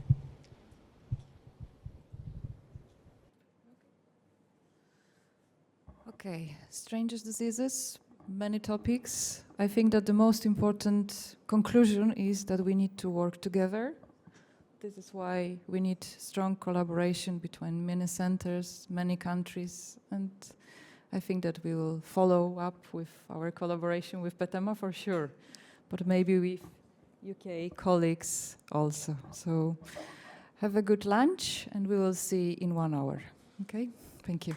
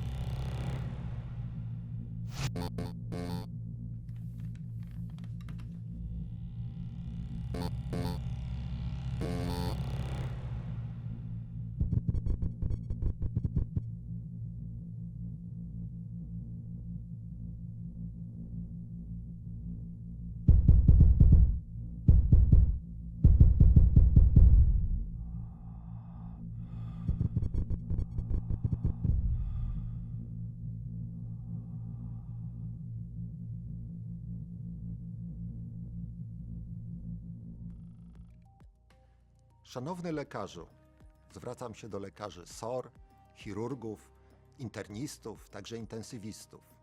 Jeżeli twój pacjent ma rozległe, występujące nagle wynaczynienia podskórne krwi, zwłaszcza jeżeli jest to pacjent w podeszłym wieku, nadto wywiad osobisty oraz rodzinny skłonności do krwawień jest negatywny, a w badaniach laboratoryjnych stwierdzasz izolowane wydłużenie APTT, to może to być nabyta hemofilia A. W takiej sytuacji powinieneś jak najszybciej skonsultować się z hematologiem. Tylko szybkie potwierdzenie rozpoznania i wdrożenie właściwego leczenia będzie skuteczne w leczeniu chorego na nabytą hemofilię A. Rozpoznaj, skieruj do hematologa, uratuj ludzkie życie.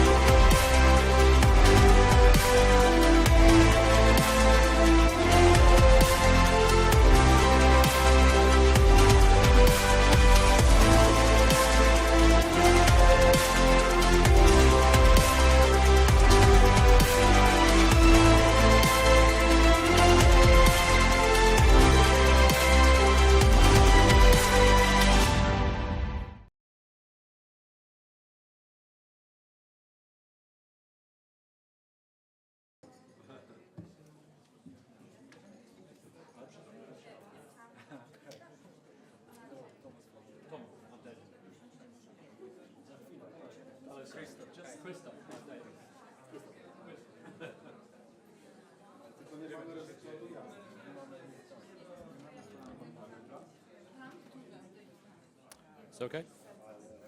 Just, I'll 1 second and I'll...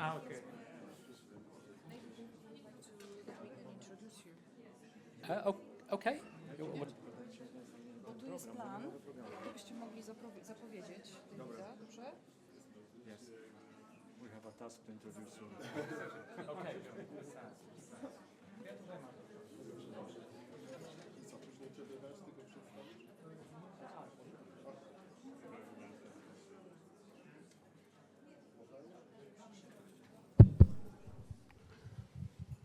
Okay, hello everybody. So we now are ready to start the session on CLL, and this session encompasses 4 extremely interesting lectures, and the first lecture will be introduced by Professor Tomasz Wróber, who is also co-chair of this meeting.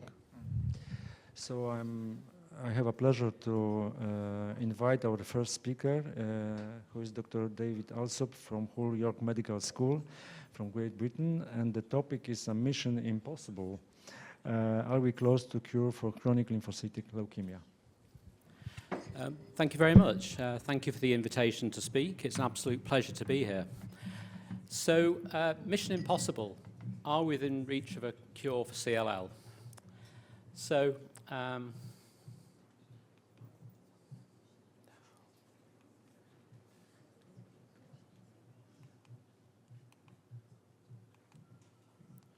or are we destined to fail and crash and burn? So within the talk, I'm going to talk a little bit about actually what is cure. So when I was asked to talk about cure for CLL, I thought, well, what do we mean by cure? I think I know what I think a cure is for my patients, but patients may think differently. So what a cure means to, say, an 80-year-old with multiple health problems might be different to what cure means to somebody in the mid-50s with a family and who's working.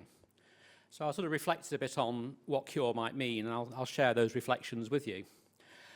And then I'm going to talk a little bit about the currently available first-line treatment options for CLL. And I'm not going to talk about second and subsequent lines of therapy, because I suppose if you get to needing second or third-line treatment, I suppose by definition you're not cured. And within first-line treatment options, I'm going to talk about therapy that's given continuously, and I'm also going to talk about therapy that's given for a defined period of time. And then I'm going to share some data from my colleagues about the UK study FLAIR, and also the static trial that's ongoing, and I'll share a few conclusions. So what does cure mean? Well, I wasn't sure, so I did the obvious thing, went on the internet, Googled it, asked ChatGPT, and got a fairly sort of bland answer, which is sort of recovery or relief from disease, or to make someone with an illness healthy again. And Tom Cruise here running, so you know maybe he's happy and healthy and cured of whatever he had. But I wasn't really happy with that. I thought that's not a particularly academic approach, and I'm employed as an academic by the university, so I thought I'll do what any academic will do, and I will go to the library. And so this is the library at the University of Hull, and that's a view from the top window. So Hull, like Poland, is always sunny and never rains, and it's all beautiful and green. And I went to the library, and I sort of found the Oxford English Dictionary, and there was about 20 volumes on the shelf, so I sat down and searched what cure means. And the answer I got was, it's the medical treatment of a disease or of a patient, or to get well again, or the action or process of healing a wound, a disease, or a sick person, restoration to health. So the general definition of cure is not predicated on MRD or blood counts or remission. It's predicated really on the individual. And I think for CLL that's a useful concept.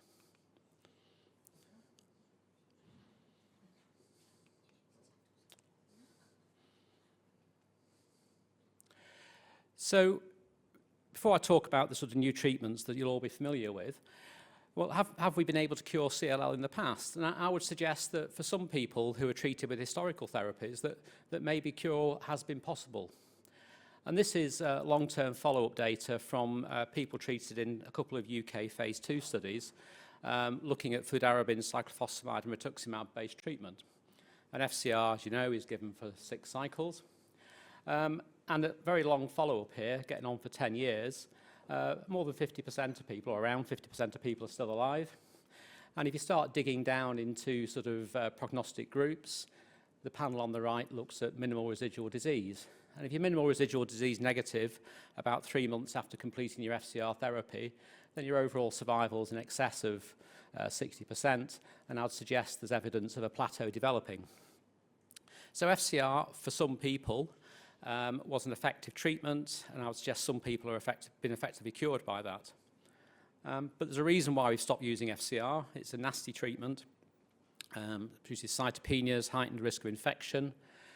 In this cohort of people, there's a significant risk of second malignancies, and at long time points, the risk of developing a myeloid malignancy is about 8 to 10%.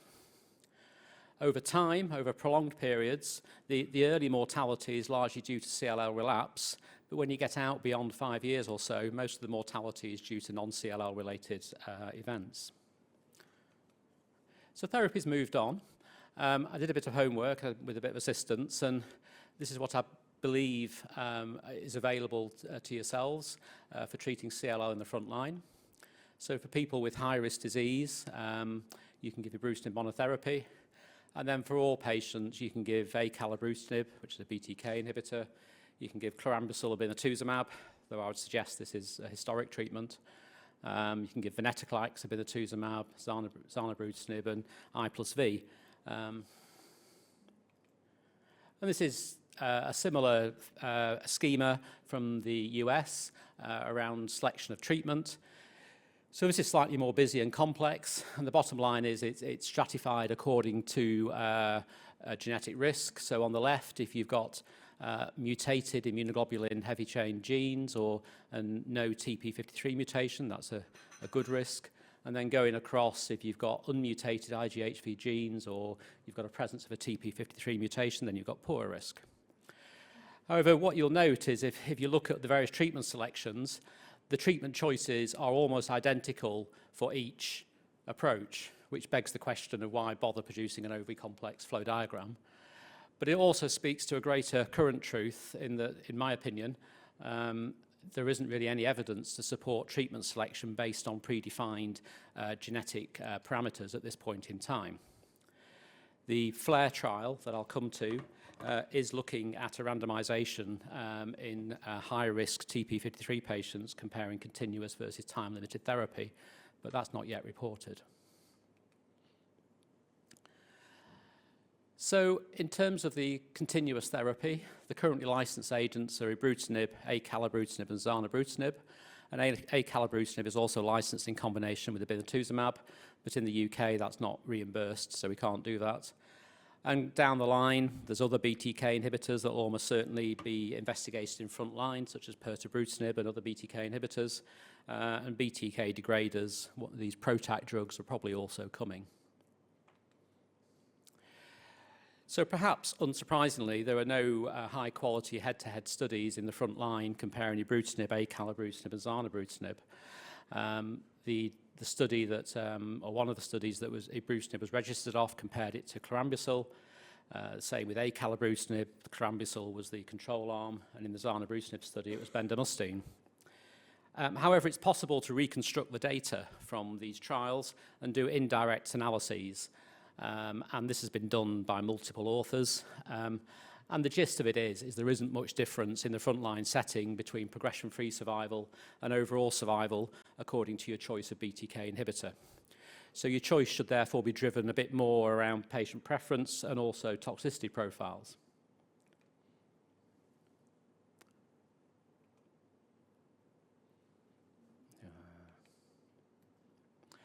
So this summarizes what's known about hypertension. So hypertension is probably a class effect of tyrosine kinase inhibitors. We've heard a bit about cardiovascular risk factors with CML therapies. And when I talk to my sort of cardiology and primary care colleagues, they sort of tell me that hypertension, cardiovascular morbidity, it's a generic thing with all these targeted agents that we use and the oncologists use. So in this analysis, ibrutinib, so it's a pooled analysis of various trials. So ibrutinib was associated with emergent hypertension in 18% of patients and worsening hypertension in a similar number. And the risk of hypertension is lower, but not zero, with the newer agents. And you could produce a similar sort of chart for atrial fibrillation. So the risk of atrial fibrillation with ibrutinib, I don't know, maybe 5 to 10% and substantially less. So the driver towards BTK selection choice in the front line, I would suggest, is more around toxicity profiling, and hence the sort of preference for acalabrutinib and zanubrutinib.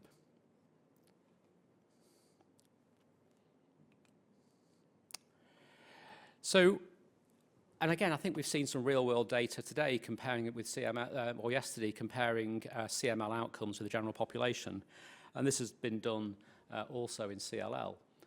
So on the left, you'll see an analysis of people with CLL treated with ibrutinib in a variety of settings compared to the age-matched US population. And you'll see that the curves are superimposable, meaning that in that analysis, if you've got CLL and you're treated with ibrutinib, your survival is very similar to that of age-matched controls. And on the right is the same thing done with the Italian population. So there you'll see the survival in the Italian population possibly better. You conclude what you want with that compared to the Americans. And for acalabrutinib and obinutuzumab, the survival is similar. And for acalabrutinib and ibrutinib, the survival is slightly less than, but not far off the survival for the Italian population. So this again, I would suggest, is very encouraging. It means that if you treat your patients with a continuous BTK inhibitor, their survival outcome is likely to be excellent. So Tom Cruise is very pleased with that. So Tom Cruise thinks this is becoming mission possible rather than mission impossible.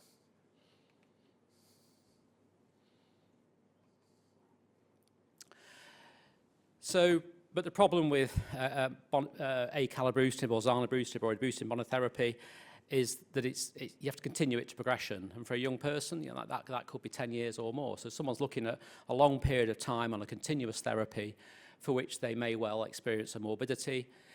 If say, you have a youngish person on continuous acalabrutinib or zanubrutinib and they develop hypertension and that hypertension is hard to control, there's going to be a potential morbidity with that.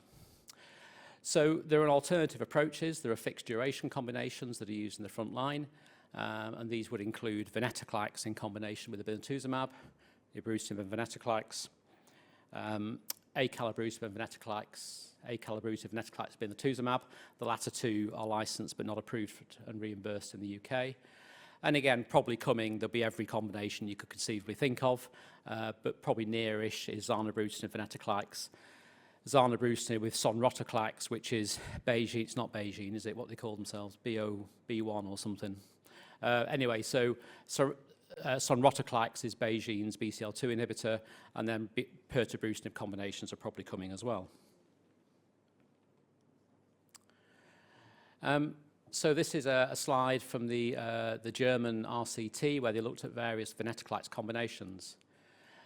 So venetoclax combined with obinutuzumab, with or without ibrutinib, again associated with excellent outcomes. If you have in the trial, if you had that treatment, you've got almost a 9 in 10 chance of still being in remission after 5 years. And the outcomes are inferior with chemo and with venetoclax rituximab.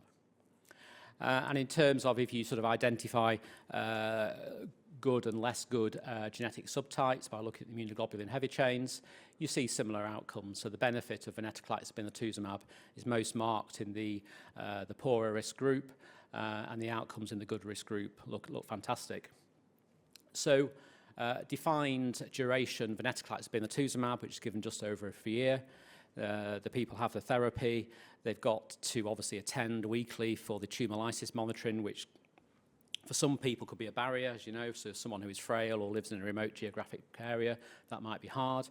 But once you get through the tumor lysis escalation, the rest of the therapy is fairly straightforward, and people can have many years of being free from treatment. And we manage the tumor lysis escalation now as an outpatient. We used to admit people for fluids and raspuricase in high-risk groups. That generally created more problems than it solved. We had all sorts of problems with people not being managed consistently on the ward. So we've moved wholly to an outpatient approach, and for the high-risk people, we give the fluids and raspuricase in the day unit and then do the monitoring as an outpatient. And as long as you warn people, as long as you tell people, look, you're going to spend a lot of time here for 5 weeks, bring a book, bring a sandwich or something, then generally they seem to accept that. So another fixed duration combination is ibrutinib and venetoclax combined. This is all oral. So the ibrutinib is given for 3 months, and then the venetoclax is added, and you continue both together for about a year. So this is currently, in my practice, our preferred approach. It's all oral. You haven't got to enter negotiations with your chemotherapy treatment room about scheduling of the obinutuzumab. You haven't got to deal with infusional reactions. But delivery of this is predicated on someone having minimal or low risk for cardiovascular disease. And this is a phase 2 study. And in this phase 2 study, as you get with phase 2 studies. At 2 years, virtually nobody had progressed on therapy, and the CR rate was more than 50%. So again, this is excellent.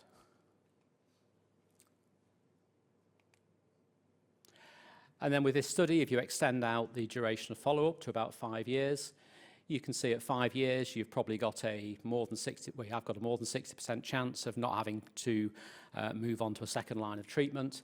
And the overall survival is 97% in this phase 2 study, which again is excellent.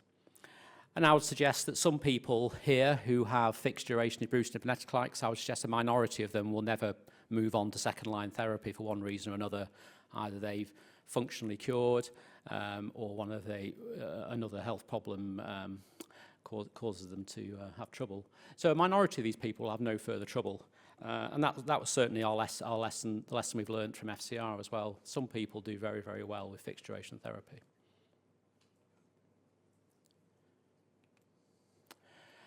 So what about another combination that's licensed but not yet approved in the UK? So this is a combination of acalabrutinib and venetoclax. So on the left there's acalabrutinib venetoclax compared with acalabrutinib venetoclax and obinutuzumab combined with chemo.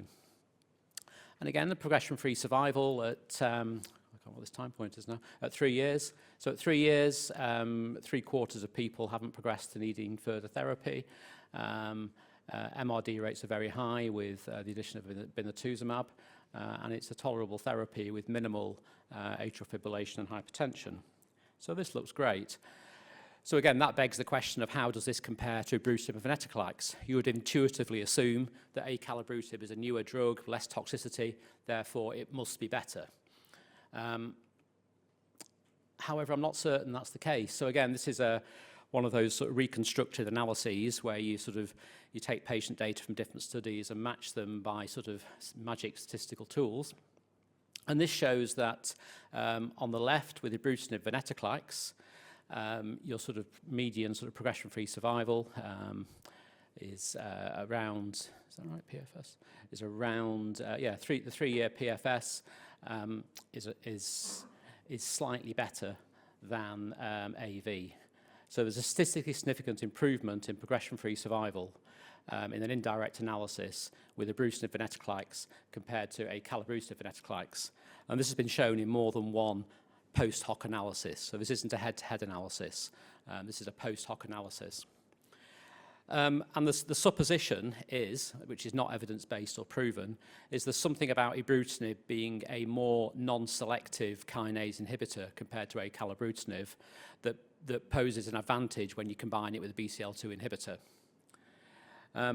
So at the moment, I would suggest that ibrutinib venetoclax probably remains the standard of care. However, the toxicity profile would be slightly different. So if you had somebody that you were keen to avoid cardiovascular toxicities in, then the acalabrutinib venetoclax would be a perfectly good alternative.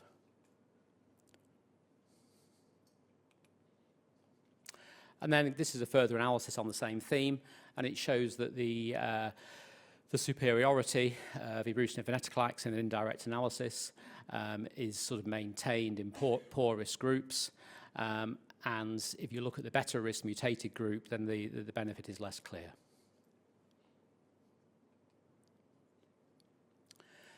So this is looking data from another defined duration regimen. So it's ibrutinib venetoclax with obinutuzumab, IVO, compared with venetoclax, obinutuzumab, and chemo. And again, in this study with sort of quite mature follow-up, the progression-free survival in people who've had ibrutinib venetoclax, obinutuzumab is around 80%. So fixed duration combinations can be highly effective.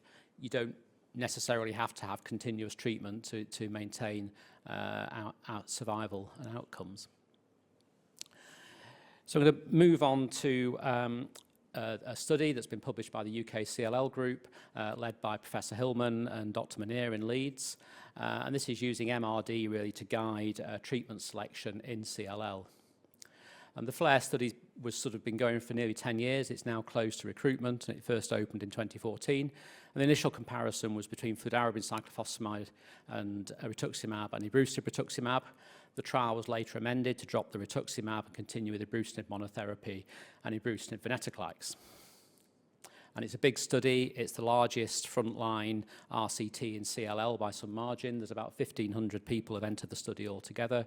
And there's also a high-risk group for TP53 mutated patients looking at ibrutinib versus defined duration ibrutinib venetoclax. And this will report soon. So within the study, FCR is given as normal, as is ibrutinib. Ibrutinib is given daily for a maximum of 6 years.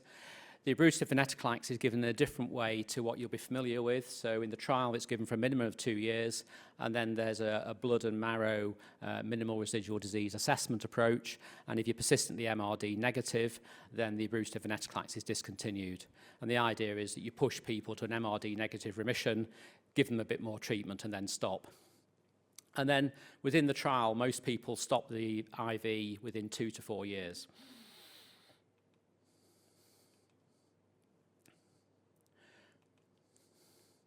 And the trial is, because it was using FCR as a control arm initially, it represents a younger, fitter population than many of us might experience in day-to-day practice, but there's still a lot of those people out there. So in terms of the outcomes, so the MRD monitored ibrutinib and venetoclax arm, at 5 years, the progression-free survival is in excess of 90%. With ibrutinib, it's around 80, and for FCR, as you can see, it's inferior at 50%. And I plus V with MRD monitoring reduces the risk of progression or death by 87% compared to FCR, and compared to ibrutinib by 71%. So this is an excellent result that the team in Leeds have delivered. And if you look at overall survival in the I plus V arm, it's in excess of 90%, and is statistically significantly superior to both other arms. So this is an overall survival advantage for this approach.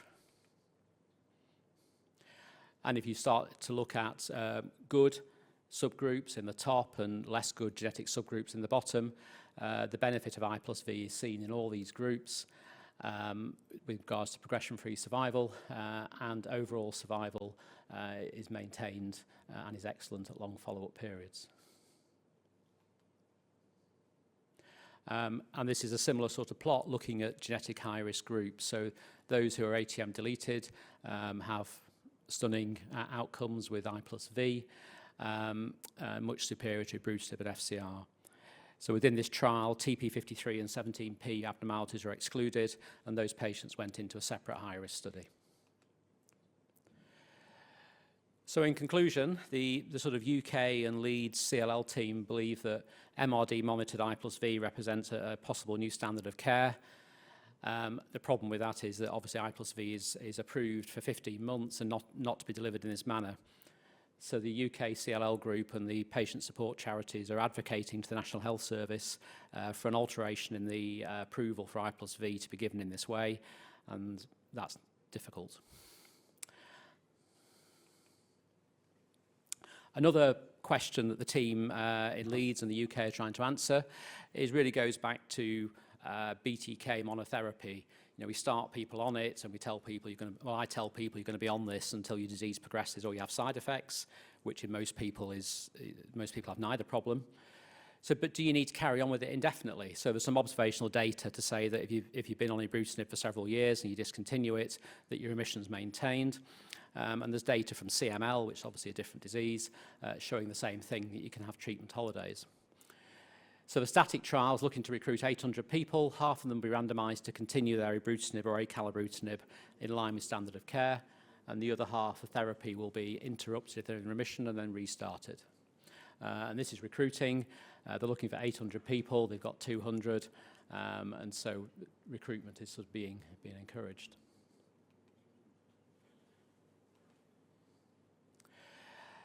So how to decide? So there's lots of really good treatment options, and it's sort of a bounty of riches. So how do you decide whether to give someone a continuous treatment with a BTK inhibitor or fixed duration therapy? Well, there's an element of patient choice. You know, what would they like? But we steer people towards a fixed duration therapy because time limited. They may have many years of treatment free when they can live their life, not think about having to take a tablet every day, not develop emergent cardiovascular problems. for people whom attendance for delivery of the venetoclax is difficult, we offer them a monotherapy with usually zanubrutinib. So in conclusion, I think many patients are currently functionally cured. So I would suggest that an older person who is on daily zanubrutinib and has normal blood count and is living their life, I would suggest that is a cure. I don't believe cure necessarily is predicated on whether or not you have to take a tablet. I believe that time-limited venetoclax therapies are highly effective, and an MRD-directed approach, I think, may further improve outcomes if we can get it funded and approved. So Tom thinks that's great. Thank you.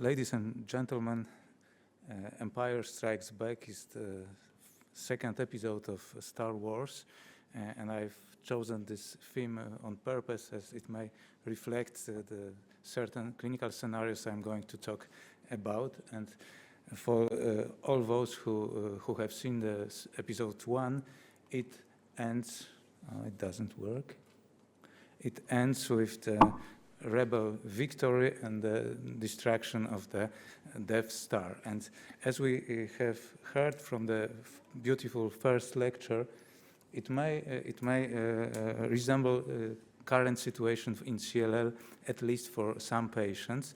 So we have two targeted therapies, BTK inhibitors and BCL2 inhibitors. They will be given one after another. And seeing and knowing that the age of diagnosis, median age is around 70, and knowing that the results of the pivotal studies, we may assume that for many patients, these two therapies or even one will control the disease for life. But it is not the case of younger patients or those with high risk. So some bright young doctors from Bydgoszcz may think that they conquered the Death Star of CLL, and they will be partly true, but there are clinical scenarios where it couldn't be further from the truth. And one of these scenarios is a double refractory CLL. So here both the definition and the epidemiology is uncertain. It is quite a new entity. So basically, patients who received two targeted therapies and progressed are double exposed patients. And among these patients, there will be patients who failed two therapies while being treated. And this will be double refractory patients. And we know from recent studies, the one I am showing, it's from Dana-Farber, published a few months ago, that those patients have very poor survival. So even here in Dana-Farber, they were treated in pirtobrutinib with CAR T-cell therapies, many of them, and the survival is 2.2 years as compared to non-rich in double exposed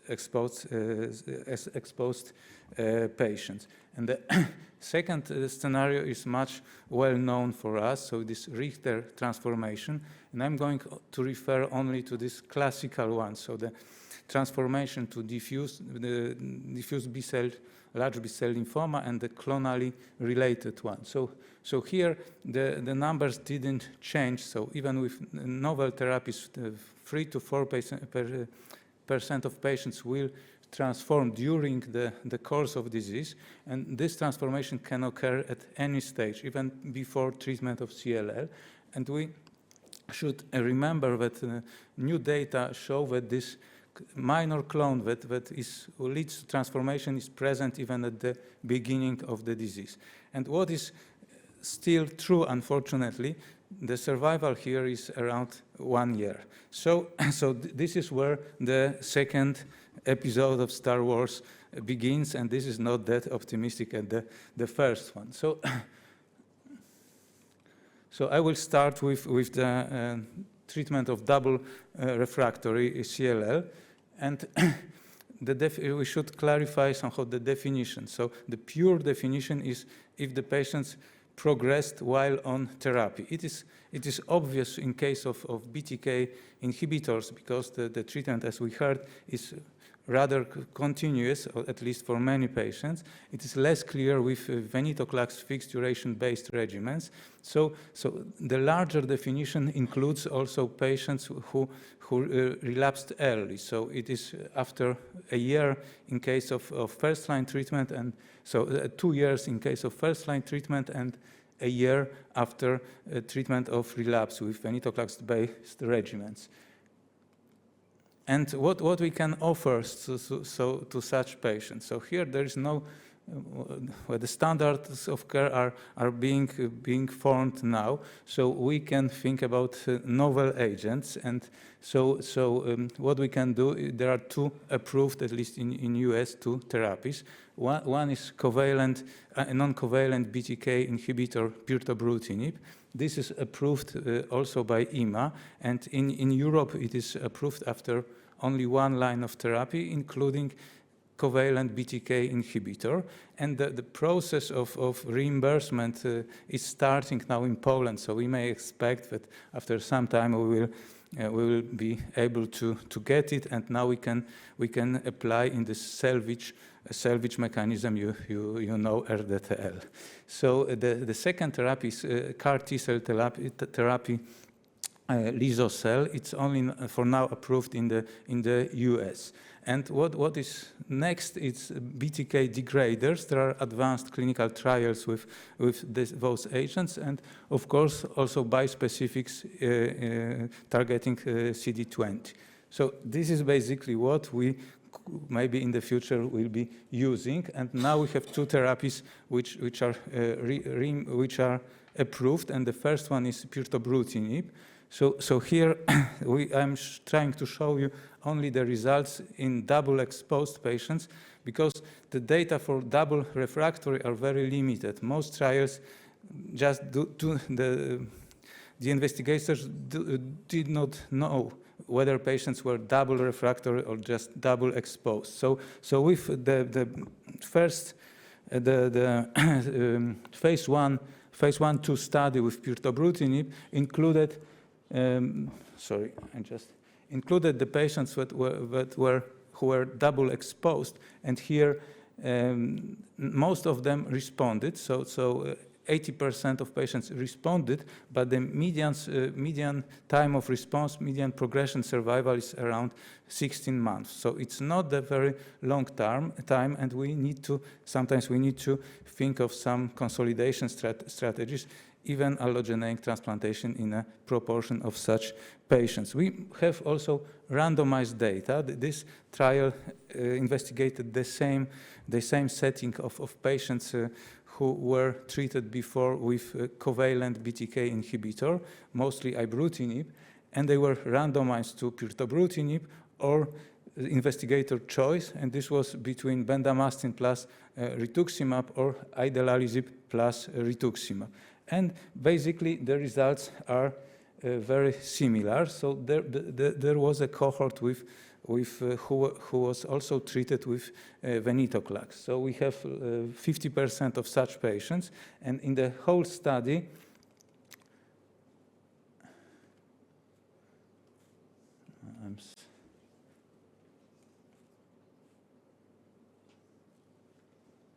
so Empire stroke back.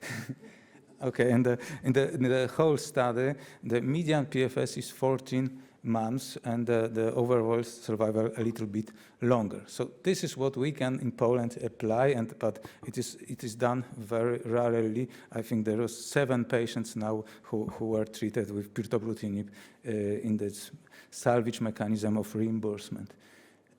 So some of them, so knowing that some patients are young and the responses will be of short duration, we need to think also about allografting, and this is controversial. So we know from the new era that allogeneic transplantation in patients treated in targeted agents is feasible, and the results may be a little bit better than after chemoimmunotherapy, but it will be a rare situation because many patients are elderly. So, but this is, we should consider this also. And what if patient is resistant to pirtobrutinib, or we know he or she will be resistant? So we can screen, we can sequence BTK.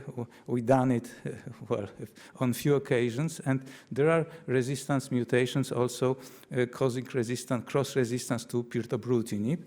And mutations of BTK divide into gatekeeper mutations and those causing the dead kinase. And there are two mutations like that can be selected by second-generation BTK inhibitors like acalabrutinib. It sometimes leads to T474I mutation, and treatment with zanubrutinib may lead to L582W mutation. This mutation cause cross-resistance also to pirtobrutinib. So if we know that, maybe the treatment with pirtobrutinib is not the best choice. So what we can do apart of pirtobrutinib, of course, there is always a clinical trial which should be prioritized. And what can be in this clinical trial? So there is another non-covalent BTK inhibitor, probably a little bit less potent than pirtobrutinib, so nemtabrutinib.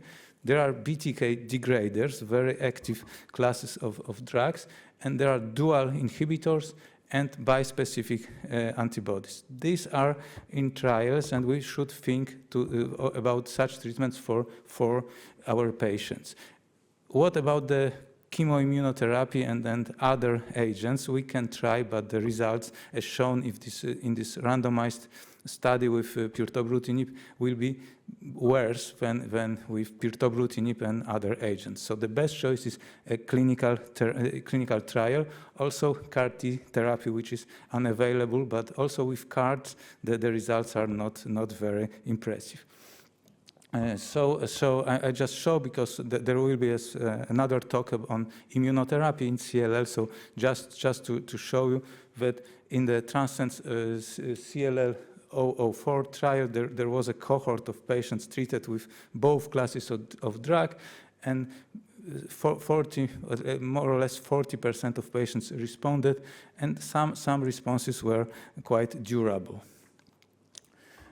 So what we can look for as for trials, so I already stated it should be BTK degrader or dual inhibitor or a bispecific antibody. So the clinical trials is always here the best choice, and this is an algorithm proposed by American colleagues. It is just a suggestion. So we should consider either pirtobrutinib. Of course, we assume it is available.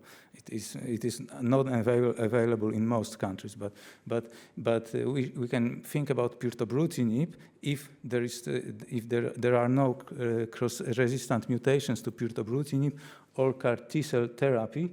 And then we can think about consolidation in some selected cases, consolidation with allogeneic stem cell transplantation. We've done it once, and the patient relapsed, and now we'll try to treat her with bispecific antibody as off-label indication. So the second topic is much well known, is the Richter transformation. So here we know this is, as I showed you, the minor clone can be seen with deep sequencing even at the beginning of CLL. And currently there are five pathways leading to this transformation. Three of them involving involving TP53 aberration, and they are linked to the worse survival. So these are Polish data, and here it's a publication from last year by Anita Sośnia and colleagues on our cohort of 134 patients with Richter transformation during the last 10 years. And I'm sorry, this is not the slide because it's not very comfortable position. Sorry, this prognostic factors. So we know that, as I explained, TP53 aberrations are always connected to the very poor outcome. This clonal relatedness. So some, maybe 15% of diffuse B-cell lymphoma in CLL patients are not clonally related to CLL.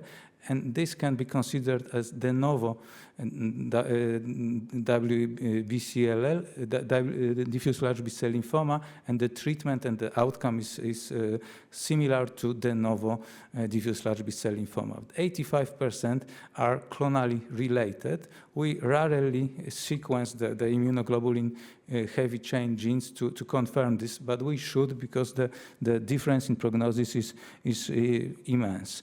And prior treatment for CLL also worsened the prognosis in Richter transformation. So these are Polish guidelines, but they are quite similar to the international guidelines. So there is somehow the standard of care is R-CHOP in patients who can tolerate this, but it is very poor standard of care. So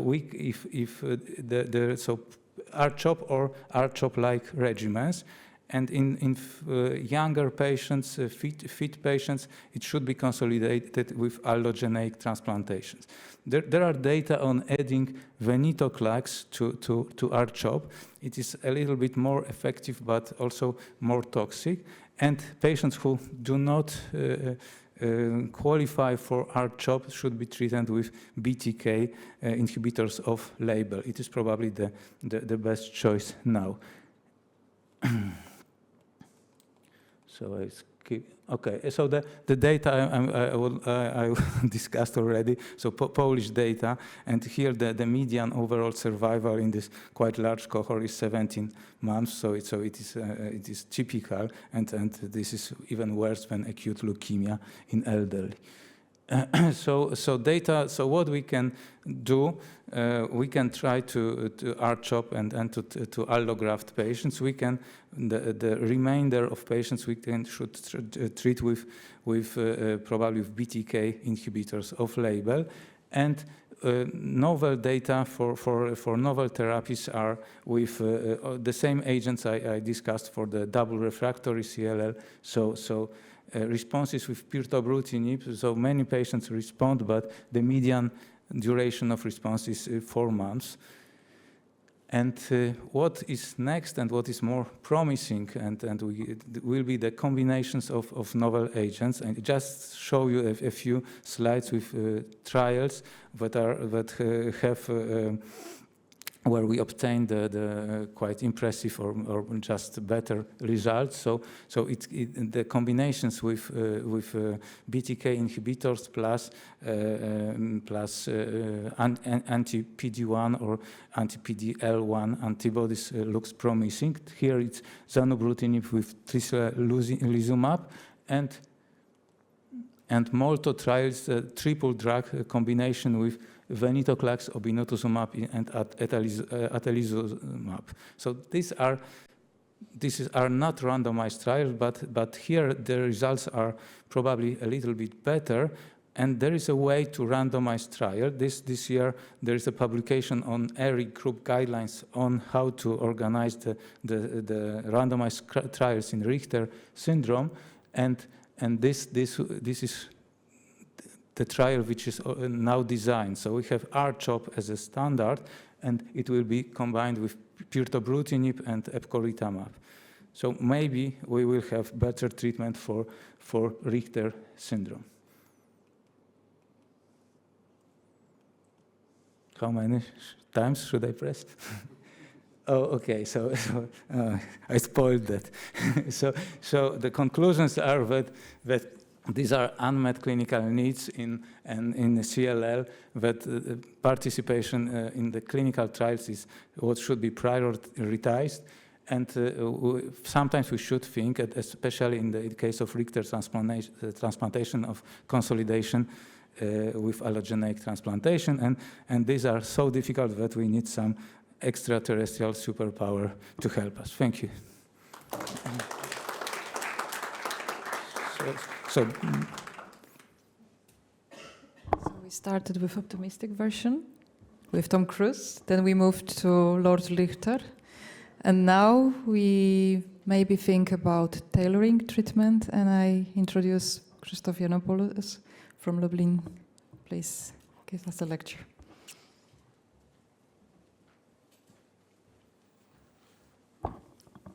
Thank you. So after two inspiring, perfect lectures based on movies, I will bring you to this secret garden of leukemia, but I will start with something that is in this garden, I mean diagnostic lab. So I think that is very important to understand how to interpret those data once you think about choosing the optimal treatment. So the outfit, what we could think about CLL will be done once you have the complete characteristics of CLL. And we are not discussing whether those diagnostic tests are something that might be done. This is obligatory, that should be done. It is a standard of characterization of patients, but the question might be when to start those diagnoses. So typically in Poland we introduced molecular and genetic tests before starting therapy. But nowadays I think it's better to think at the diagnosis. This prognostication is not only the information that we need as a doctors, but our patients will need it. So I think at the time of diagnosis, you need at least the most important clinical parameters in terms of prognostication. And some of them are listed here. The most important are IGHV mutational status, TP53 mutation, as well as deletion 17p. Those important parameters are, of course, necessary to calculate CLL prognostic index. If you do not have those data, you cannot calculate this. So starting with mutational status analysis, you see the score is of 2, but the most important thing is, of course, deletion 17p or TP53 mutation. It is not very new because it is almost quarter of century from the data of Professor Donner and colleagues from University of Ulm, where he proved that deletion 17p is linked to very bad prognosis. On the opposite, you see the patients that have sole 13q deletion, but there are some other intermediate groups, and here you see the normal. So no chromosomal abnormalities, but is the second the worst. I would like that you remember this picture, this Kaplan-Meier curves of Professor Donner classification, because I hope that we will solve this, why it is not so good to have normal karyotype when you are diagnosed for chronic lymphocytic leukemia. TP53 later on, but now deletion 17p, since it is quite easily characterized in our laboratories using FISH methodology. And you can see that the numbers of cells with deletion are of prognostic value, both in terms of time to first treatment, but also it could be calculated as an important parameter for overall survival. Next, I think that is very important. Next 8 years, starting from 2000, Thorsten Zenz data, you can see that here we have clearly patients with normal karyotype, but no TP53 mutation. So no deletion, no mutation. Here, you might have patients with normal karyotype, but still those patients have abrogated TP53 function as a TP53 mutation. And the prognosis of those patients might be quite similar for those with deletion 17p. So it is important to think about two of these diagnostic texts, one FISH analysis for 17p deletion and mutational analysis. Mostly in Poland, we started with Sanger sequencing, but now we introduce NGS, and later on I will discuss also these advantages of this new technology. What's the clinical consequence and potential scenarios of deletion 17p and TP53 mutations? So in 80% of patients, you have both mutation and deletion 17p. So once you diagnose deletion, possibly most of those patients will, on the second allele, have a gene that is mutated, so totally no function of TP53. In some cases, you might have scenario like in solid cancer, so you have UPD, so uniparental disomy, so two subclones of genes are from the same, from one parent. So if you have mutation, you have two genes that are mutated, so clearly no function, and clinical consequence will be the same as here, so one gene that is mutated. And here you have a mutation of TP53 with no deletion 17p, so this is, let's say, this intermediate group. So one more time, you need both tests to analyze both of these scenarios that might be of clinical relevance later on this. Okay. And here, something that comes last year, so it is NGS technology to analyze mutation of TP53. Here you have Sanger positive samples, but if you apply more sensitive machinery of NGS, you can detect more. So you can detect patients that have subclonal TP53 mutation, and this proportion varies on the technology of NGS that is utilized in laboratory. One more time, if we analyze in general TP53 mutation, irrespective whether it was analyzed by Sanger sequencing of NGS, these scenarios are pretty similar. So the best results in terms of overall survival later on, but here for PFS, for those who have no TP53 mutation and no deletion of 17p, and all other have inferior outcome, especially those with deletion 17p. So it seems that deletion 17p negative prognosis might be superior if you analyze this with regard to TP53 mutations. Later on this, but here, why it is so important. So here, a little bit of the data from laboratory. So here you have results from deletion 17p, here for TP53 mutations. We start with FISH analysis. Here you have positive samples, so possibly it is not necessary for you to perform another test, but later I will show you that maybe it is of importance, especially those patients who still might have mutation. Here, results clearly negative, so patients with no deletion 17p, you see that clonal mutation is present in most of them, but in a proportion of almost 30%, you have subclonal mutation of TP53. And finally, this tiny proportion of patients who are only positive for deletion 17p with no TP53 mutation. Here, data from University of Ulm that were summarized last year during EHA meeting is the biggest study of TP53 mutation landscape in CLL. So out of 10,000 patients included in all diagnostic procedures at the University of Ulm, they identify 1,300 patients with TP53 mutation. They, of course, analyze subsequently deletion 17p status. As you can see, only half of them have clear deletion of 17p, but no deletion was still present in very high proportion of 43% of patients. Next, the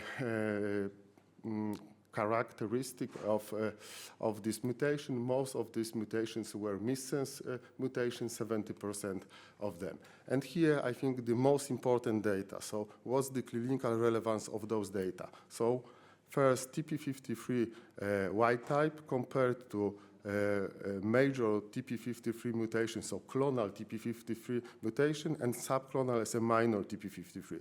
As you can see here, this data looks similar with no p-value less than 0.05, so not significantly, no significant difference between patients with no mutation and minor TP53 mutation. So it might be interpreted in the era of novel drugs, the minor TP53 mutations have no clinical value in terms of PFS. But if we analyze overall survival data, which is important because for overall survival data, you have patients also who were treated with immunochemotherapy, which we know that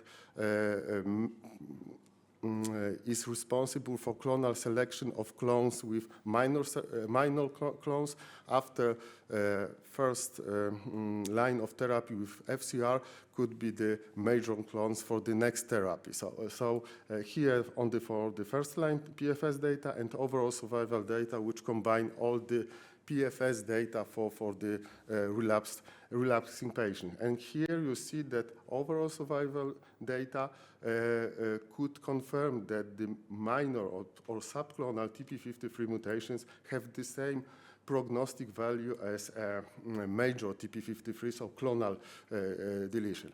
A little bit difficult in terms of interpretation of PFS and overall survival data, but at least we try to discuss this in this manner.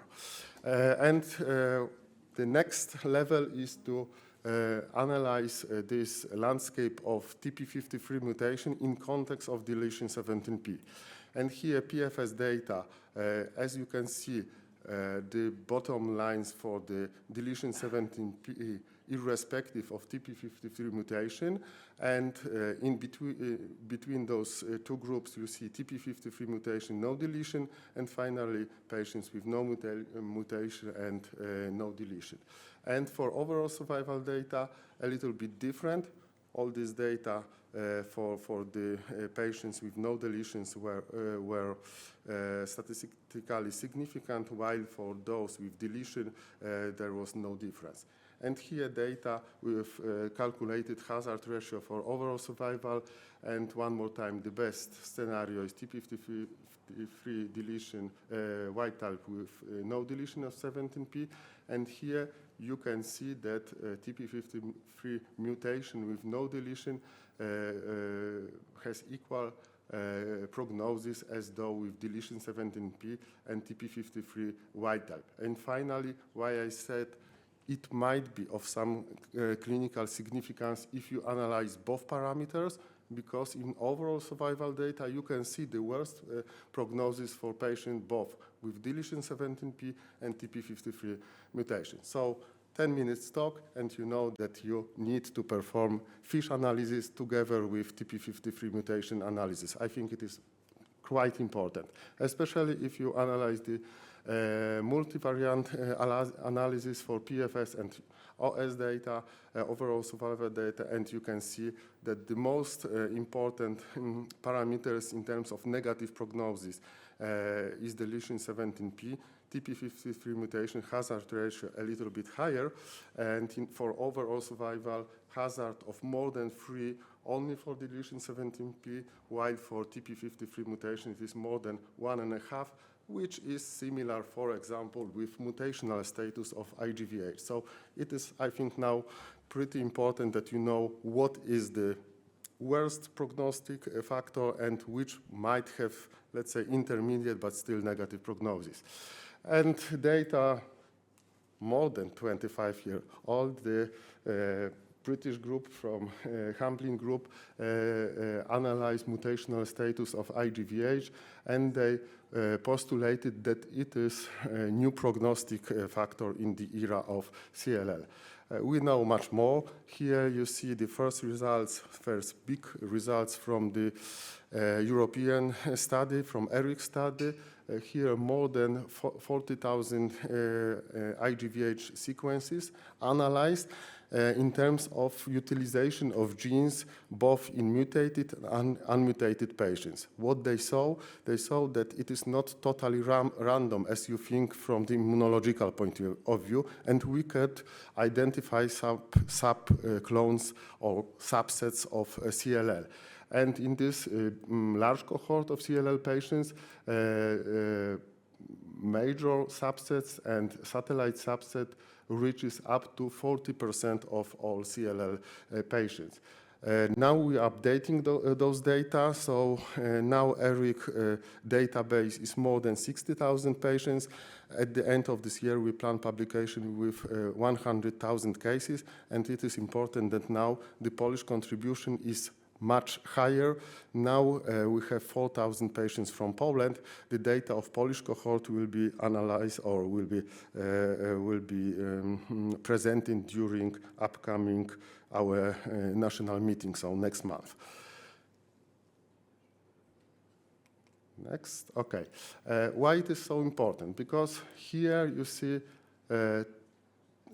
typical analysis for unmutated CLL and mutated CLL cases, clear distinction between good prognosis and bad prognosis. But if you analyze patients in subsets, you can see that patients subset 4 is of good prognostic value, while patients in subset 1 of 2 are as worse as unmutated CLL patients. And for example, in subset 2, you have mutated patients that utilize genes 321, which have similar bad prognosis as patients with deletion 17p. So I think the next step, once you have results of IGVH mutational status, is to identify subsets, because really, it is not only the mutational status, but also subset that brings prognostic value.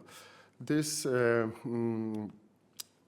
algorithm you already saw may be a little bit differently displayed, but I would like to point that both these parameters might help you to drive your clinical decision. Of course, all options are good, but some clinical options are better, I would say. So, for example, if patients prefer to be treated in a fixed duration therapy regimen, obinutuzumab plus venetoclax or IV schema, the mostly patients with favorable genotype, I would say, because both cytogenetic data and molecular data you need. On the other hand, if you have patients with presence of 17p deletion, you know that this is connected to very bad prognosis, and here continuous treatment utilizing BTK inhibitors, mainly second generation, so acalabrutinib or zanubrutinib, are of the best results published in registration trial, while ibrutinib, which is first generation BTK inhibitor, because of this toxicity profile, is the second option together with IV or obinutuzumab plus venetoclax. And just to come to some clinical conclusion, now I would like to put some clinical data of recent clinical trials in context of the mutational status. So in terms of IGVH mutational status, you can clearly see that it still remains of prognostic significance. These are the data for CLL 13 clinical trials that were summarized as a final analysis during this year EHA meeting. Of course, the clear winner is triplet therapy with ibrutinib given together with obinutuzumab plus venetoclax, but it is in Polish reality registration trial for obinutuzumab plus venetoclax doublet, which clearly in mutated IGVH patients have the much better data as compared to those with unmutated IGVH.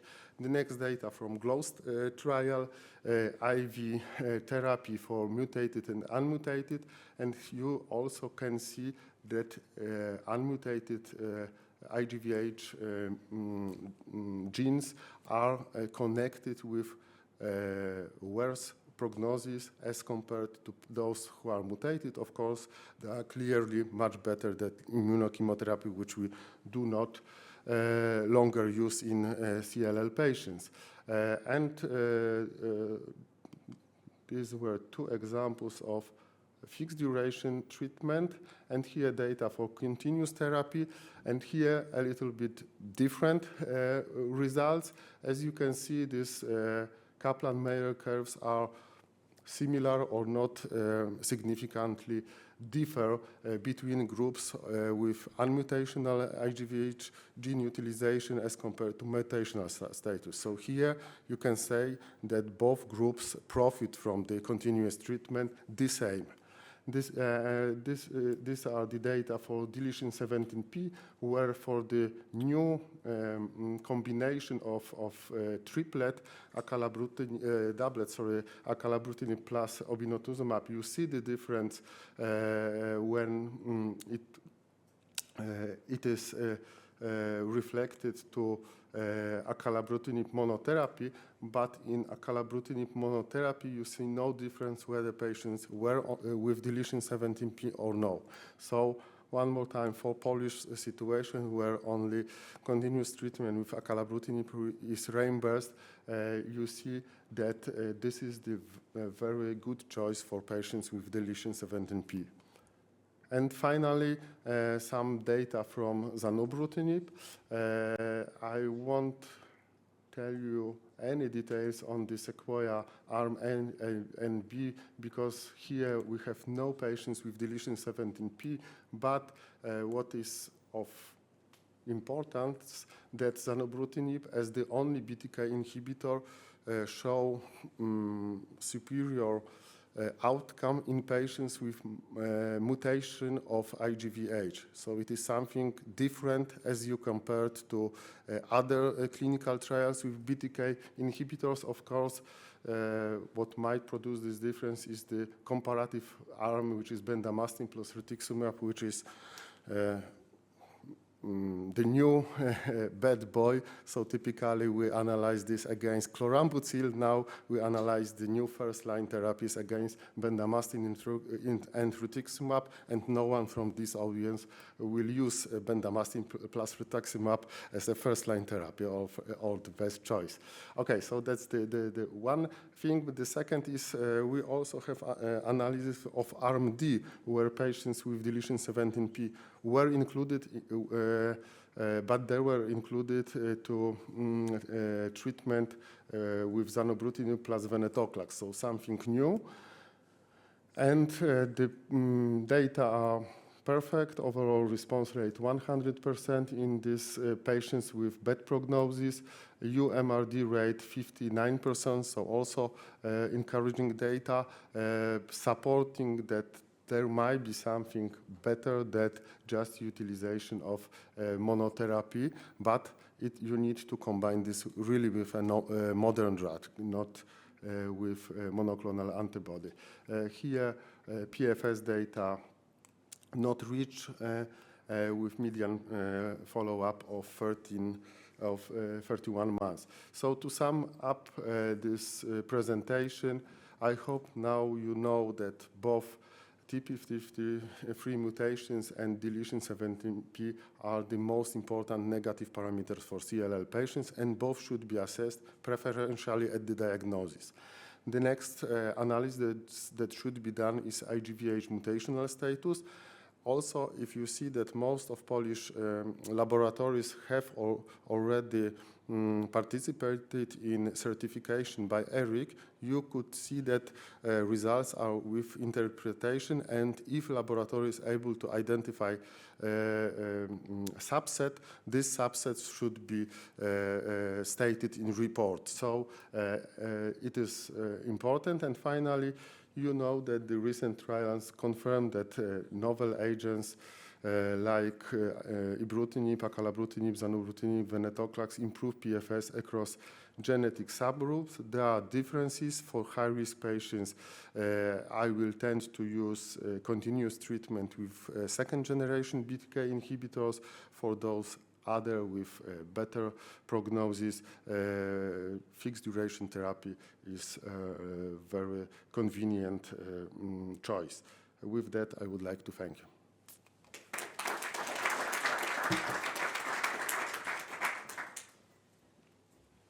Okay, so what's about the future? Do we have any place for immunotherapy? And Professor Tomasz Wróbel from Wrocław, please. Good afternoon. First of all, I would like to thank the organizers and especially Marta for inviting me. I must say that I missed her still. It's a huge loss for Wrocław, but a big gain for Bydgoszcz. And this conference is a proof that with her energy and dedication, hematology in Bydgoszcz will develop very quickly. So my title of my topic is Edge of Tomorrow. We are going to discuss this title later on, but I will focus on CAR T cells and bispecific antibodies. Okay, next slide. So we already know that over the last decade, we witnessed the remarkable progress in the treatment of chronic lymphocytic leukemia. And prognosis for the patient with the introduction of the new drugs, BTK inhibitors, BCL2 inhibitors, and anti-CD20 antibodies, the prognosis of the patient is much better than with chemoimmunotherapy. Nevertheless, CLL remains an incurable disease, despite our first lecture. At least for some patients with adverse cytogenetics, we can expect that those patients will progress.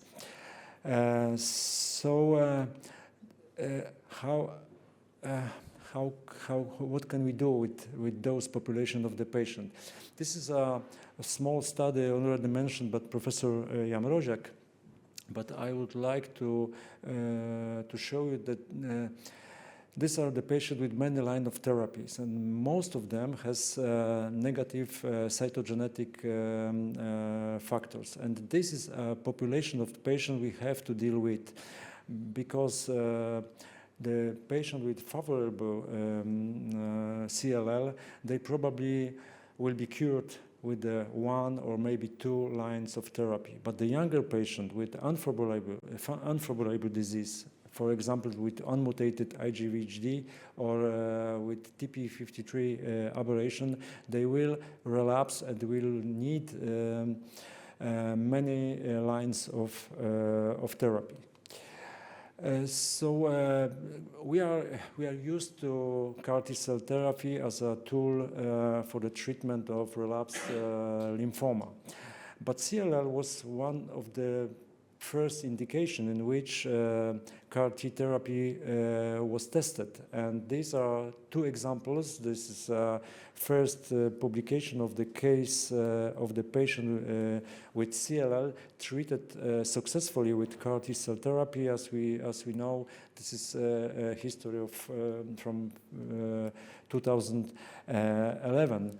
Then we have another example of two patients with sustained remission after 10 years of observation and persistent CAR T cells in peripheral blood.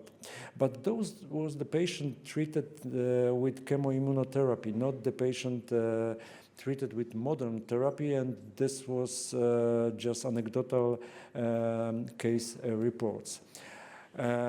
More data come from University of Pennsylvania, and those data was presented during last ASH meeting. And here we have a landmark analysis of the two group of patients treated with CAR T-cell therapy as a monotherapy or in combination with ibrutinib. And these are a result of the patient who achieve at least partial remission at 1 year. So as we see here, the progression-free survival, we see that those patients perform very well, and the relapse rate is rather low. So this is a proof of concept that CAR-T therapy in CLL may be a curative approach.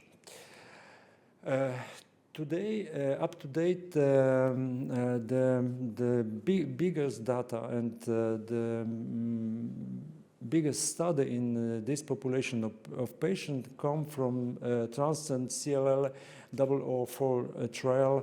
Professor Jamroziak already mentioned in this busy slide. I will show some key information concerning this trial. So, first of all, the median age of patients is 64, so this is rather a younger patient, not very elderly patient.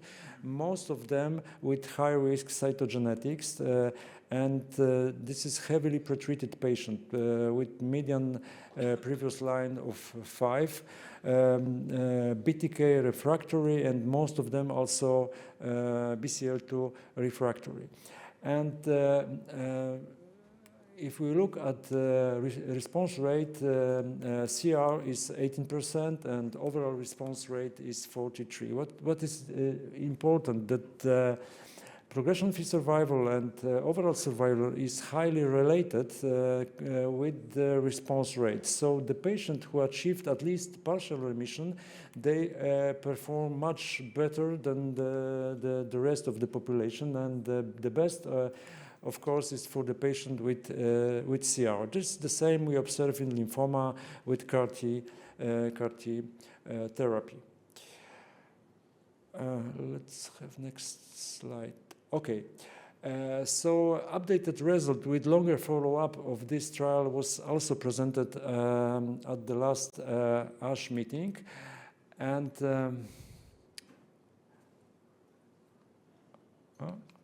okay. But what is important here?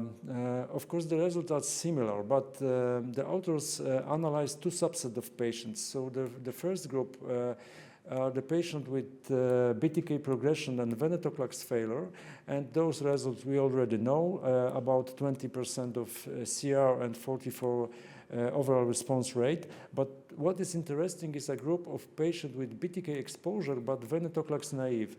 In this group of patients, the overall response rate is much higher, is more than 60%, which suggests that maybe CAR-T therapy should be used in the earliest stage, in the earlier sequence of therapy.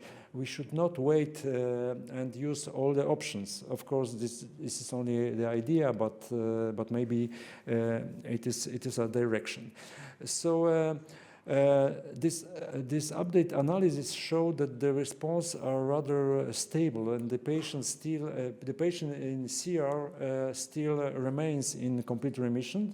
The progression-free survival of patient in PR is more than 2 years. So this is very optimistic. However, we should remember that this is a minority of patients. And of course, we should not forget about the toxicity related with CAR T-cell therapy. So CRS 85% with 8% of patients with grade 3 CRS. Then neurological toxicity in almost half of the patient, and high percentage of grade 3 or 4, it's together 19%. Then, of course, infections in 18% and hematological toxicity. So this is a relatively toxic therapy. Okay. Nevertheless, the positive results of Transform trial had led to the inclusion Lysocell to the NCCN guidelines for the patient with relapse of refractory disease after prior BTK and BCL2 containing regimens. Of course, this is still registered only in the US, not available in Europe. Another trial with another product led by Kite company with Brexucell. We are used to use Brexucell in mantle cell lymphoma or ALL. So this is a very early study with only with limited number of patients. It was only 15 patients in different cohorts, and efficacy of this was relatively modest with 7 response, only 1 complete remission and 6 partial response, mainly in the cohort with low tumor burden. And the CAR T-cell expansion was observed only in the cohort of low tumor burden. In terms of safety, it was in line with the previous study, so nothing unusual. How to improve the efficacy of CAR T-cell therapy? Of course, there is a lot of discussion about this T-cell fitness, maybe another therapeutic aim, but also there are some preclinical animal models show that maybe combination with ibrutinib may improve the outcome, may enhance fitness of CAR T cells. These are the animal model, but next cohort in the Transform 004 trial included patient for combination therapy with ibrutinib. And again, at the last ASH meeting, the data were presented. Okay. And again, very heavily pretreated population of patients with median prior lines of systemic therapy 5. So highly refractory with high risk cytogenetic, almost all patients was really hard to treat. And the results are remarkably high. If you look at the CR rate, is 45%, is twice as high as with CAR T-cell monotherapy. Overall response rate is 86% and a high rate of negativity of the MRD. So the result seems to be better than with Lysocell used as monotherapy. Here we have duration of response. So the response seems to be durable. No median response for CR patient, and for all responders is more than 40 months. And what is interesting that the toxicity seems to be reduced, because the CRS, of course, there is 80% of CRS, but grade 3 or 4 is much lower than with Lysocell as a monotherapy.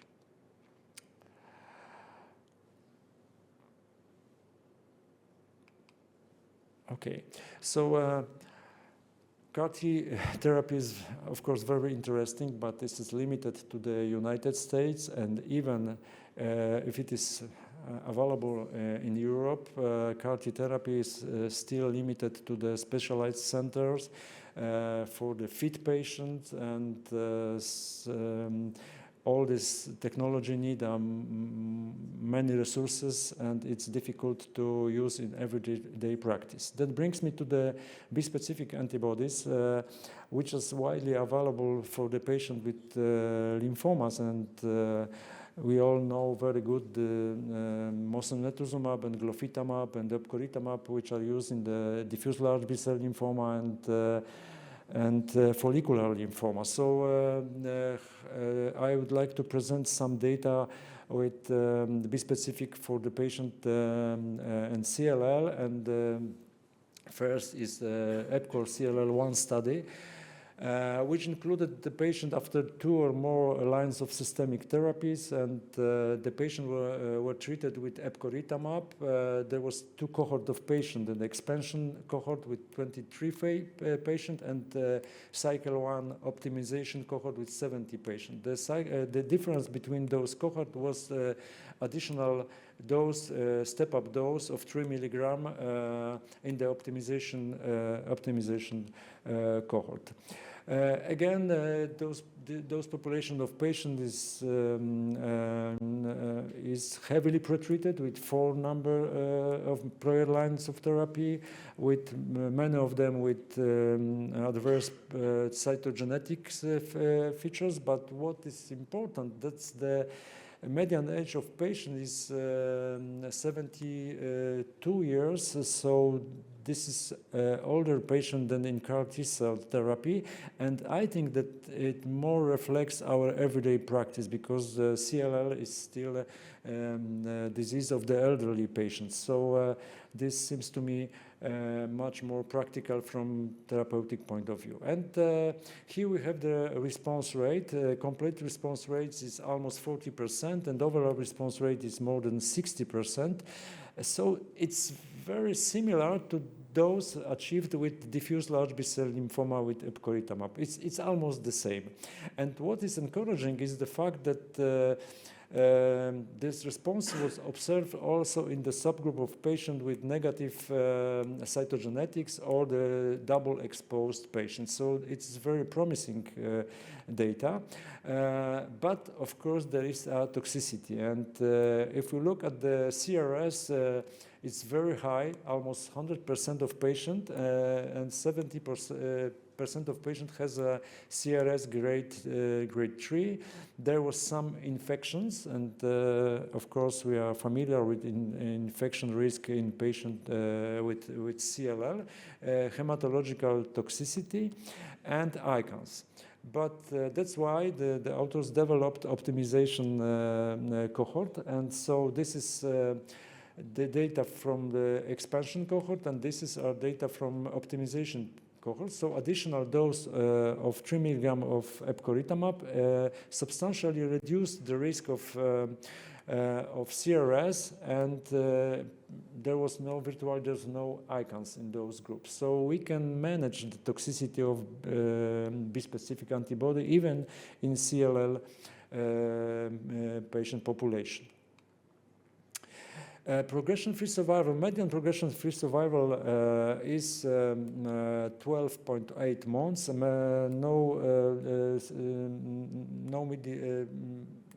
And for overall survival was 65% at 15 months. Well, again, it's in line, as even better with the patient when we compare to the patient with lymphoma. But of course, we would expect something better. So,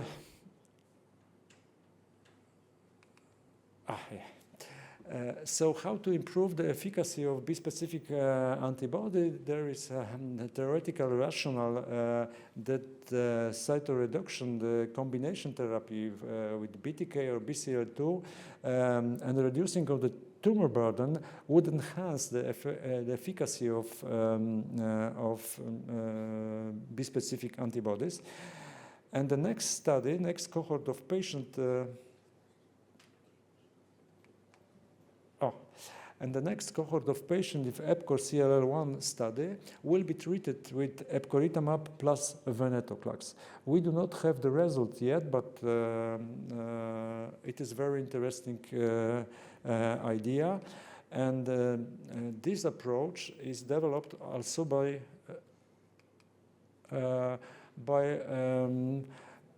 other companies, and here an example of trial with mosunetuzumab presented. The idea of the trial was presented at, this year at EHA Congress. So there are 3 arms. The study is ongoing, so there is no result yet. But monotherapy, combination with BTK inhibitor, or combination with venetoclax.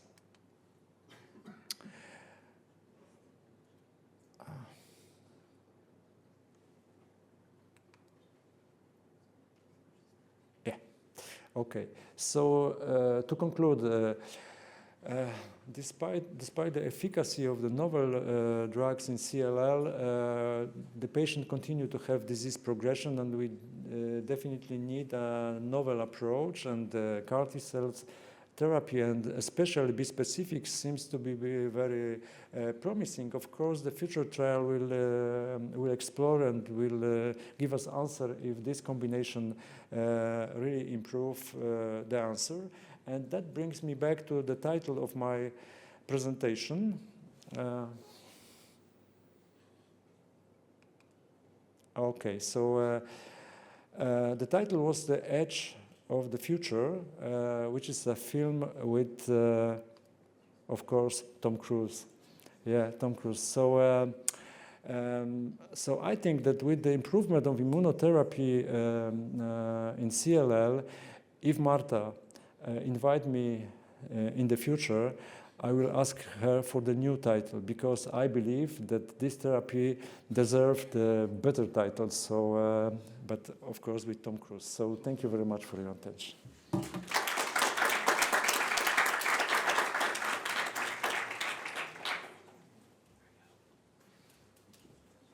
We've got the time for questions, so can I ask you to come here?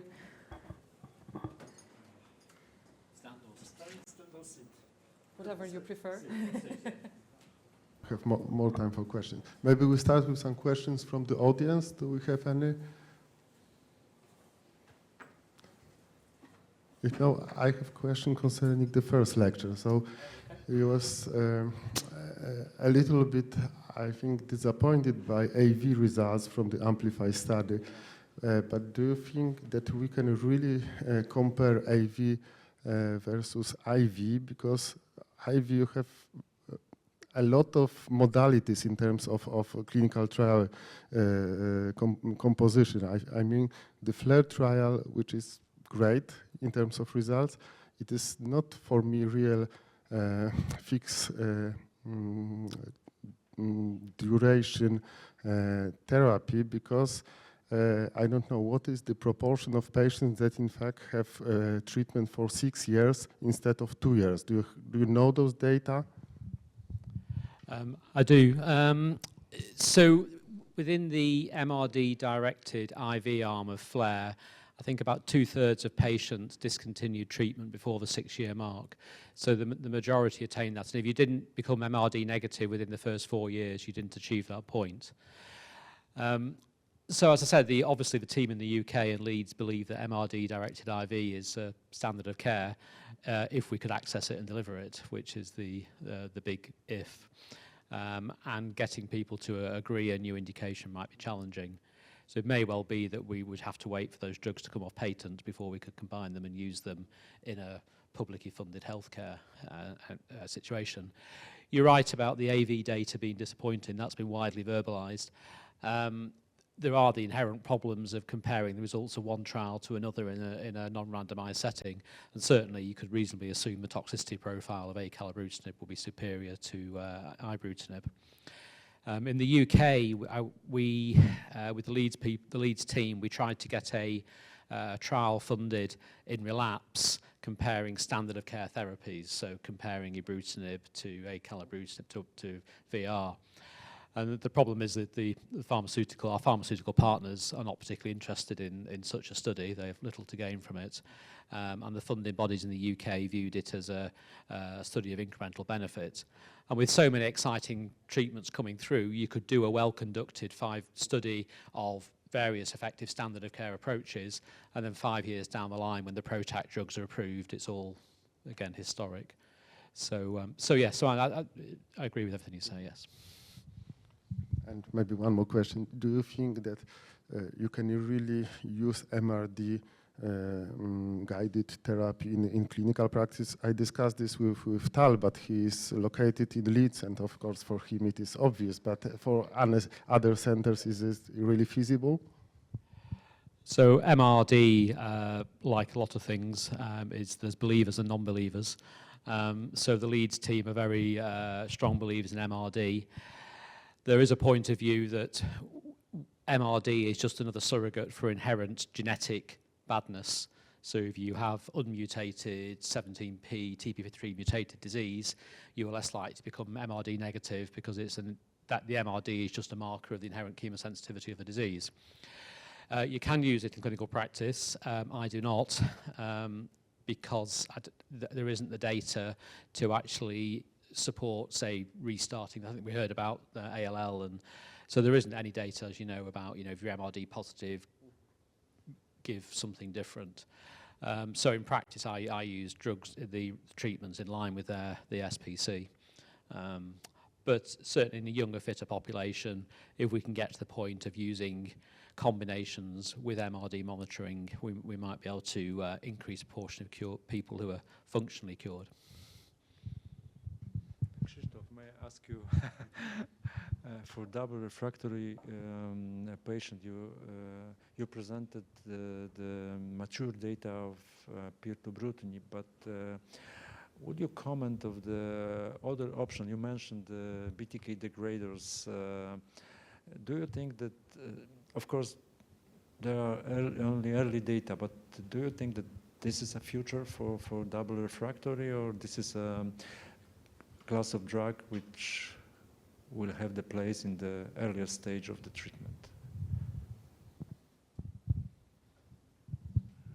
So it's difficult to say now, but I think the data look very promising, and probably I think the efficacy will be greater than of pirtobrutinib, because there is a mutational, but there will be also mutational resistance to degraders, but there's a lot of mutations on pirtobrutinib now. So I think, but for the patients who can tolerate that, I think the combination approaches will be really something that might change the prognosis. If I can just follow up the question with MRD, because we think in terms of MRD, we think about improving the outcomes, and I think that what is more important is to limit the treatment burden in those patients who are elderly and responding well. So this is the RESOLVE trial by Eric group, which will stop the therapy if the patient has undetectable MRD after 6 cycles of Ven-Obi or I+V. And if it's a standard risk patient, and it may be like for life, but even if we can predict the bad outcomes in some patients with MRD, we don't know what to do with such bad risk patients. So I think there is a place for MRD, not in thinking about the cure, but to tailor really the amount of treatment. You mentioned there are technical issues. I mean, we need specialized centers. It's not. Okay, we need specialized centers. It's difficult to have many centers measuring MRD in CLL patient. It's time consuming, it's not very cheap. So do you think that it's easy to implement widely? Maybe not easy, but I think most of Polish centers is able to do this, because in clinical trials we utilize 10 to -4 as far as I remember. So it is not as difficult as, for example, in myeloma, as Krzysztof also performed study in 6 centers, I think, to have the similar protocol for MRD assessment. I think in multiple myeloma it is much more difficult as compared to CLL, and also the compartment of disease in CLL, it is peripheral blood in most of clinical trials, as compared to bone marrow, which will be maybe difficult, I would say, and maybe not so ethic in this patient population. So we've talked a lot. Does anybody have any questions from the floor? Excellent.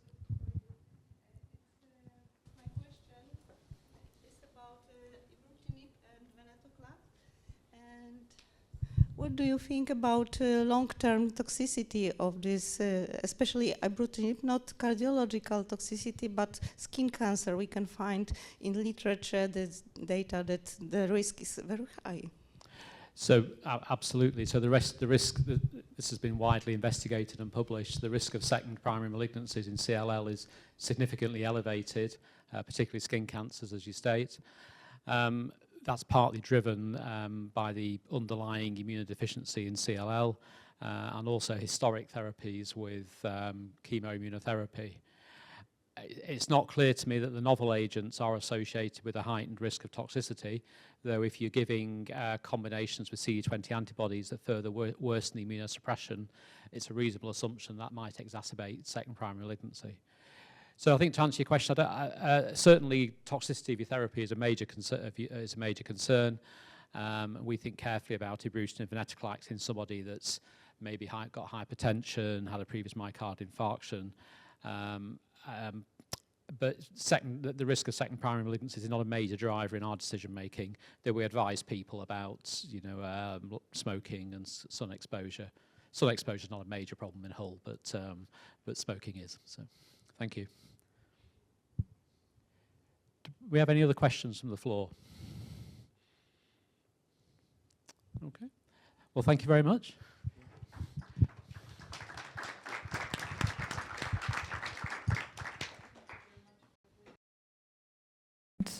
Now we've got 20 minutes for coffee, but please do return because we've got still 4 clinical cases that are really interesting. Thank you.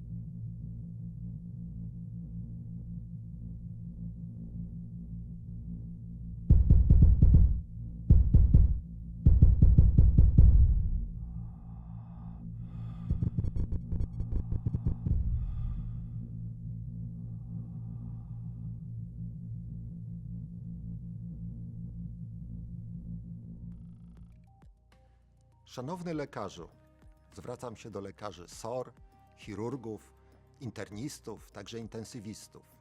Jeżeli twój pacjent ma rozległe, występujące nagle wynaczynienia podskórne krwi, zwłaszcza jeżeli jest to pacjent w podeszłym wieku, nadto wywiad osobisty oraz rodzinny skłonności do krwawień jest negatywny, a w badaniach laboratoryjnych stwierdzasz izolowane wydłużenie APTT, to może to być nabyta hemofilia A. W takiej sytuacji powinieneś jak najszybciej skonsultować się z hematologiem. Tylko szybkie potwierdzenie rozpoznania i wdrożenie właściwego leczenia będzie skuteczne w leczeniu chorego na nabytą hemofilię A. Rozpoznaj, skieruj do hematologa, uratuj ludzkie życie.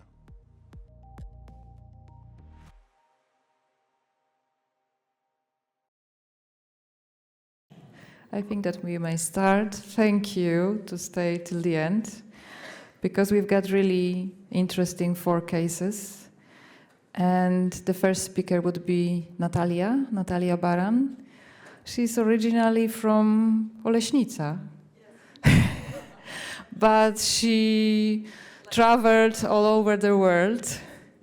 She was working in Germany, in United States, now she's in Switzerland, and today in Bydgoszcz. Natalia, please. Thank you, Marta, for the invitations and for the opportunity to share this kind of interesting case. I hope so for you. And I tried to be compliant with the task of, providing garden-like title. So I titled this presentation as A Blooming Mystery and Seeds of Change, the Transition of MDS to Leukemia while evaluating azacitidine-induced pneumonitis. And as Marta just mentioned, I am now in Bern, so please visit me. I think the scenery looks pretty nice. Okay, I will present you today a patient who is 70-year-old, male. And at that time, which is 2022, this patient was diagnosed with MDS EB1, transitioning to EB2. And you could here see this patient had actually negative history of family or environmental factors considering MDS. And in this blood count of him, you could see that mainly here's the pointer. He was basically mainly manifesting anemia and some thrombocytopenia. The leukocyte count was still okay, neutrophils were still okay, and basically those values were kind of ranging between 70 and 80 grams per liter for hemoglobin, and platelets were still okay, like around 190. We did full workup. We noticed the erythropoietin was elevated. Ferritin, as often by MDS patient, was also elevated. In the bone marrow smear film, we observed hypocellular bone marrow, significantly increased erythropoiesis, lots of dysplasia, increased myeloblasts, which was further confirmed in the histology. We had hypocellular bone marrow. We had 11% of CD34 positive cells. And in the molecular diagnostic, which is important, we observed variant of frequency of SSXL1 with 39%, also ranks 1 mutation and STAC2 mutation. So altogether, this patient was considered with IPSS-R score as an intermediate risk, with molecular IPSS-1 as very high. Karnowski was 90%, ECOG 0. So my question to you first is, what would be the recommended therapy for this patient? And we have AZA plus ven, especially if the patient is fit to achieve long-term remission, blue. Then we have ESAS, which is erythropoietin therapy, eventually with TPO agonist, especially if the patient is fit to achieve long-term remission. Then C, green, AZA monotherapy, especially if the patient is fit to achieve long-term remission. And D, we combine AZA plus ven, followed by allo stem cell transplantation, and that would be considered in high-risk cases. for instance, when we have SXL1, especially if the patient is fit to achieve long-term remission. So what is your answer? Excellent. I love it. So, however, in this patient, we started actually only with monotherapy AZA, and this is basically the scenario of Switzerland. For each drug, we have actually to get approval from insurance. And we actually discussed this case in the MDS Leukemia board, and we offered this patient to participate in enhanced clinical trial. And maybe you recall that was Ven-Aza plus magrolimab. And maybe that was good so that he didn't participate, as this clinical trial was in fact negative later on, turned out. And we also presented this patient in Basel, where most of the patients in Switzerland got allo stem cell transplantation, with the recommendation this patient should be enrolled for their allo transplant. However, there was no family donor available, as this patient had very old sister, and with that, basically, further donor search was initiated. Again, from the stem cell transplantation board, we also got recommendation we should start with AZA and venetoclax, as you choose the correct answer. And the patient was also evaluated with the HCT-CI score 1 with high risk, as he had beginning of the lung, so with lung problems and also polyarthritis.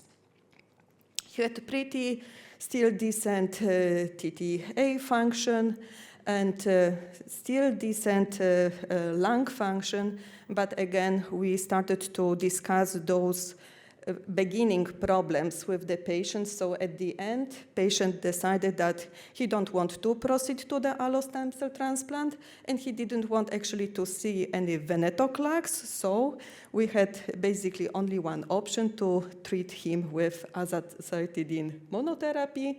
And after 5 cycles, which was interesting, he pretty got nice normalizations of platelets and hemoglobin. So again, he refused completely after even those 5 cycles, allo. So we continued basically with AZA monotherapy. 2 years later, we evaluated again molecularly this patient, and as you remember, he started with 39 VAF of SXEL1. Now we see basically after more than a couple of months that the VAF of SXL1 is still 36%, and further, after 26 cycle of AZA with full doses, then again reduction, shifts, rescheduling, as this patient was also not tolerating this therapy that well, and again, coming back to the full dose, we started to worry. But before we started to worry, that was actually the outcome of our therapy. So there was very nice improvement of the anemia, kind of like, decent improvement of the leukocytes, and not really bad improvement of the thrombocytes. So it's not bad for the AZA mono, especially in this context. Okay, so in December 2024, so basically 3 months before I joined the clinic, this patient started to develop pneumonia. First with the Pseudomonas aeruginosa, he had lots of crackles, high CRP, we did chest CT, and we saw there was definitely fungal pneumonia prevalently, but he had also signs of inflammatory reactivity, so differential diagnosis was eventually bronchitis or different acute versus chronic lung changes. Okay, but again, he kind of like responded to the antimicrobial treatment, so we were again able to continue with the next cycle of AZA, which was given in second half of the December, so 27th is actually an achievement. But again, he starts to develop thrombopenia, which we first considered this is perhaps therapy-related. Few weeks just later, again, lung condition starts to worsen. Next 2 weeks later, pulmonary condition worsens. He also develops herpes labialis. Again, he goes to the hospital, have lots of cough, pleuritic pain. He starts to lose weight of 5 kilograms. Interestingly, he had very low CRP. Therapy, again, started to be an issue when we can give it or not. So we decided to expand the cycles and basically consider longer breaks between ASA cycles of about 5 weeks. And we again repeated the chest CT, where we observed extensive consolidation, but also mild patchy consolidations in the middle lobe and the discrete central located in the arterial upper lobe segments. So that was kind of like weird scenario. So bronchoscopy was recommended to do. So what are now the differential diagnoses? This is again next question to you for pulmonary symptoms in patients with MDS. And we start with only infection, pneumonia caused by bacteria or fungi. Then we have infectious pneumonia, drug-induced pneumonitis, autoimmune or inflammatory conditions as a red answer. Then we have pulmonary embolism and alveolar hemorrhage are the only considerations we could think about, or D, lung cancer metastases are the primary differential, especially given he was already having 27 cycles of azacitidine. Infectious causes are pretty rare. What is your answer? Yes, I spoiled with the title. Perfect. Yes. So let's see what is going on. Eventually, end of the January, we were able to administer 28th cycle of azacitidine. Anemia starts to be mildly progressive, again by 97 grams per liter. Again, in terms of lung condition, he experienced again prolonged pneumonia, or at least clinically prolonged pneumonia with persistent cough, sputum, dyspnea, etc., etc. He starts again, be admitted to the hospital. And the situation starts to also get worsened, not only in the lung situation, but also in his blood counts. So now we have evident pancytopenia, huge aggravation, actually in all lineages. We start to think, okay, is this only in the considerations of the infections that he has? So since discharge, which was start of the March, breathing is gradually worsening again. Dyspnea is increasing, no resting dyspnea, but again, by even slight exertion, this patient was really like done. So for the past 2 weeks, there has been increased cough, sputum production, mainly red-brown, especially in the morning. Again, further weight loss of 6 to 7 kilograms. Again, when we look in the timeline, this is already almost like 10 kilograms that this patient lost in the last few months. And we again repeated the chest CT, and we observed increase of the infiltrates localized in the right lower lobe, now with almost complete involvement of the middle lobe. Bronchoscopy was recommended. So we did it. This patient is further deteriorating. Again, hospital admissions, etc., etc. Anemia is really bad by 5, so he's transfusion dependent. We did also full workup, so there was no hemolysis. Deficiency of folic acid was addressed, but was not further improving the situation of this patient. And we did, in March, re-evaluations of the bone marrow. And we started to discuss eventually of additions of the vein, although, as you remember, this patient rejected this kind of treatment. Interestingly, we did also BL examination, and we observed cellular changes typical of drug toxic cause, probably azacitidine-associated pneumonitis.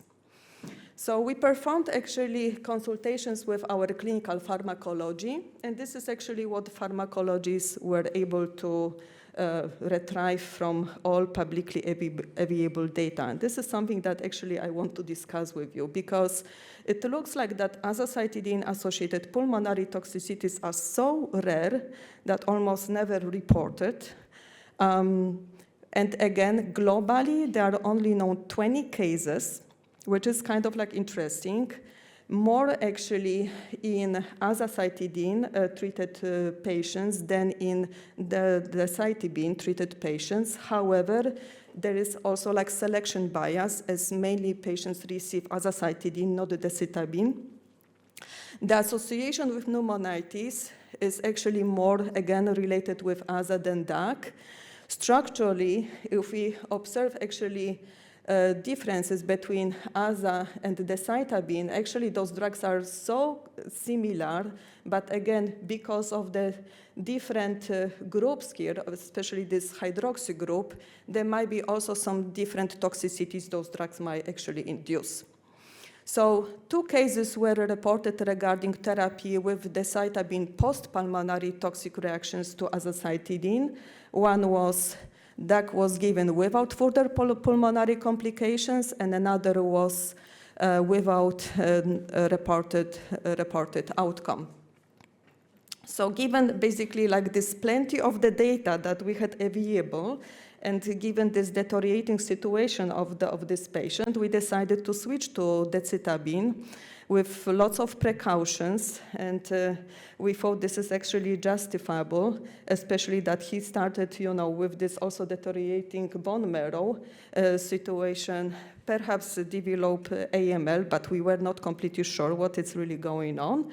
And eventually, another alternative was to switch to RAC. However, we have lots of reports, and actually much more than for AZA and decitabine, showing that AZA is also, RAC is also associated with pulmonary toxicities, dose dependent. So RAC was basically out of scope.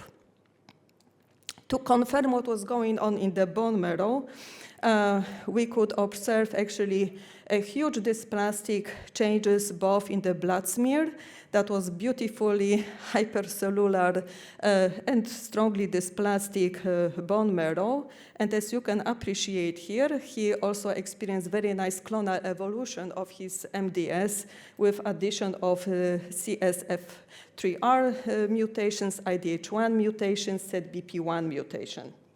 So my question now to you is, what are the implications of the observed mutations in the context of disease progression and targeted therapy options?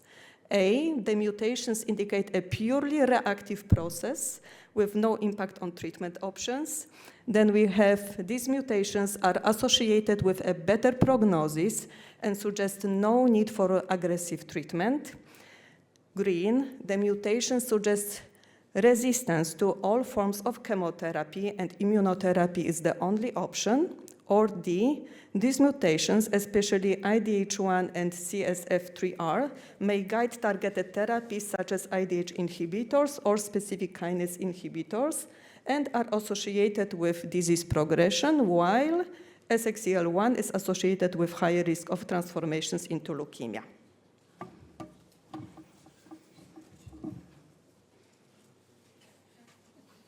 Now I will record it. Good job. So what comes next? As you can appreciate on this slide, in fact, we started with decitabine, as I already mentioned. Then we added actually venetoclax, and actually this arrow here shows exactly the time point when we started with therapy. You can appreciate that in the meantime, he developed nice leukocytosis, which actually went down. And also the blast count that started to be prominent also in the peripheral blood also went down, which was kind of like elegant.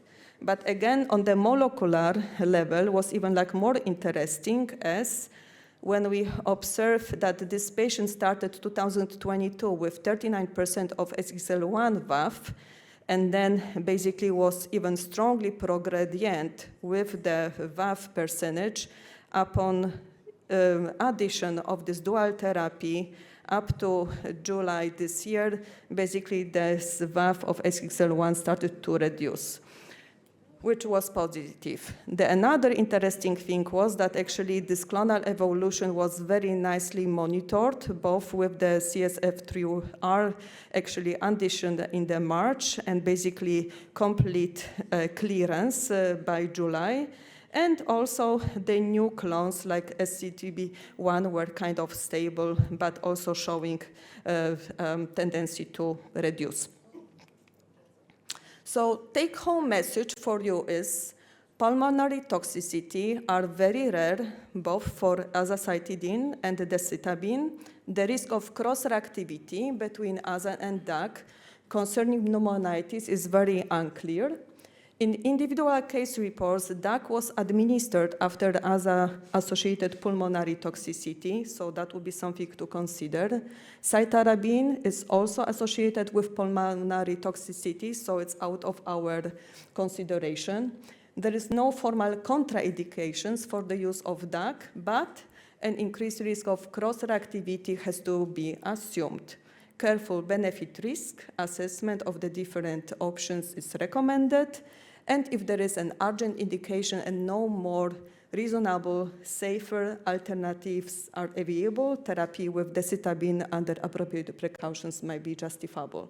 So patient education and close monitoring by wise and concerning physicians are recommended. This is the list of the references that are available for those very limited number of cases.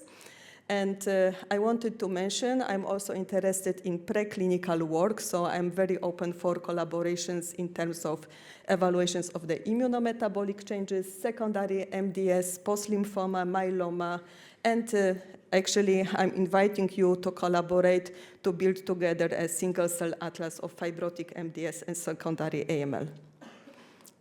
Thank you so much, and this is Bern, so please come and visit me.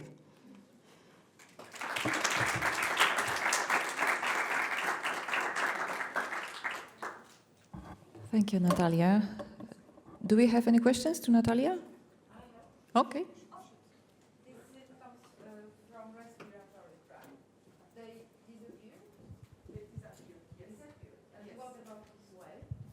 He's still losing, or?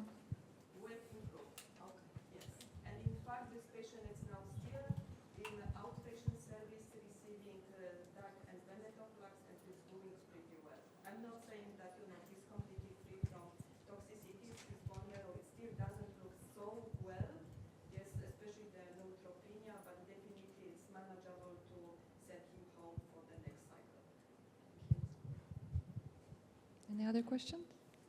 No? So in that case, we proceed with the second case. Ania Armatys. She's from Katowice. She's helping us a lot with MPAL and the other PALC projects. So please. Thank you. Good evening, good afternoon, ladies and gentlemen. It's a pleasure to be here. Ladies and gentlemen, I would like to present you a clinical case of my patient, a 66-year-old female patient. The patient was admitted for further diagnostic evaluation due to suspicion of acute leukemia from a local hospital where she had been admitted because of her general practitioner. He found in her CBC, just a routine CBC, leukopenia with agranulocytosis and thrombocytopenia. And on her day of her admission to our department in Katowice, her CBC revealed as well pancytopenia with very low white blood cell count, anemia, and mild thrombocytopenia. Probably due to this very low white blood cell count in her peripheral blood smear, we only found just a few granulocytes, lymphocytes with no blasts. What was really interesting, in her additional tests, we found only elevated LDH activity. Apart from hypertension, the patient had no other comorbidities. So, of course, we performed bone marrow aspiration, and in cytological assessment, we found over 74% of blasts. And in immunophenotyping, using flow cytometry, we found a confirmation that those blasts were lymphoblasts. So she was diagnosed with acute lymphoblastic leukemia in early November 2023. So of course we also performed some cytogenetic and molecular analysis, and it was negative for Philadelphia chromosome, BCR-ABL, and MLL rearrangements were also negative. The karyotype was normal. And what is really sad for us, unfortunately, at the time of her diagnosis, our laboratory did not yet perform NGS. So the risk stratification was only based on conventional testing. And the patient was classified as standard risk patient according to the available guidelines. And of course, no autologous and no allogeneic transplantation was considered as a part of her initial treatment strategy.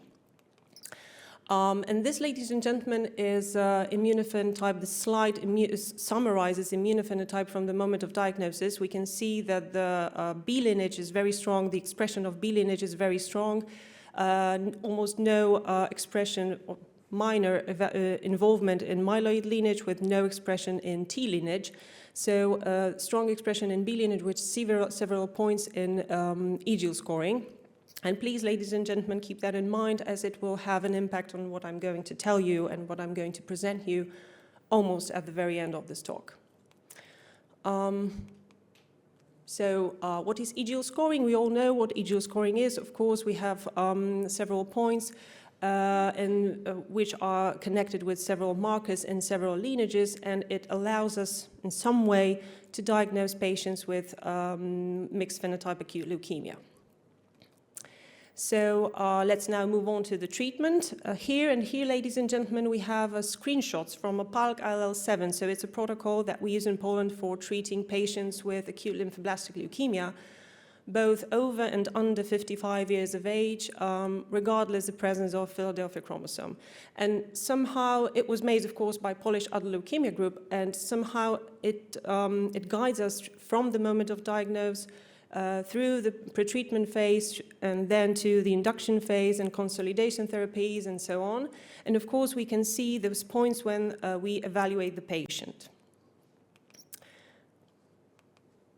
So the induction chemotherapy, what is worth mentioning, no pretreatment was given due to the initial leukopenia, and no rituximab was given due to low expression on the blast, the marker of CD20.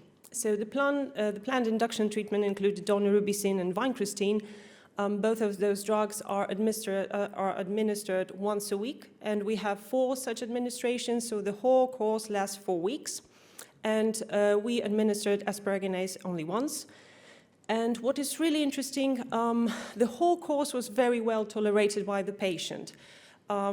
We also performed 3 lumbar punctures. We had to skip this lumbar puncture that is connected with the pretreatment phase, but we performed 3 lumbar punctures. We administered intrathecal chemotherapy intrathecally, and those lumbar punctures were successfully performed with no infiltration by pathological cells, and of course pleocytosis was within normal limits in all 3 cases. The post-treatment aplasia period was also not complicated by any infections, no coagulopathy, no fever, no chills, no other abnormalities, and the course, we can say that the course of chemotherapy was uneventful. The patient was discharged home in a state of bone marrow regeneration supported by GCSF. And after about 3 weeks, she came back. She came back and she spent that time at home without any complaints, without any problems. But upon admission on her first day in her CBC, we found that the patient had low white blood cell count, anemia, but the platelet count was normal. And we found in her additional tests only slightly elevated LDH activity. So, of course, we performed bone marrow aspiration. And in cytological assessment, we found that the patient had complete remission, but we had some problems with assessing the MRD. We took 4 samples due to initial leukopenia, and in the first sample, we had the MRD level under 0.1%. In the second one, we had this MRD level somewhere in between 0.1% and 0.01%. And in 2 others, we had lower than 0.01%. So, of course, it was a very tough interpretation, and it was very challenging, probably due to initial leukopenia and due to low bone marrow leukocyte count. We had a team discussion, and we concluded that the patient has achieved complete remission with MRD negative. So we administered the first consolidation therapy according to the PALC protocol. So it was mini-FLAM, and it consisted of fludarabine and cytarabine and mesoxantron. We performed also 2 lumbar punctures with chemotherapy that was administered intrathecally, and it revealed no infiltration by pathological cells, and pleocytosis as well remained within normal limits. So we decided to discharge the patient, and on the last day, her CBC showed only mild anemia.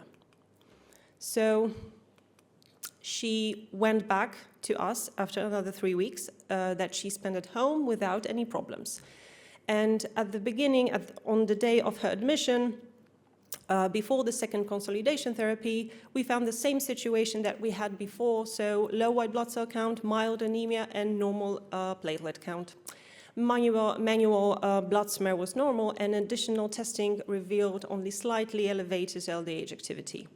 Ladies and gentlemen, we do not perform before the second consolidation. According to this protocol, we do not perform bone marrow aspiration, and we do not assess MRD. So we administered the second consolidation therapy, consisted of cytarabine and methotrexate. And this time, the patient decided to present some symptoms. So she developed grade 2 mucositis with slightly elevated inflammatory markers. So we, of course, administered some supportive care and antibiotics, antifungal and antiviral agents. We as well performed 2 lumbar punctures with chemotherapy, and this time as well they showed no leukemic infiltration, and pleocytosis remained within normal limits. But at discharge this time, in her CBC, we found only isolated thrombocytopenia. So she went home, she was discharged, and the patient was readmitted for the 3rd consolidation chemotherapy according to the PALC protocol. But this time, the post-consolidation period at home was complicated not only by an infectious disease, an infectious episode and a disease that she had at home, but also by symptoms like fatigue, cough, weight loss, dizziness, neck pain, and night sweats. And of course, as well, the patient presented before the admission and prior to the admission, the patient reported a tendency to bruise easily. So many symptoms this time. On admission, we found pancytopenia, so low white blood cell count, agranulocytopenia, anemia, and very low platelet count. In her biochemical tests, we found elevated levels of LDH activity, liver enzymes, and bile duct enzymes activity. And in coagulation studies revealed features of DIC.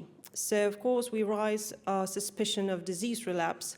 We performed bone marrow aspiration, and in cytological assessment, we found over 33% of blasts. But what was really interesting, however, was that the immunophenotype wasn't the same as it was before. So no longer was connected to the first immunophenotype that the patient presented at the moment of diagnosis. So on the left side of the slide, ladies and gentlemen, we have immunophenotype from the moment of relapse. And on the right side of this slide, we have the same immunophenotype, but just presented as a EGL scoring table with several points from several lineages, from B lineage, myeloid lineage, and T lineage. And here, ladies and gentlemen, we have a comparison of immunophenotypes from the moment of diagnosis. So on the left, from November 2023, and from the moment of relapse, March 2024. So we can see the shift in lines. We can see the strong expression in B lineages, in B lineage on the moment of diagnosis and at the moment of diagnosis and at the moment of relapse. No expression in T lineage, and the shift in myeloid lineage. We had minor involvement of myeloid lineage at the beginning, and now we have strong expression in myeloid lineage.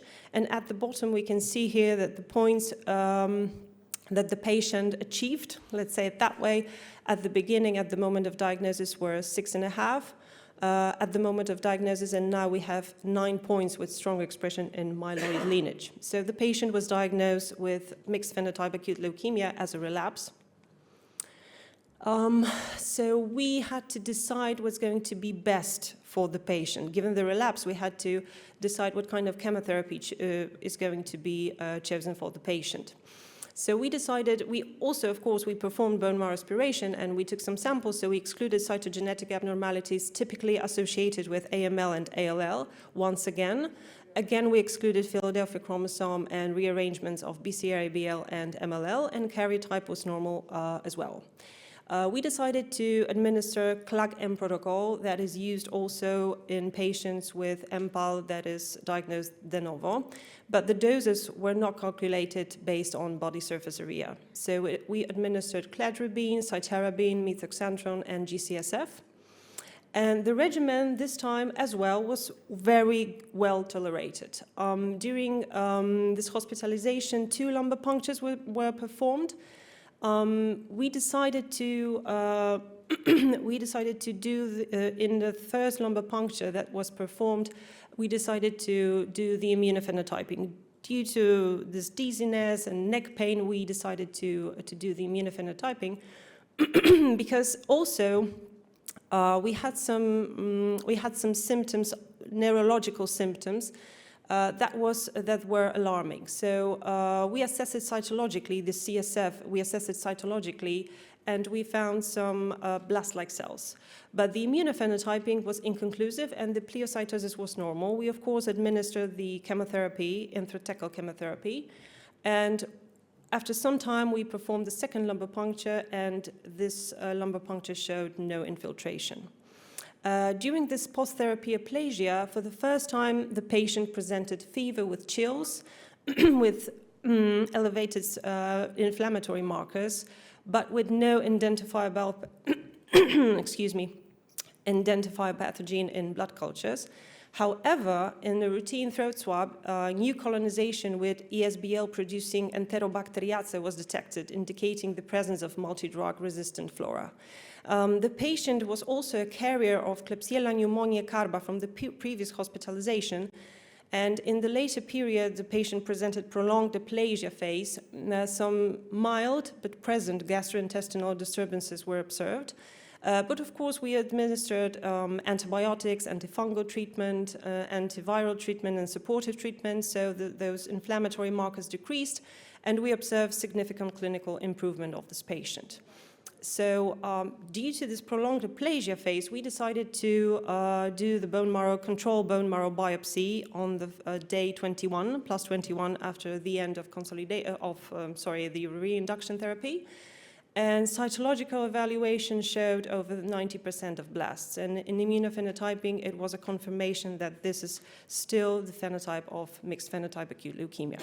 So before we started the chemotherapy, we decided to proceed the patient into the transplantation. So the HLA testing was performed, and we found that the patient has full matched with her sister, and she has haploidentical brother. On the day 11, following discharge of this patient, she phoned me that she has been hospitalized in a local hospital due to a very severe infection, upper respiratory tract infection, and severe diarrhea. It was a confirmation later on that the patient had Clostridioides difficile infection. And it was, of course, accompanied with rise of inflammatory markers and pancytopenia, which was we couldn't. The blood transfusions were insufficient, so the patient was declared dead about 6 days later. Unfortunately, very unfortunately. Thank you very much for your attention, and we have some questions. Thank you. Thank you very much. So the first question is given the initial classification as standard risk due to limited molecular testing, would early NGS-based profiling have potentially altered the treatment approach or transplant eligibility in this case? What do you think?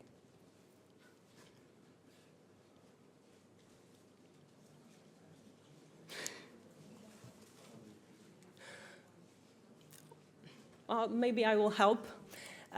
In some way, I would say yes.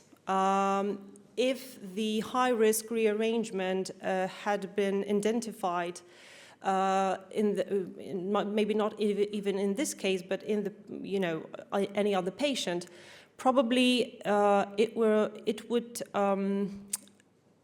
would have an impact on reclassifying the patient into high risk and maybe proceed to allotransplantation, or at least change our view on how to assess the MRD. Maybe the patient would, maybe we should assess the MRD not only the one lineage, but for example, 3 lineages. For example, when the patient has high-risk rearrangement in NGS, like ZNF rearrangement, it would be really good to proceed the patient into the transplantation because of the high risk that the patient achieved in NGS. Or at least we can try to assess the MRD not only in 1 lineage, but 3 lineages. That's my opinion, of course. How about the second one? Given the presence of persistent disease and mixed phenotype relapse, would it be more appropriate to proceed with urgent allotransplantation as a salvage strategy, or should we first attempt disease control using novel agents, for example, venetoclax in combination with, for example, azacitidine or other targeted therapies?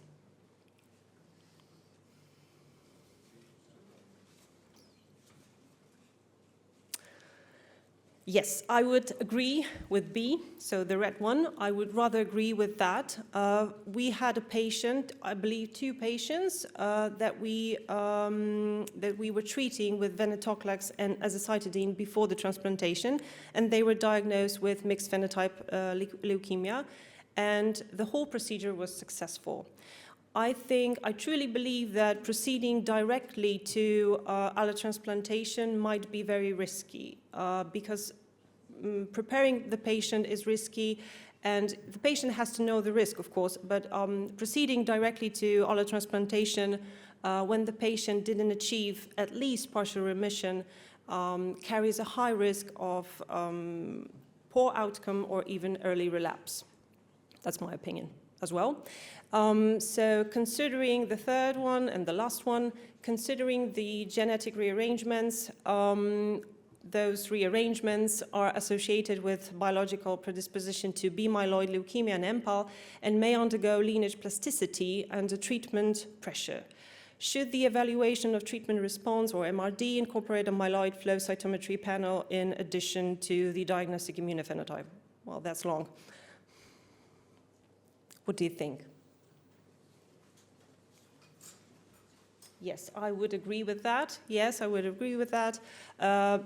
Partially, I've answered that question when while I was answering the first question. So I really think that maybe when the patient is diagnosed, for example, with acute myeloid leukemia, and we have an expression maybe not yet meeting the criteria of MPAL, but we have some signal that it might be in the future an MPAL in this patient, we should really have that in mind, that assessing MRD in all those lineages might be very helpful.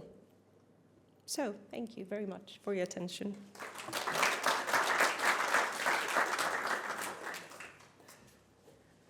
Thank you for excellent talk. And the plasticity of MPAL cases is really very important. Okay, so now we move with Magda Olszewska-Szopa. She was working with me. I've got the privilege to work with her, I would say, in Wrocław. And she's taking care of patients in outpatient clinics. So please, Magda, present your case. Thank you. To stay in line with the style of conference, I also put the film title, and I chose this for a reason. I know that chronic lymphocytic leukemia might seem a bit simple, especially compared to all these terrifying acute leukemias, but making diagnosis, choosing right therapy for our patients still requires a touch of sixth sense, even though we have all these informations, or maybe because we have all these informations. A 73-year-old gentleman presented with blood results ordered by his pulmonologist in September 2024. As we can see, markedly elevated white blood cells are here with lymphocytes making to 44.4, only slightly decreased hemoglobin and platelets. The patient denied general symptoms, and on physical examination we found only single small lymph nodes on his neck. Peripheral blood smear confirmed predominance of mature lymphocytes, but with some atypical lymphocytes present. Chest X-ray was unremarkable, and in abdominal ultrasound, splenomegaly was found with spleen up to 15 centimeters. And don't laugh, this is a warm-up question. Which possible diagnosis you think might be in this patient? Chronic lymphocytic leukemia, mantle cell lymphoma, splenic marginal zone lymphoma, or maybe all of the above? And now,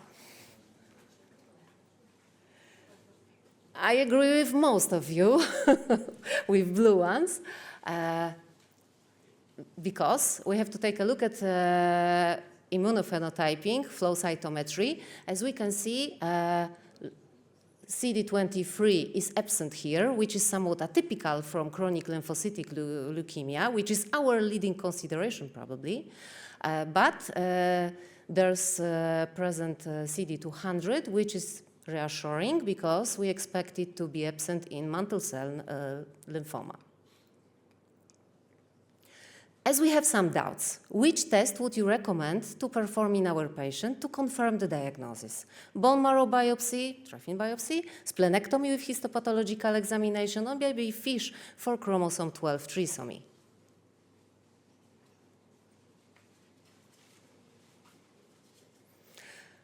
We performed genetic tests and we found trisomy of chromosome 12.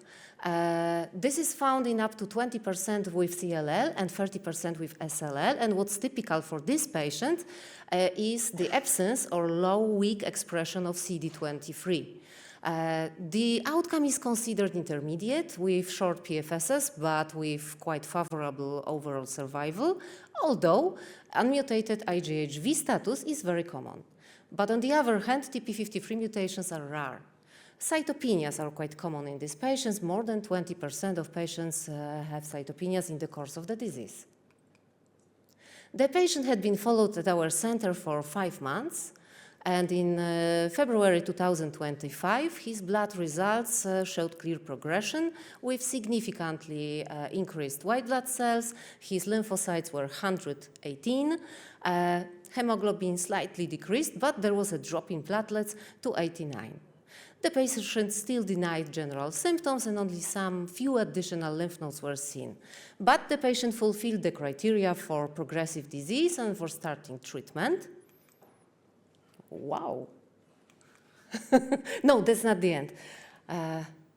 That's when we performed genetic tests, which is probably too late, according to Professor Yiannopoulos from today's lecture. And we found that there was no deletion of 17p, but he was positive for TP53 mutation, and also unmutated status of IgHV was found. Patient comorbidities are partly metabolic in nature with hypertension and with diabetes, but they are mainly related to infectious profile with asthma and history of infections. Some of these infections were of severe course. And here you have listed medications the patient takes. Okay, what first-line therapy would you choose in this patient?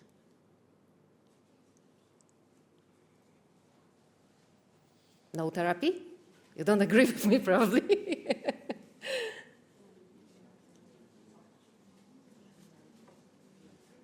finally various interpretations. Okay.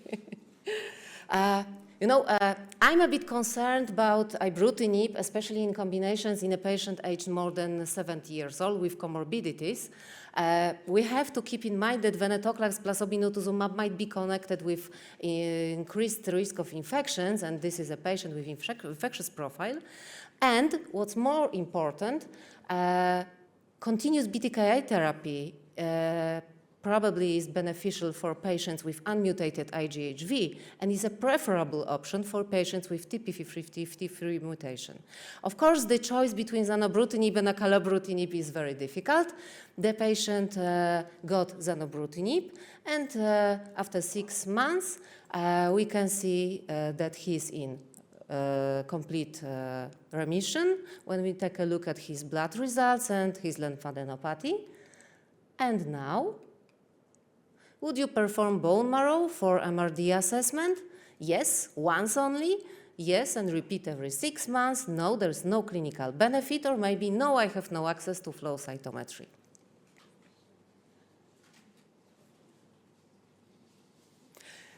I can see you heard the lectures today.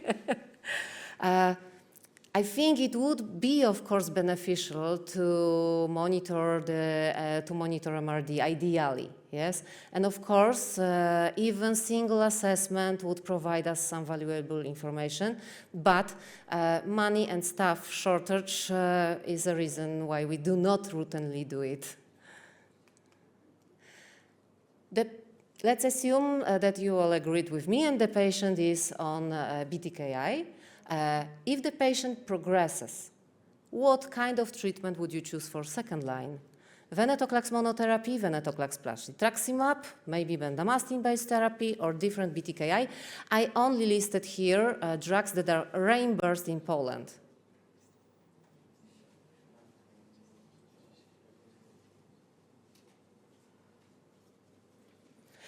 Yeah, I also probably would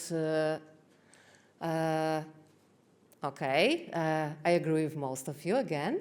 I would hesitate between venetoclax monotherapy and venetoclax plus rituximab. It depends on the patient's infectious status within the few months preceding progression. Bendamustine-based therapy is not a good option for a patient with high-risk profile. Different BTKI is a problematic thing, I guess. Ideally, it would be best to reach for next generation BTKI, or which is not reimbursed in Poland, or maybe for BTK degrader, which is probably an option only within clinical trials. Thank you.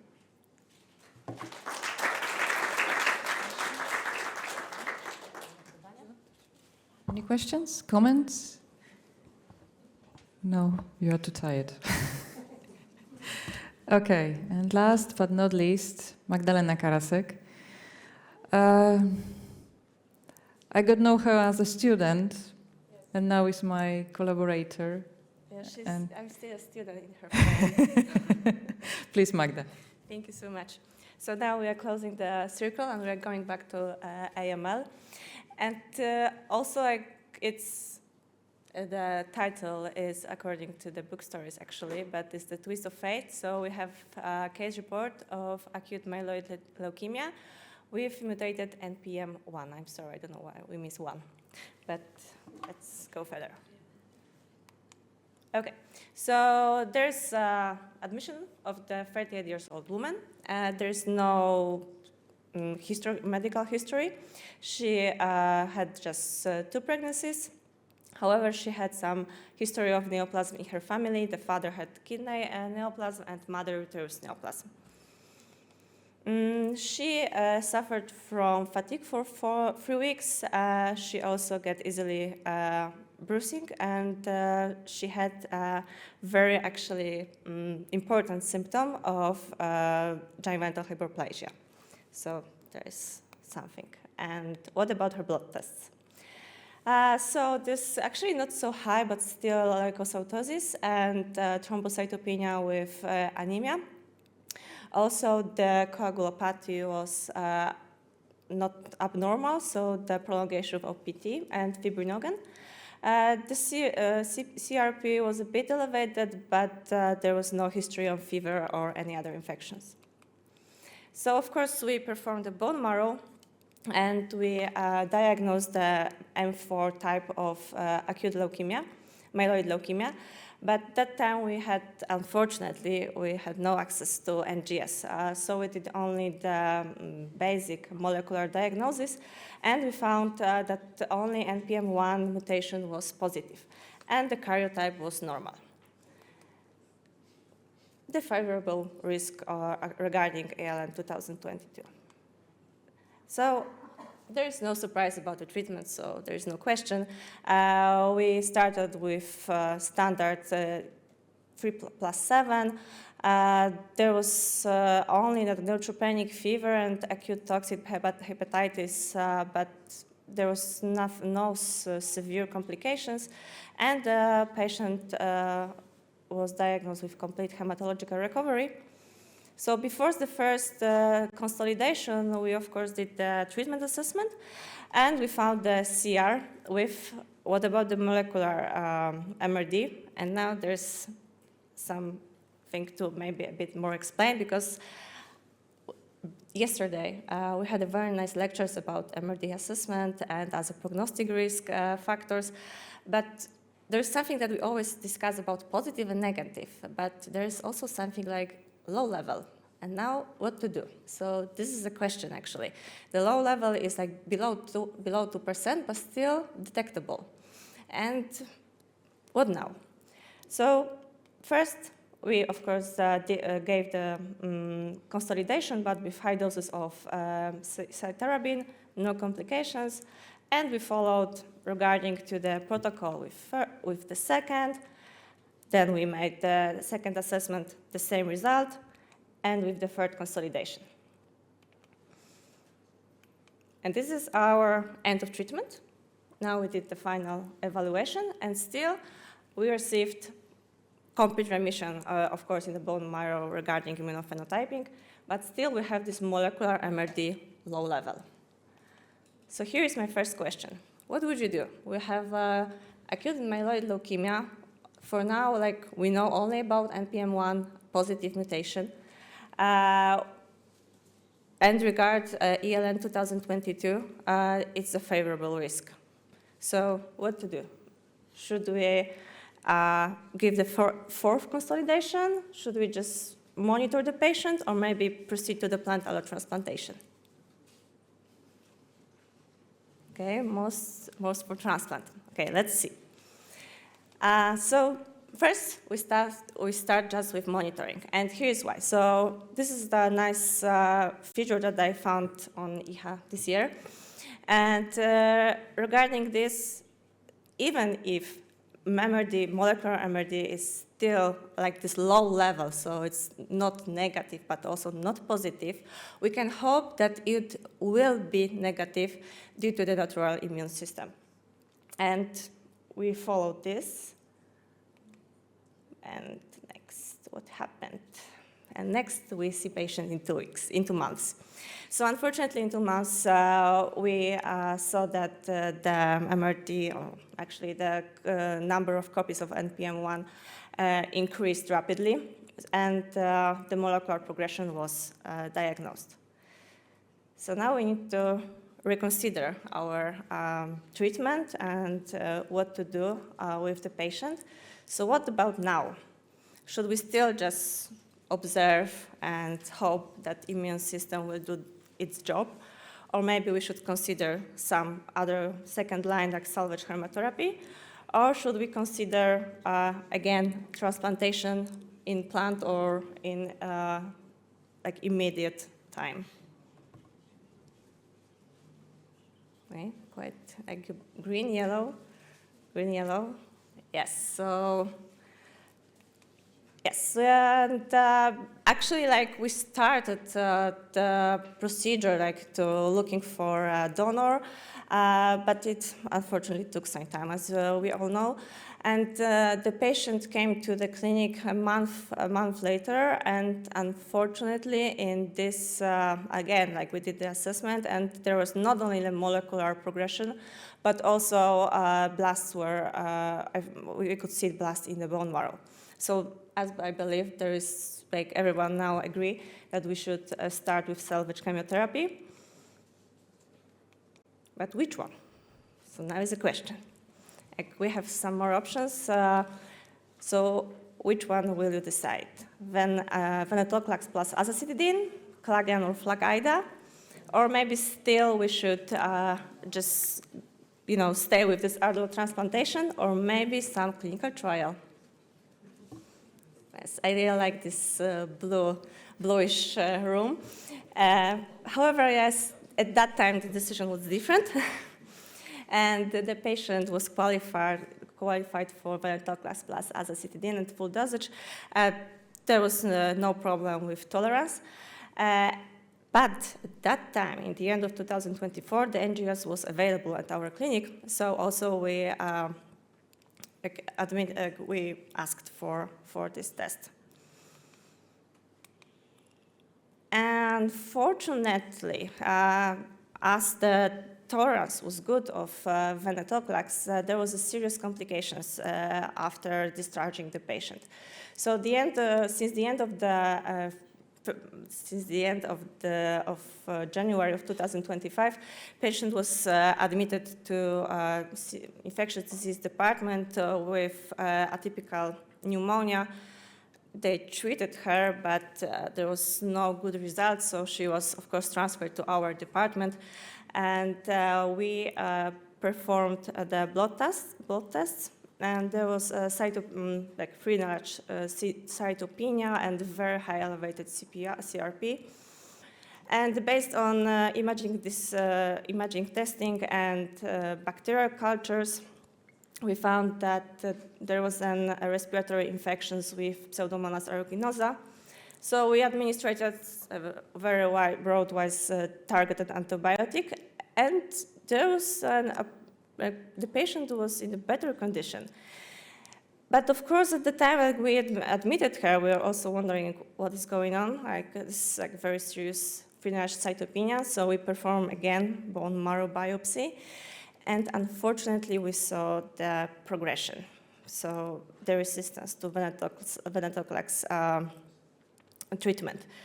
And that time, there's a question why. Yes, it should be quite easy, NPM1 only mutated, favorable risk, but NGS answers our questions. So in the NGS results, we found that there was not only NPM1 mutated, but also there was, I think the most important is NRAS mutation, but you can see also IDH1 and DNMT3A, but this NRAS is crucial here for us. Because also some nice slide from this year EHA. Just going back to the diagnosis, just please remember that the patient had M4 type of acute myeloid leukemia. And the first feature is a very nice algorithm, how we can predict or suspect that the patient or the disease can be resistant to venetoclax therapy. And you can see that there is first thing that NRAS mutation and also M4 homocytic type of acute myeloid leukemia. So this is the first thing, and also there is, it was recently presented this nice MAX score that is based off immunophenotyping and also helps to predict venetoclax resistance. So actually this happened to our patients. And yes, in the end, she was gave what most of you voted for, so the FLAG-IDA treatment. But of course, this Pseudomonas was still active, and it made a lot of trouble for us and for the patient. There was a severe sepsis of Pseudomonas requiring prestoramine. And then also the patient had retropharyngeal abscess, treated only with steroids and antibiotics because the patient was too unstable for any surgery. There's no complete hematological recovery in 23 days, and then we decided to assess once again the bone marrow, and we found that there is even more progression of the disease. So we discussed it with the patient, what is her will, if she would stay in the hospital or just be discharged and stay with the family, and she agreed to be discharged and stay in the family, but as far as we know, she unfortunately died in a few weeks later. So, to conclude, so NPM1 mutated AML leukemia. So, yes, AML. So, favorable risk, but still NGS is crucial. Like, we need to remember that there are other mutations that can change the risk, and also with this, our treatment decisions. And because now the venetoclax is widely used, as we all know, and also in the second line, as a second-line therapy, then much more investigations are needed to have like more knowledge about this resistance, how we can predict this, and which therapy should be chosen. And clinical trials, I wish that Paul was here, but I'm really I like this idea about clinical trials because now we have, for example, also this targeted therapy for ADH2.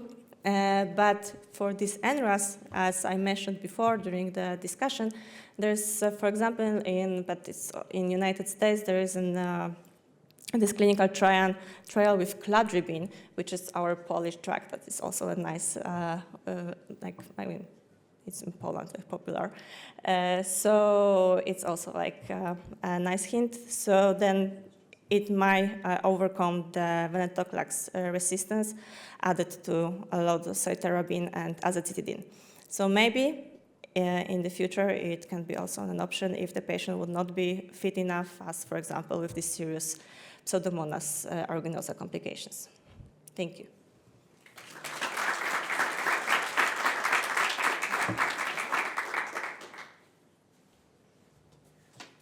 Any questions, comments? Natalia.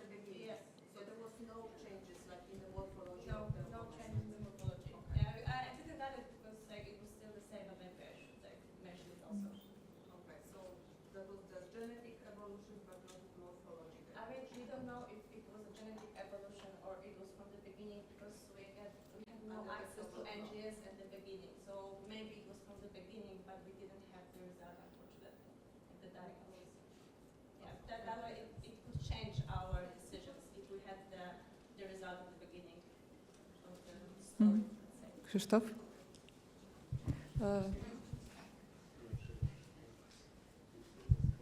So I'm not an AML guy, but it's an educational symposium. So knowing that, sorry, I just wanted, if you know that before, and the mutation, the same mutation were present at the diagnosis, how would it change your approach? I would definitely, first of all, clinical trial. If any clinical trial will be available, I will think about this. But definitely, as most of you voted, I will opt for FLAG-IDA or FLAG-M in this case.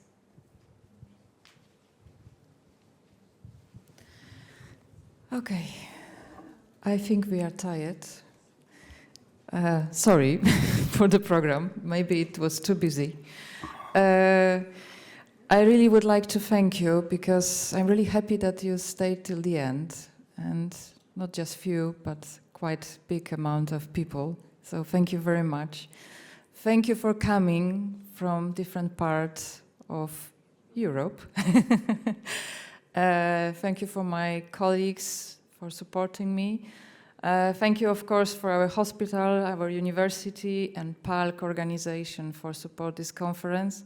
And of course, I have to thank to pharmaceutical companies because without them, it won't be possible. So here we've got the list of our supporters, and thank you, and I hope that we can count on you for the future events. And I'm really happy because we've got almost 200 people registered, and online almost 200 too. So I'm really happy. This was, as Paul Montesinos told me yesterday, my worst conference, because the next one would be better. Thank you for all your comments, thank you for your kind words, and see you next year. And of course,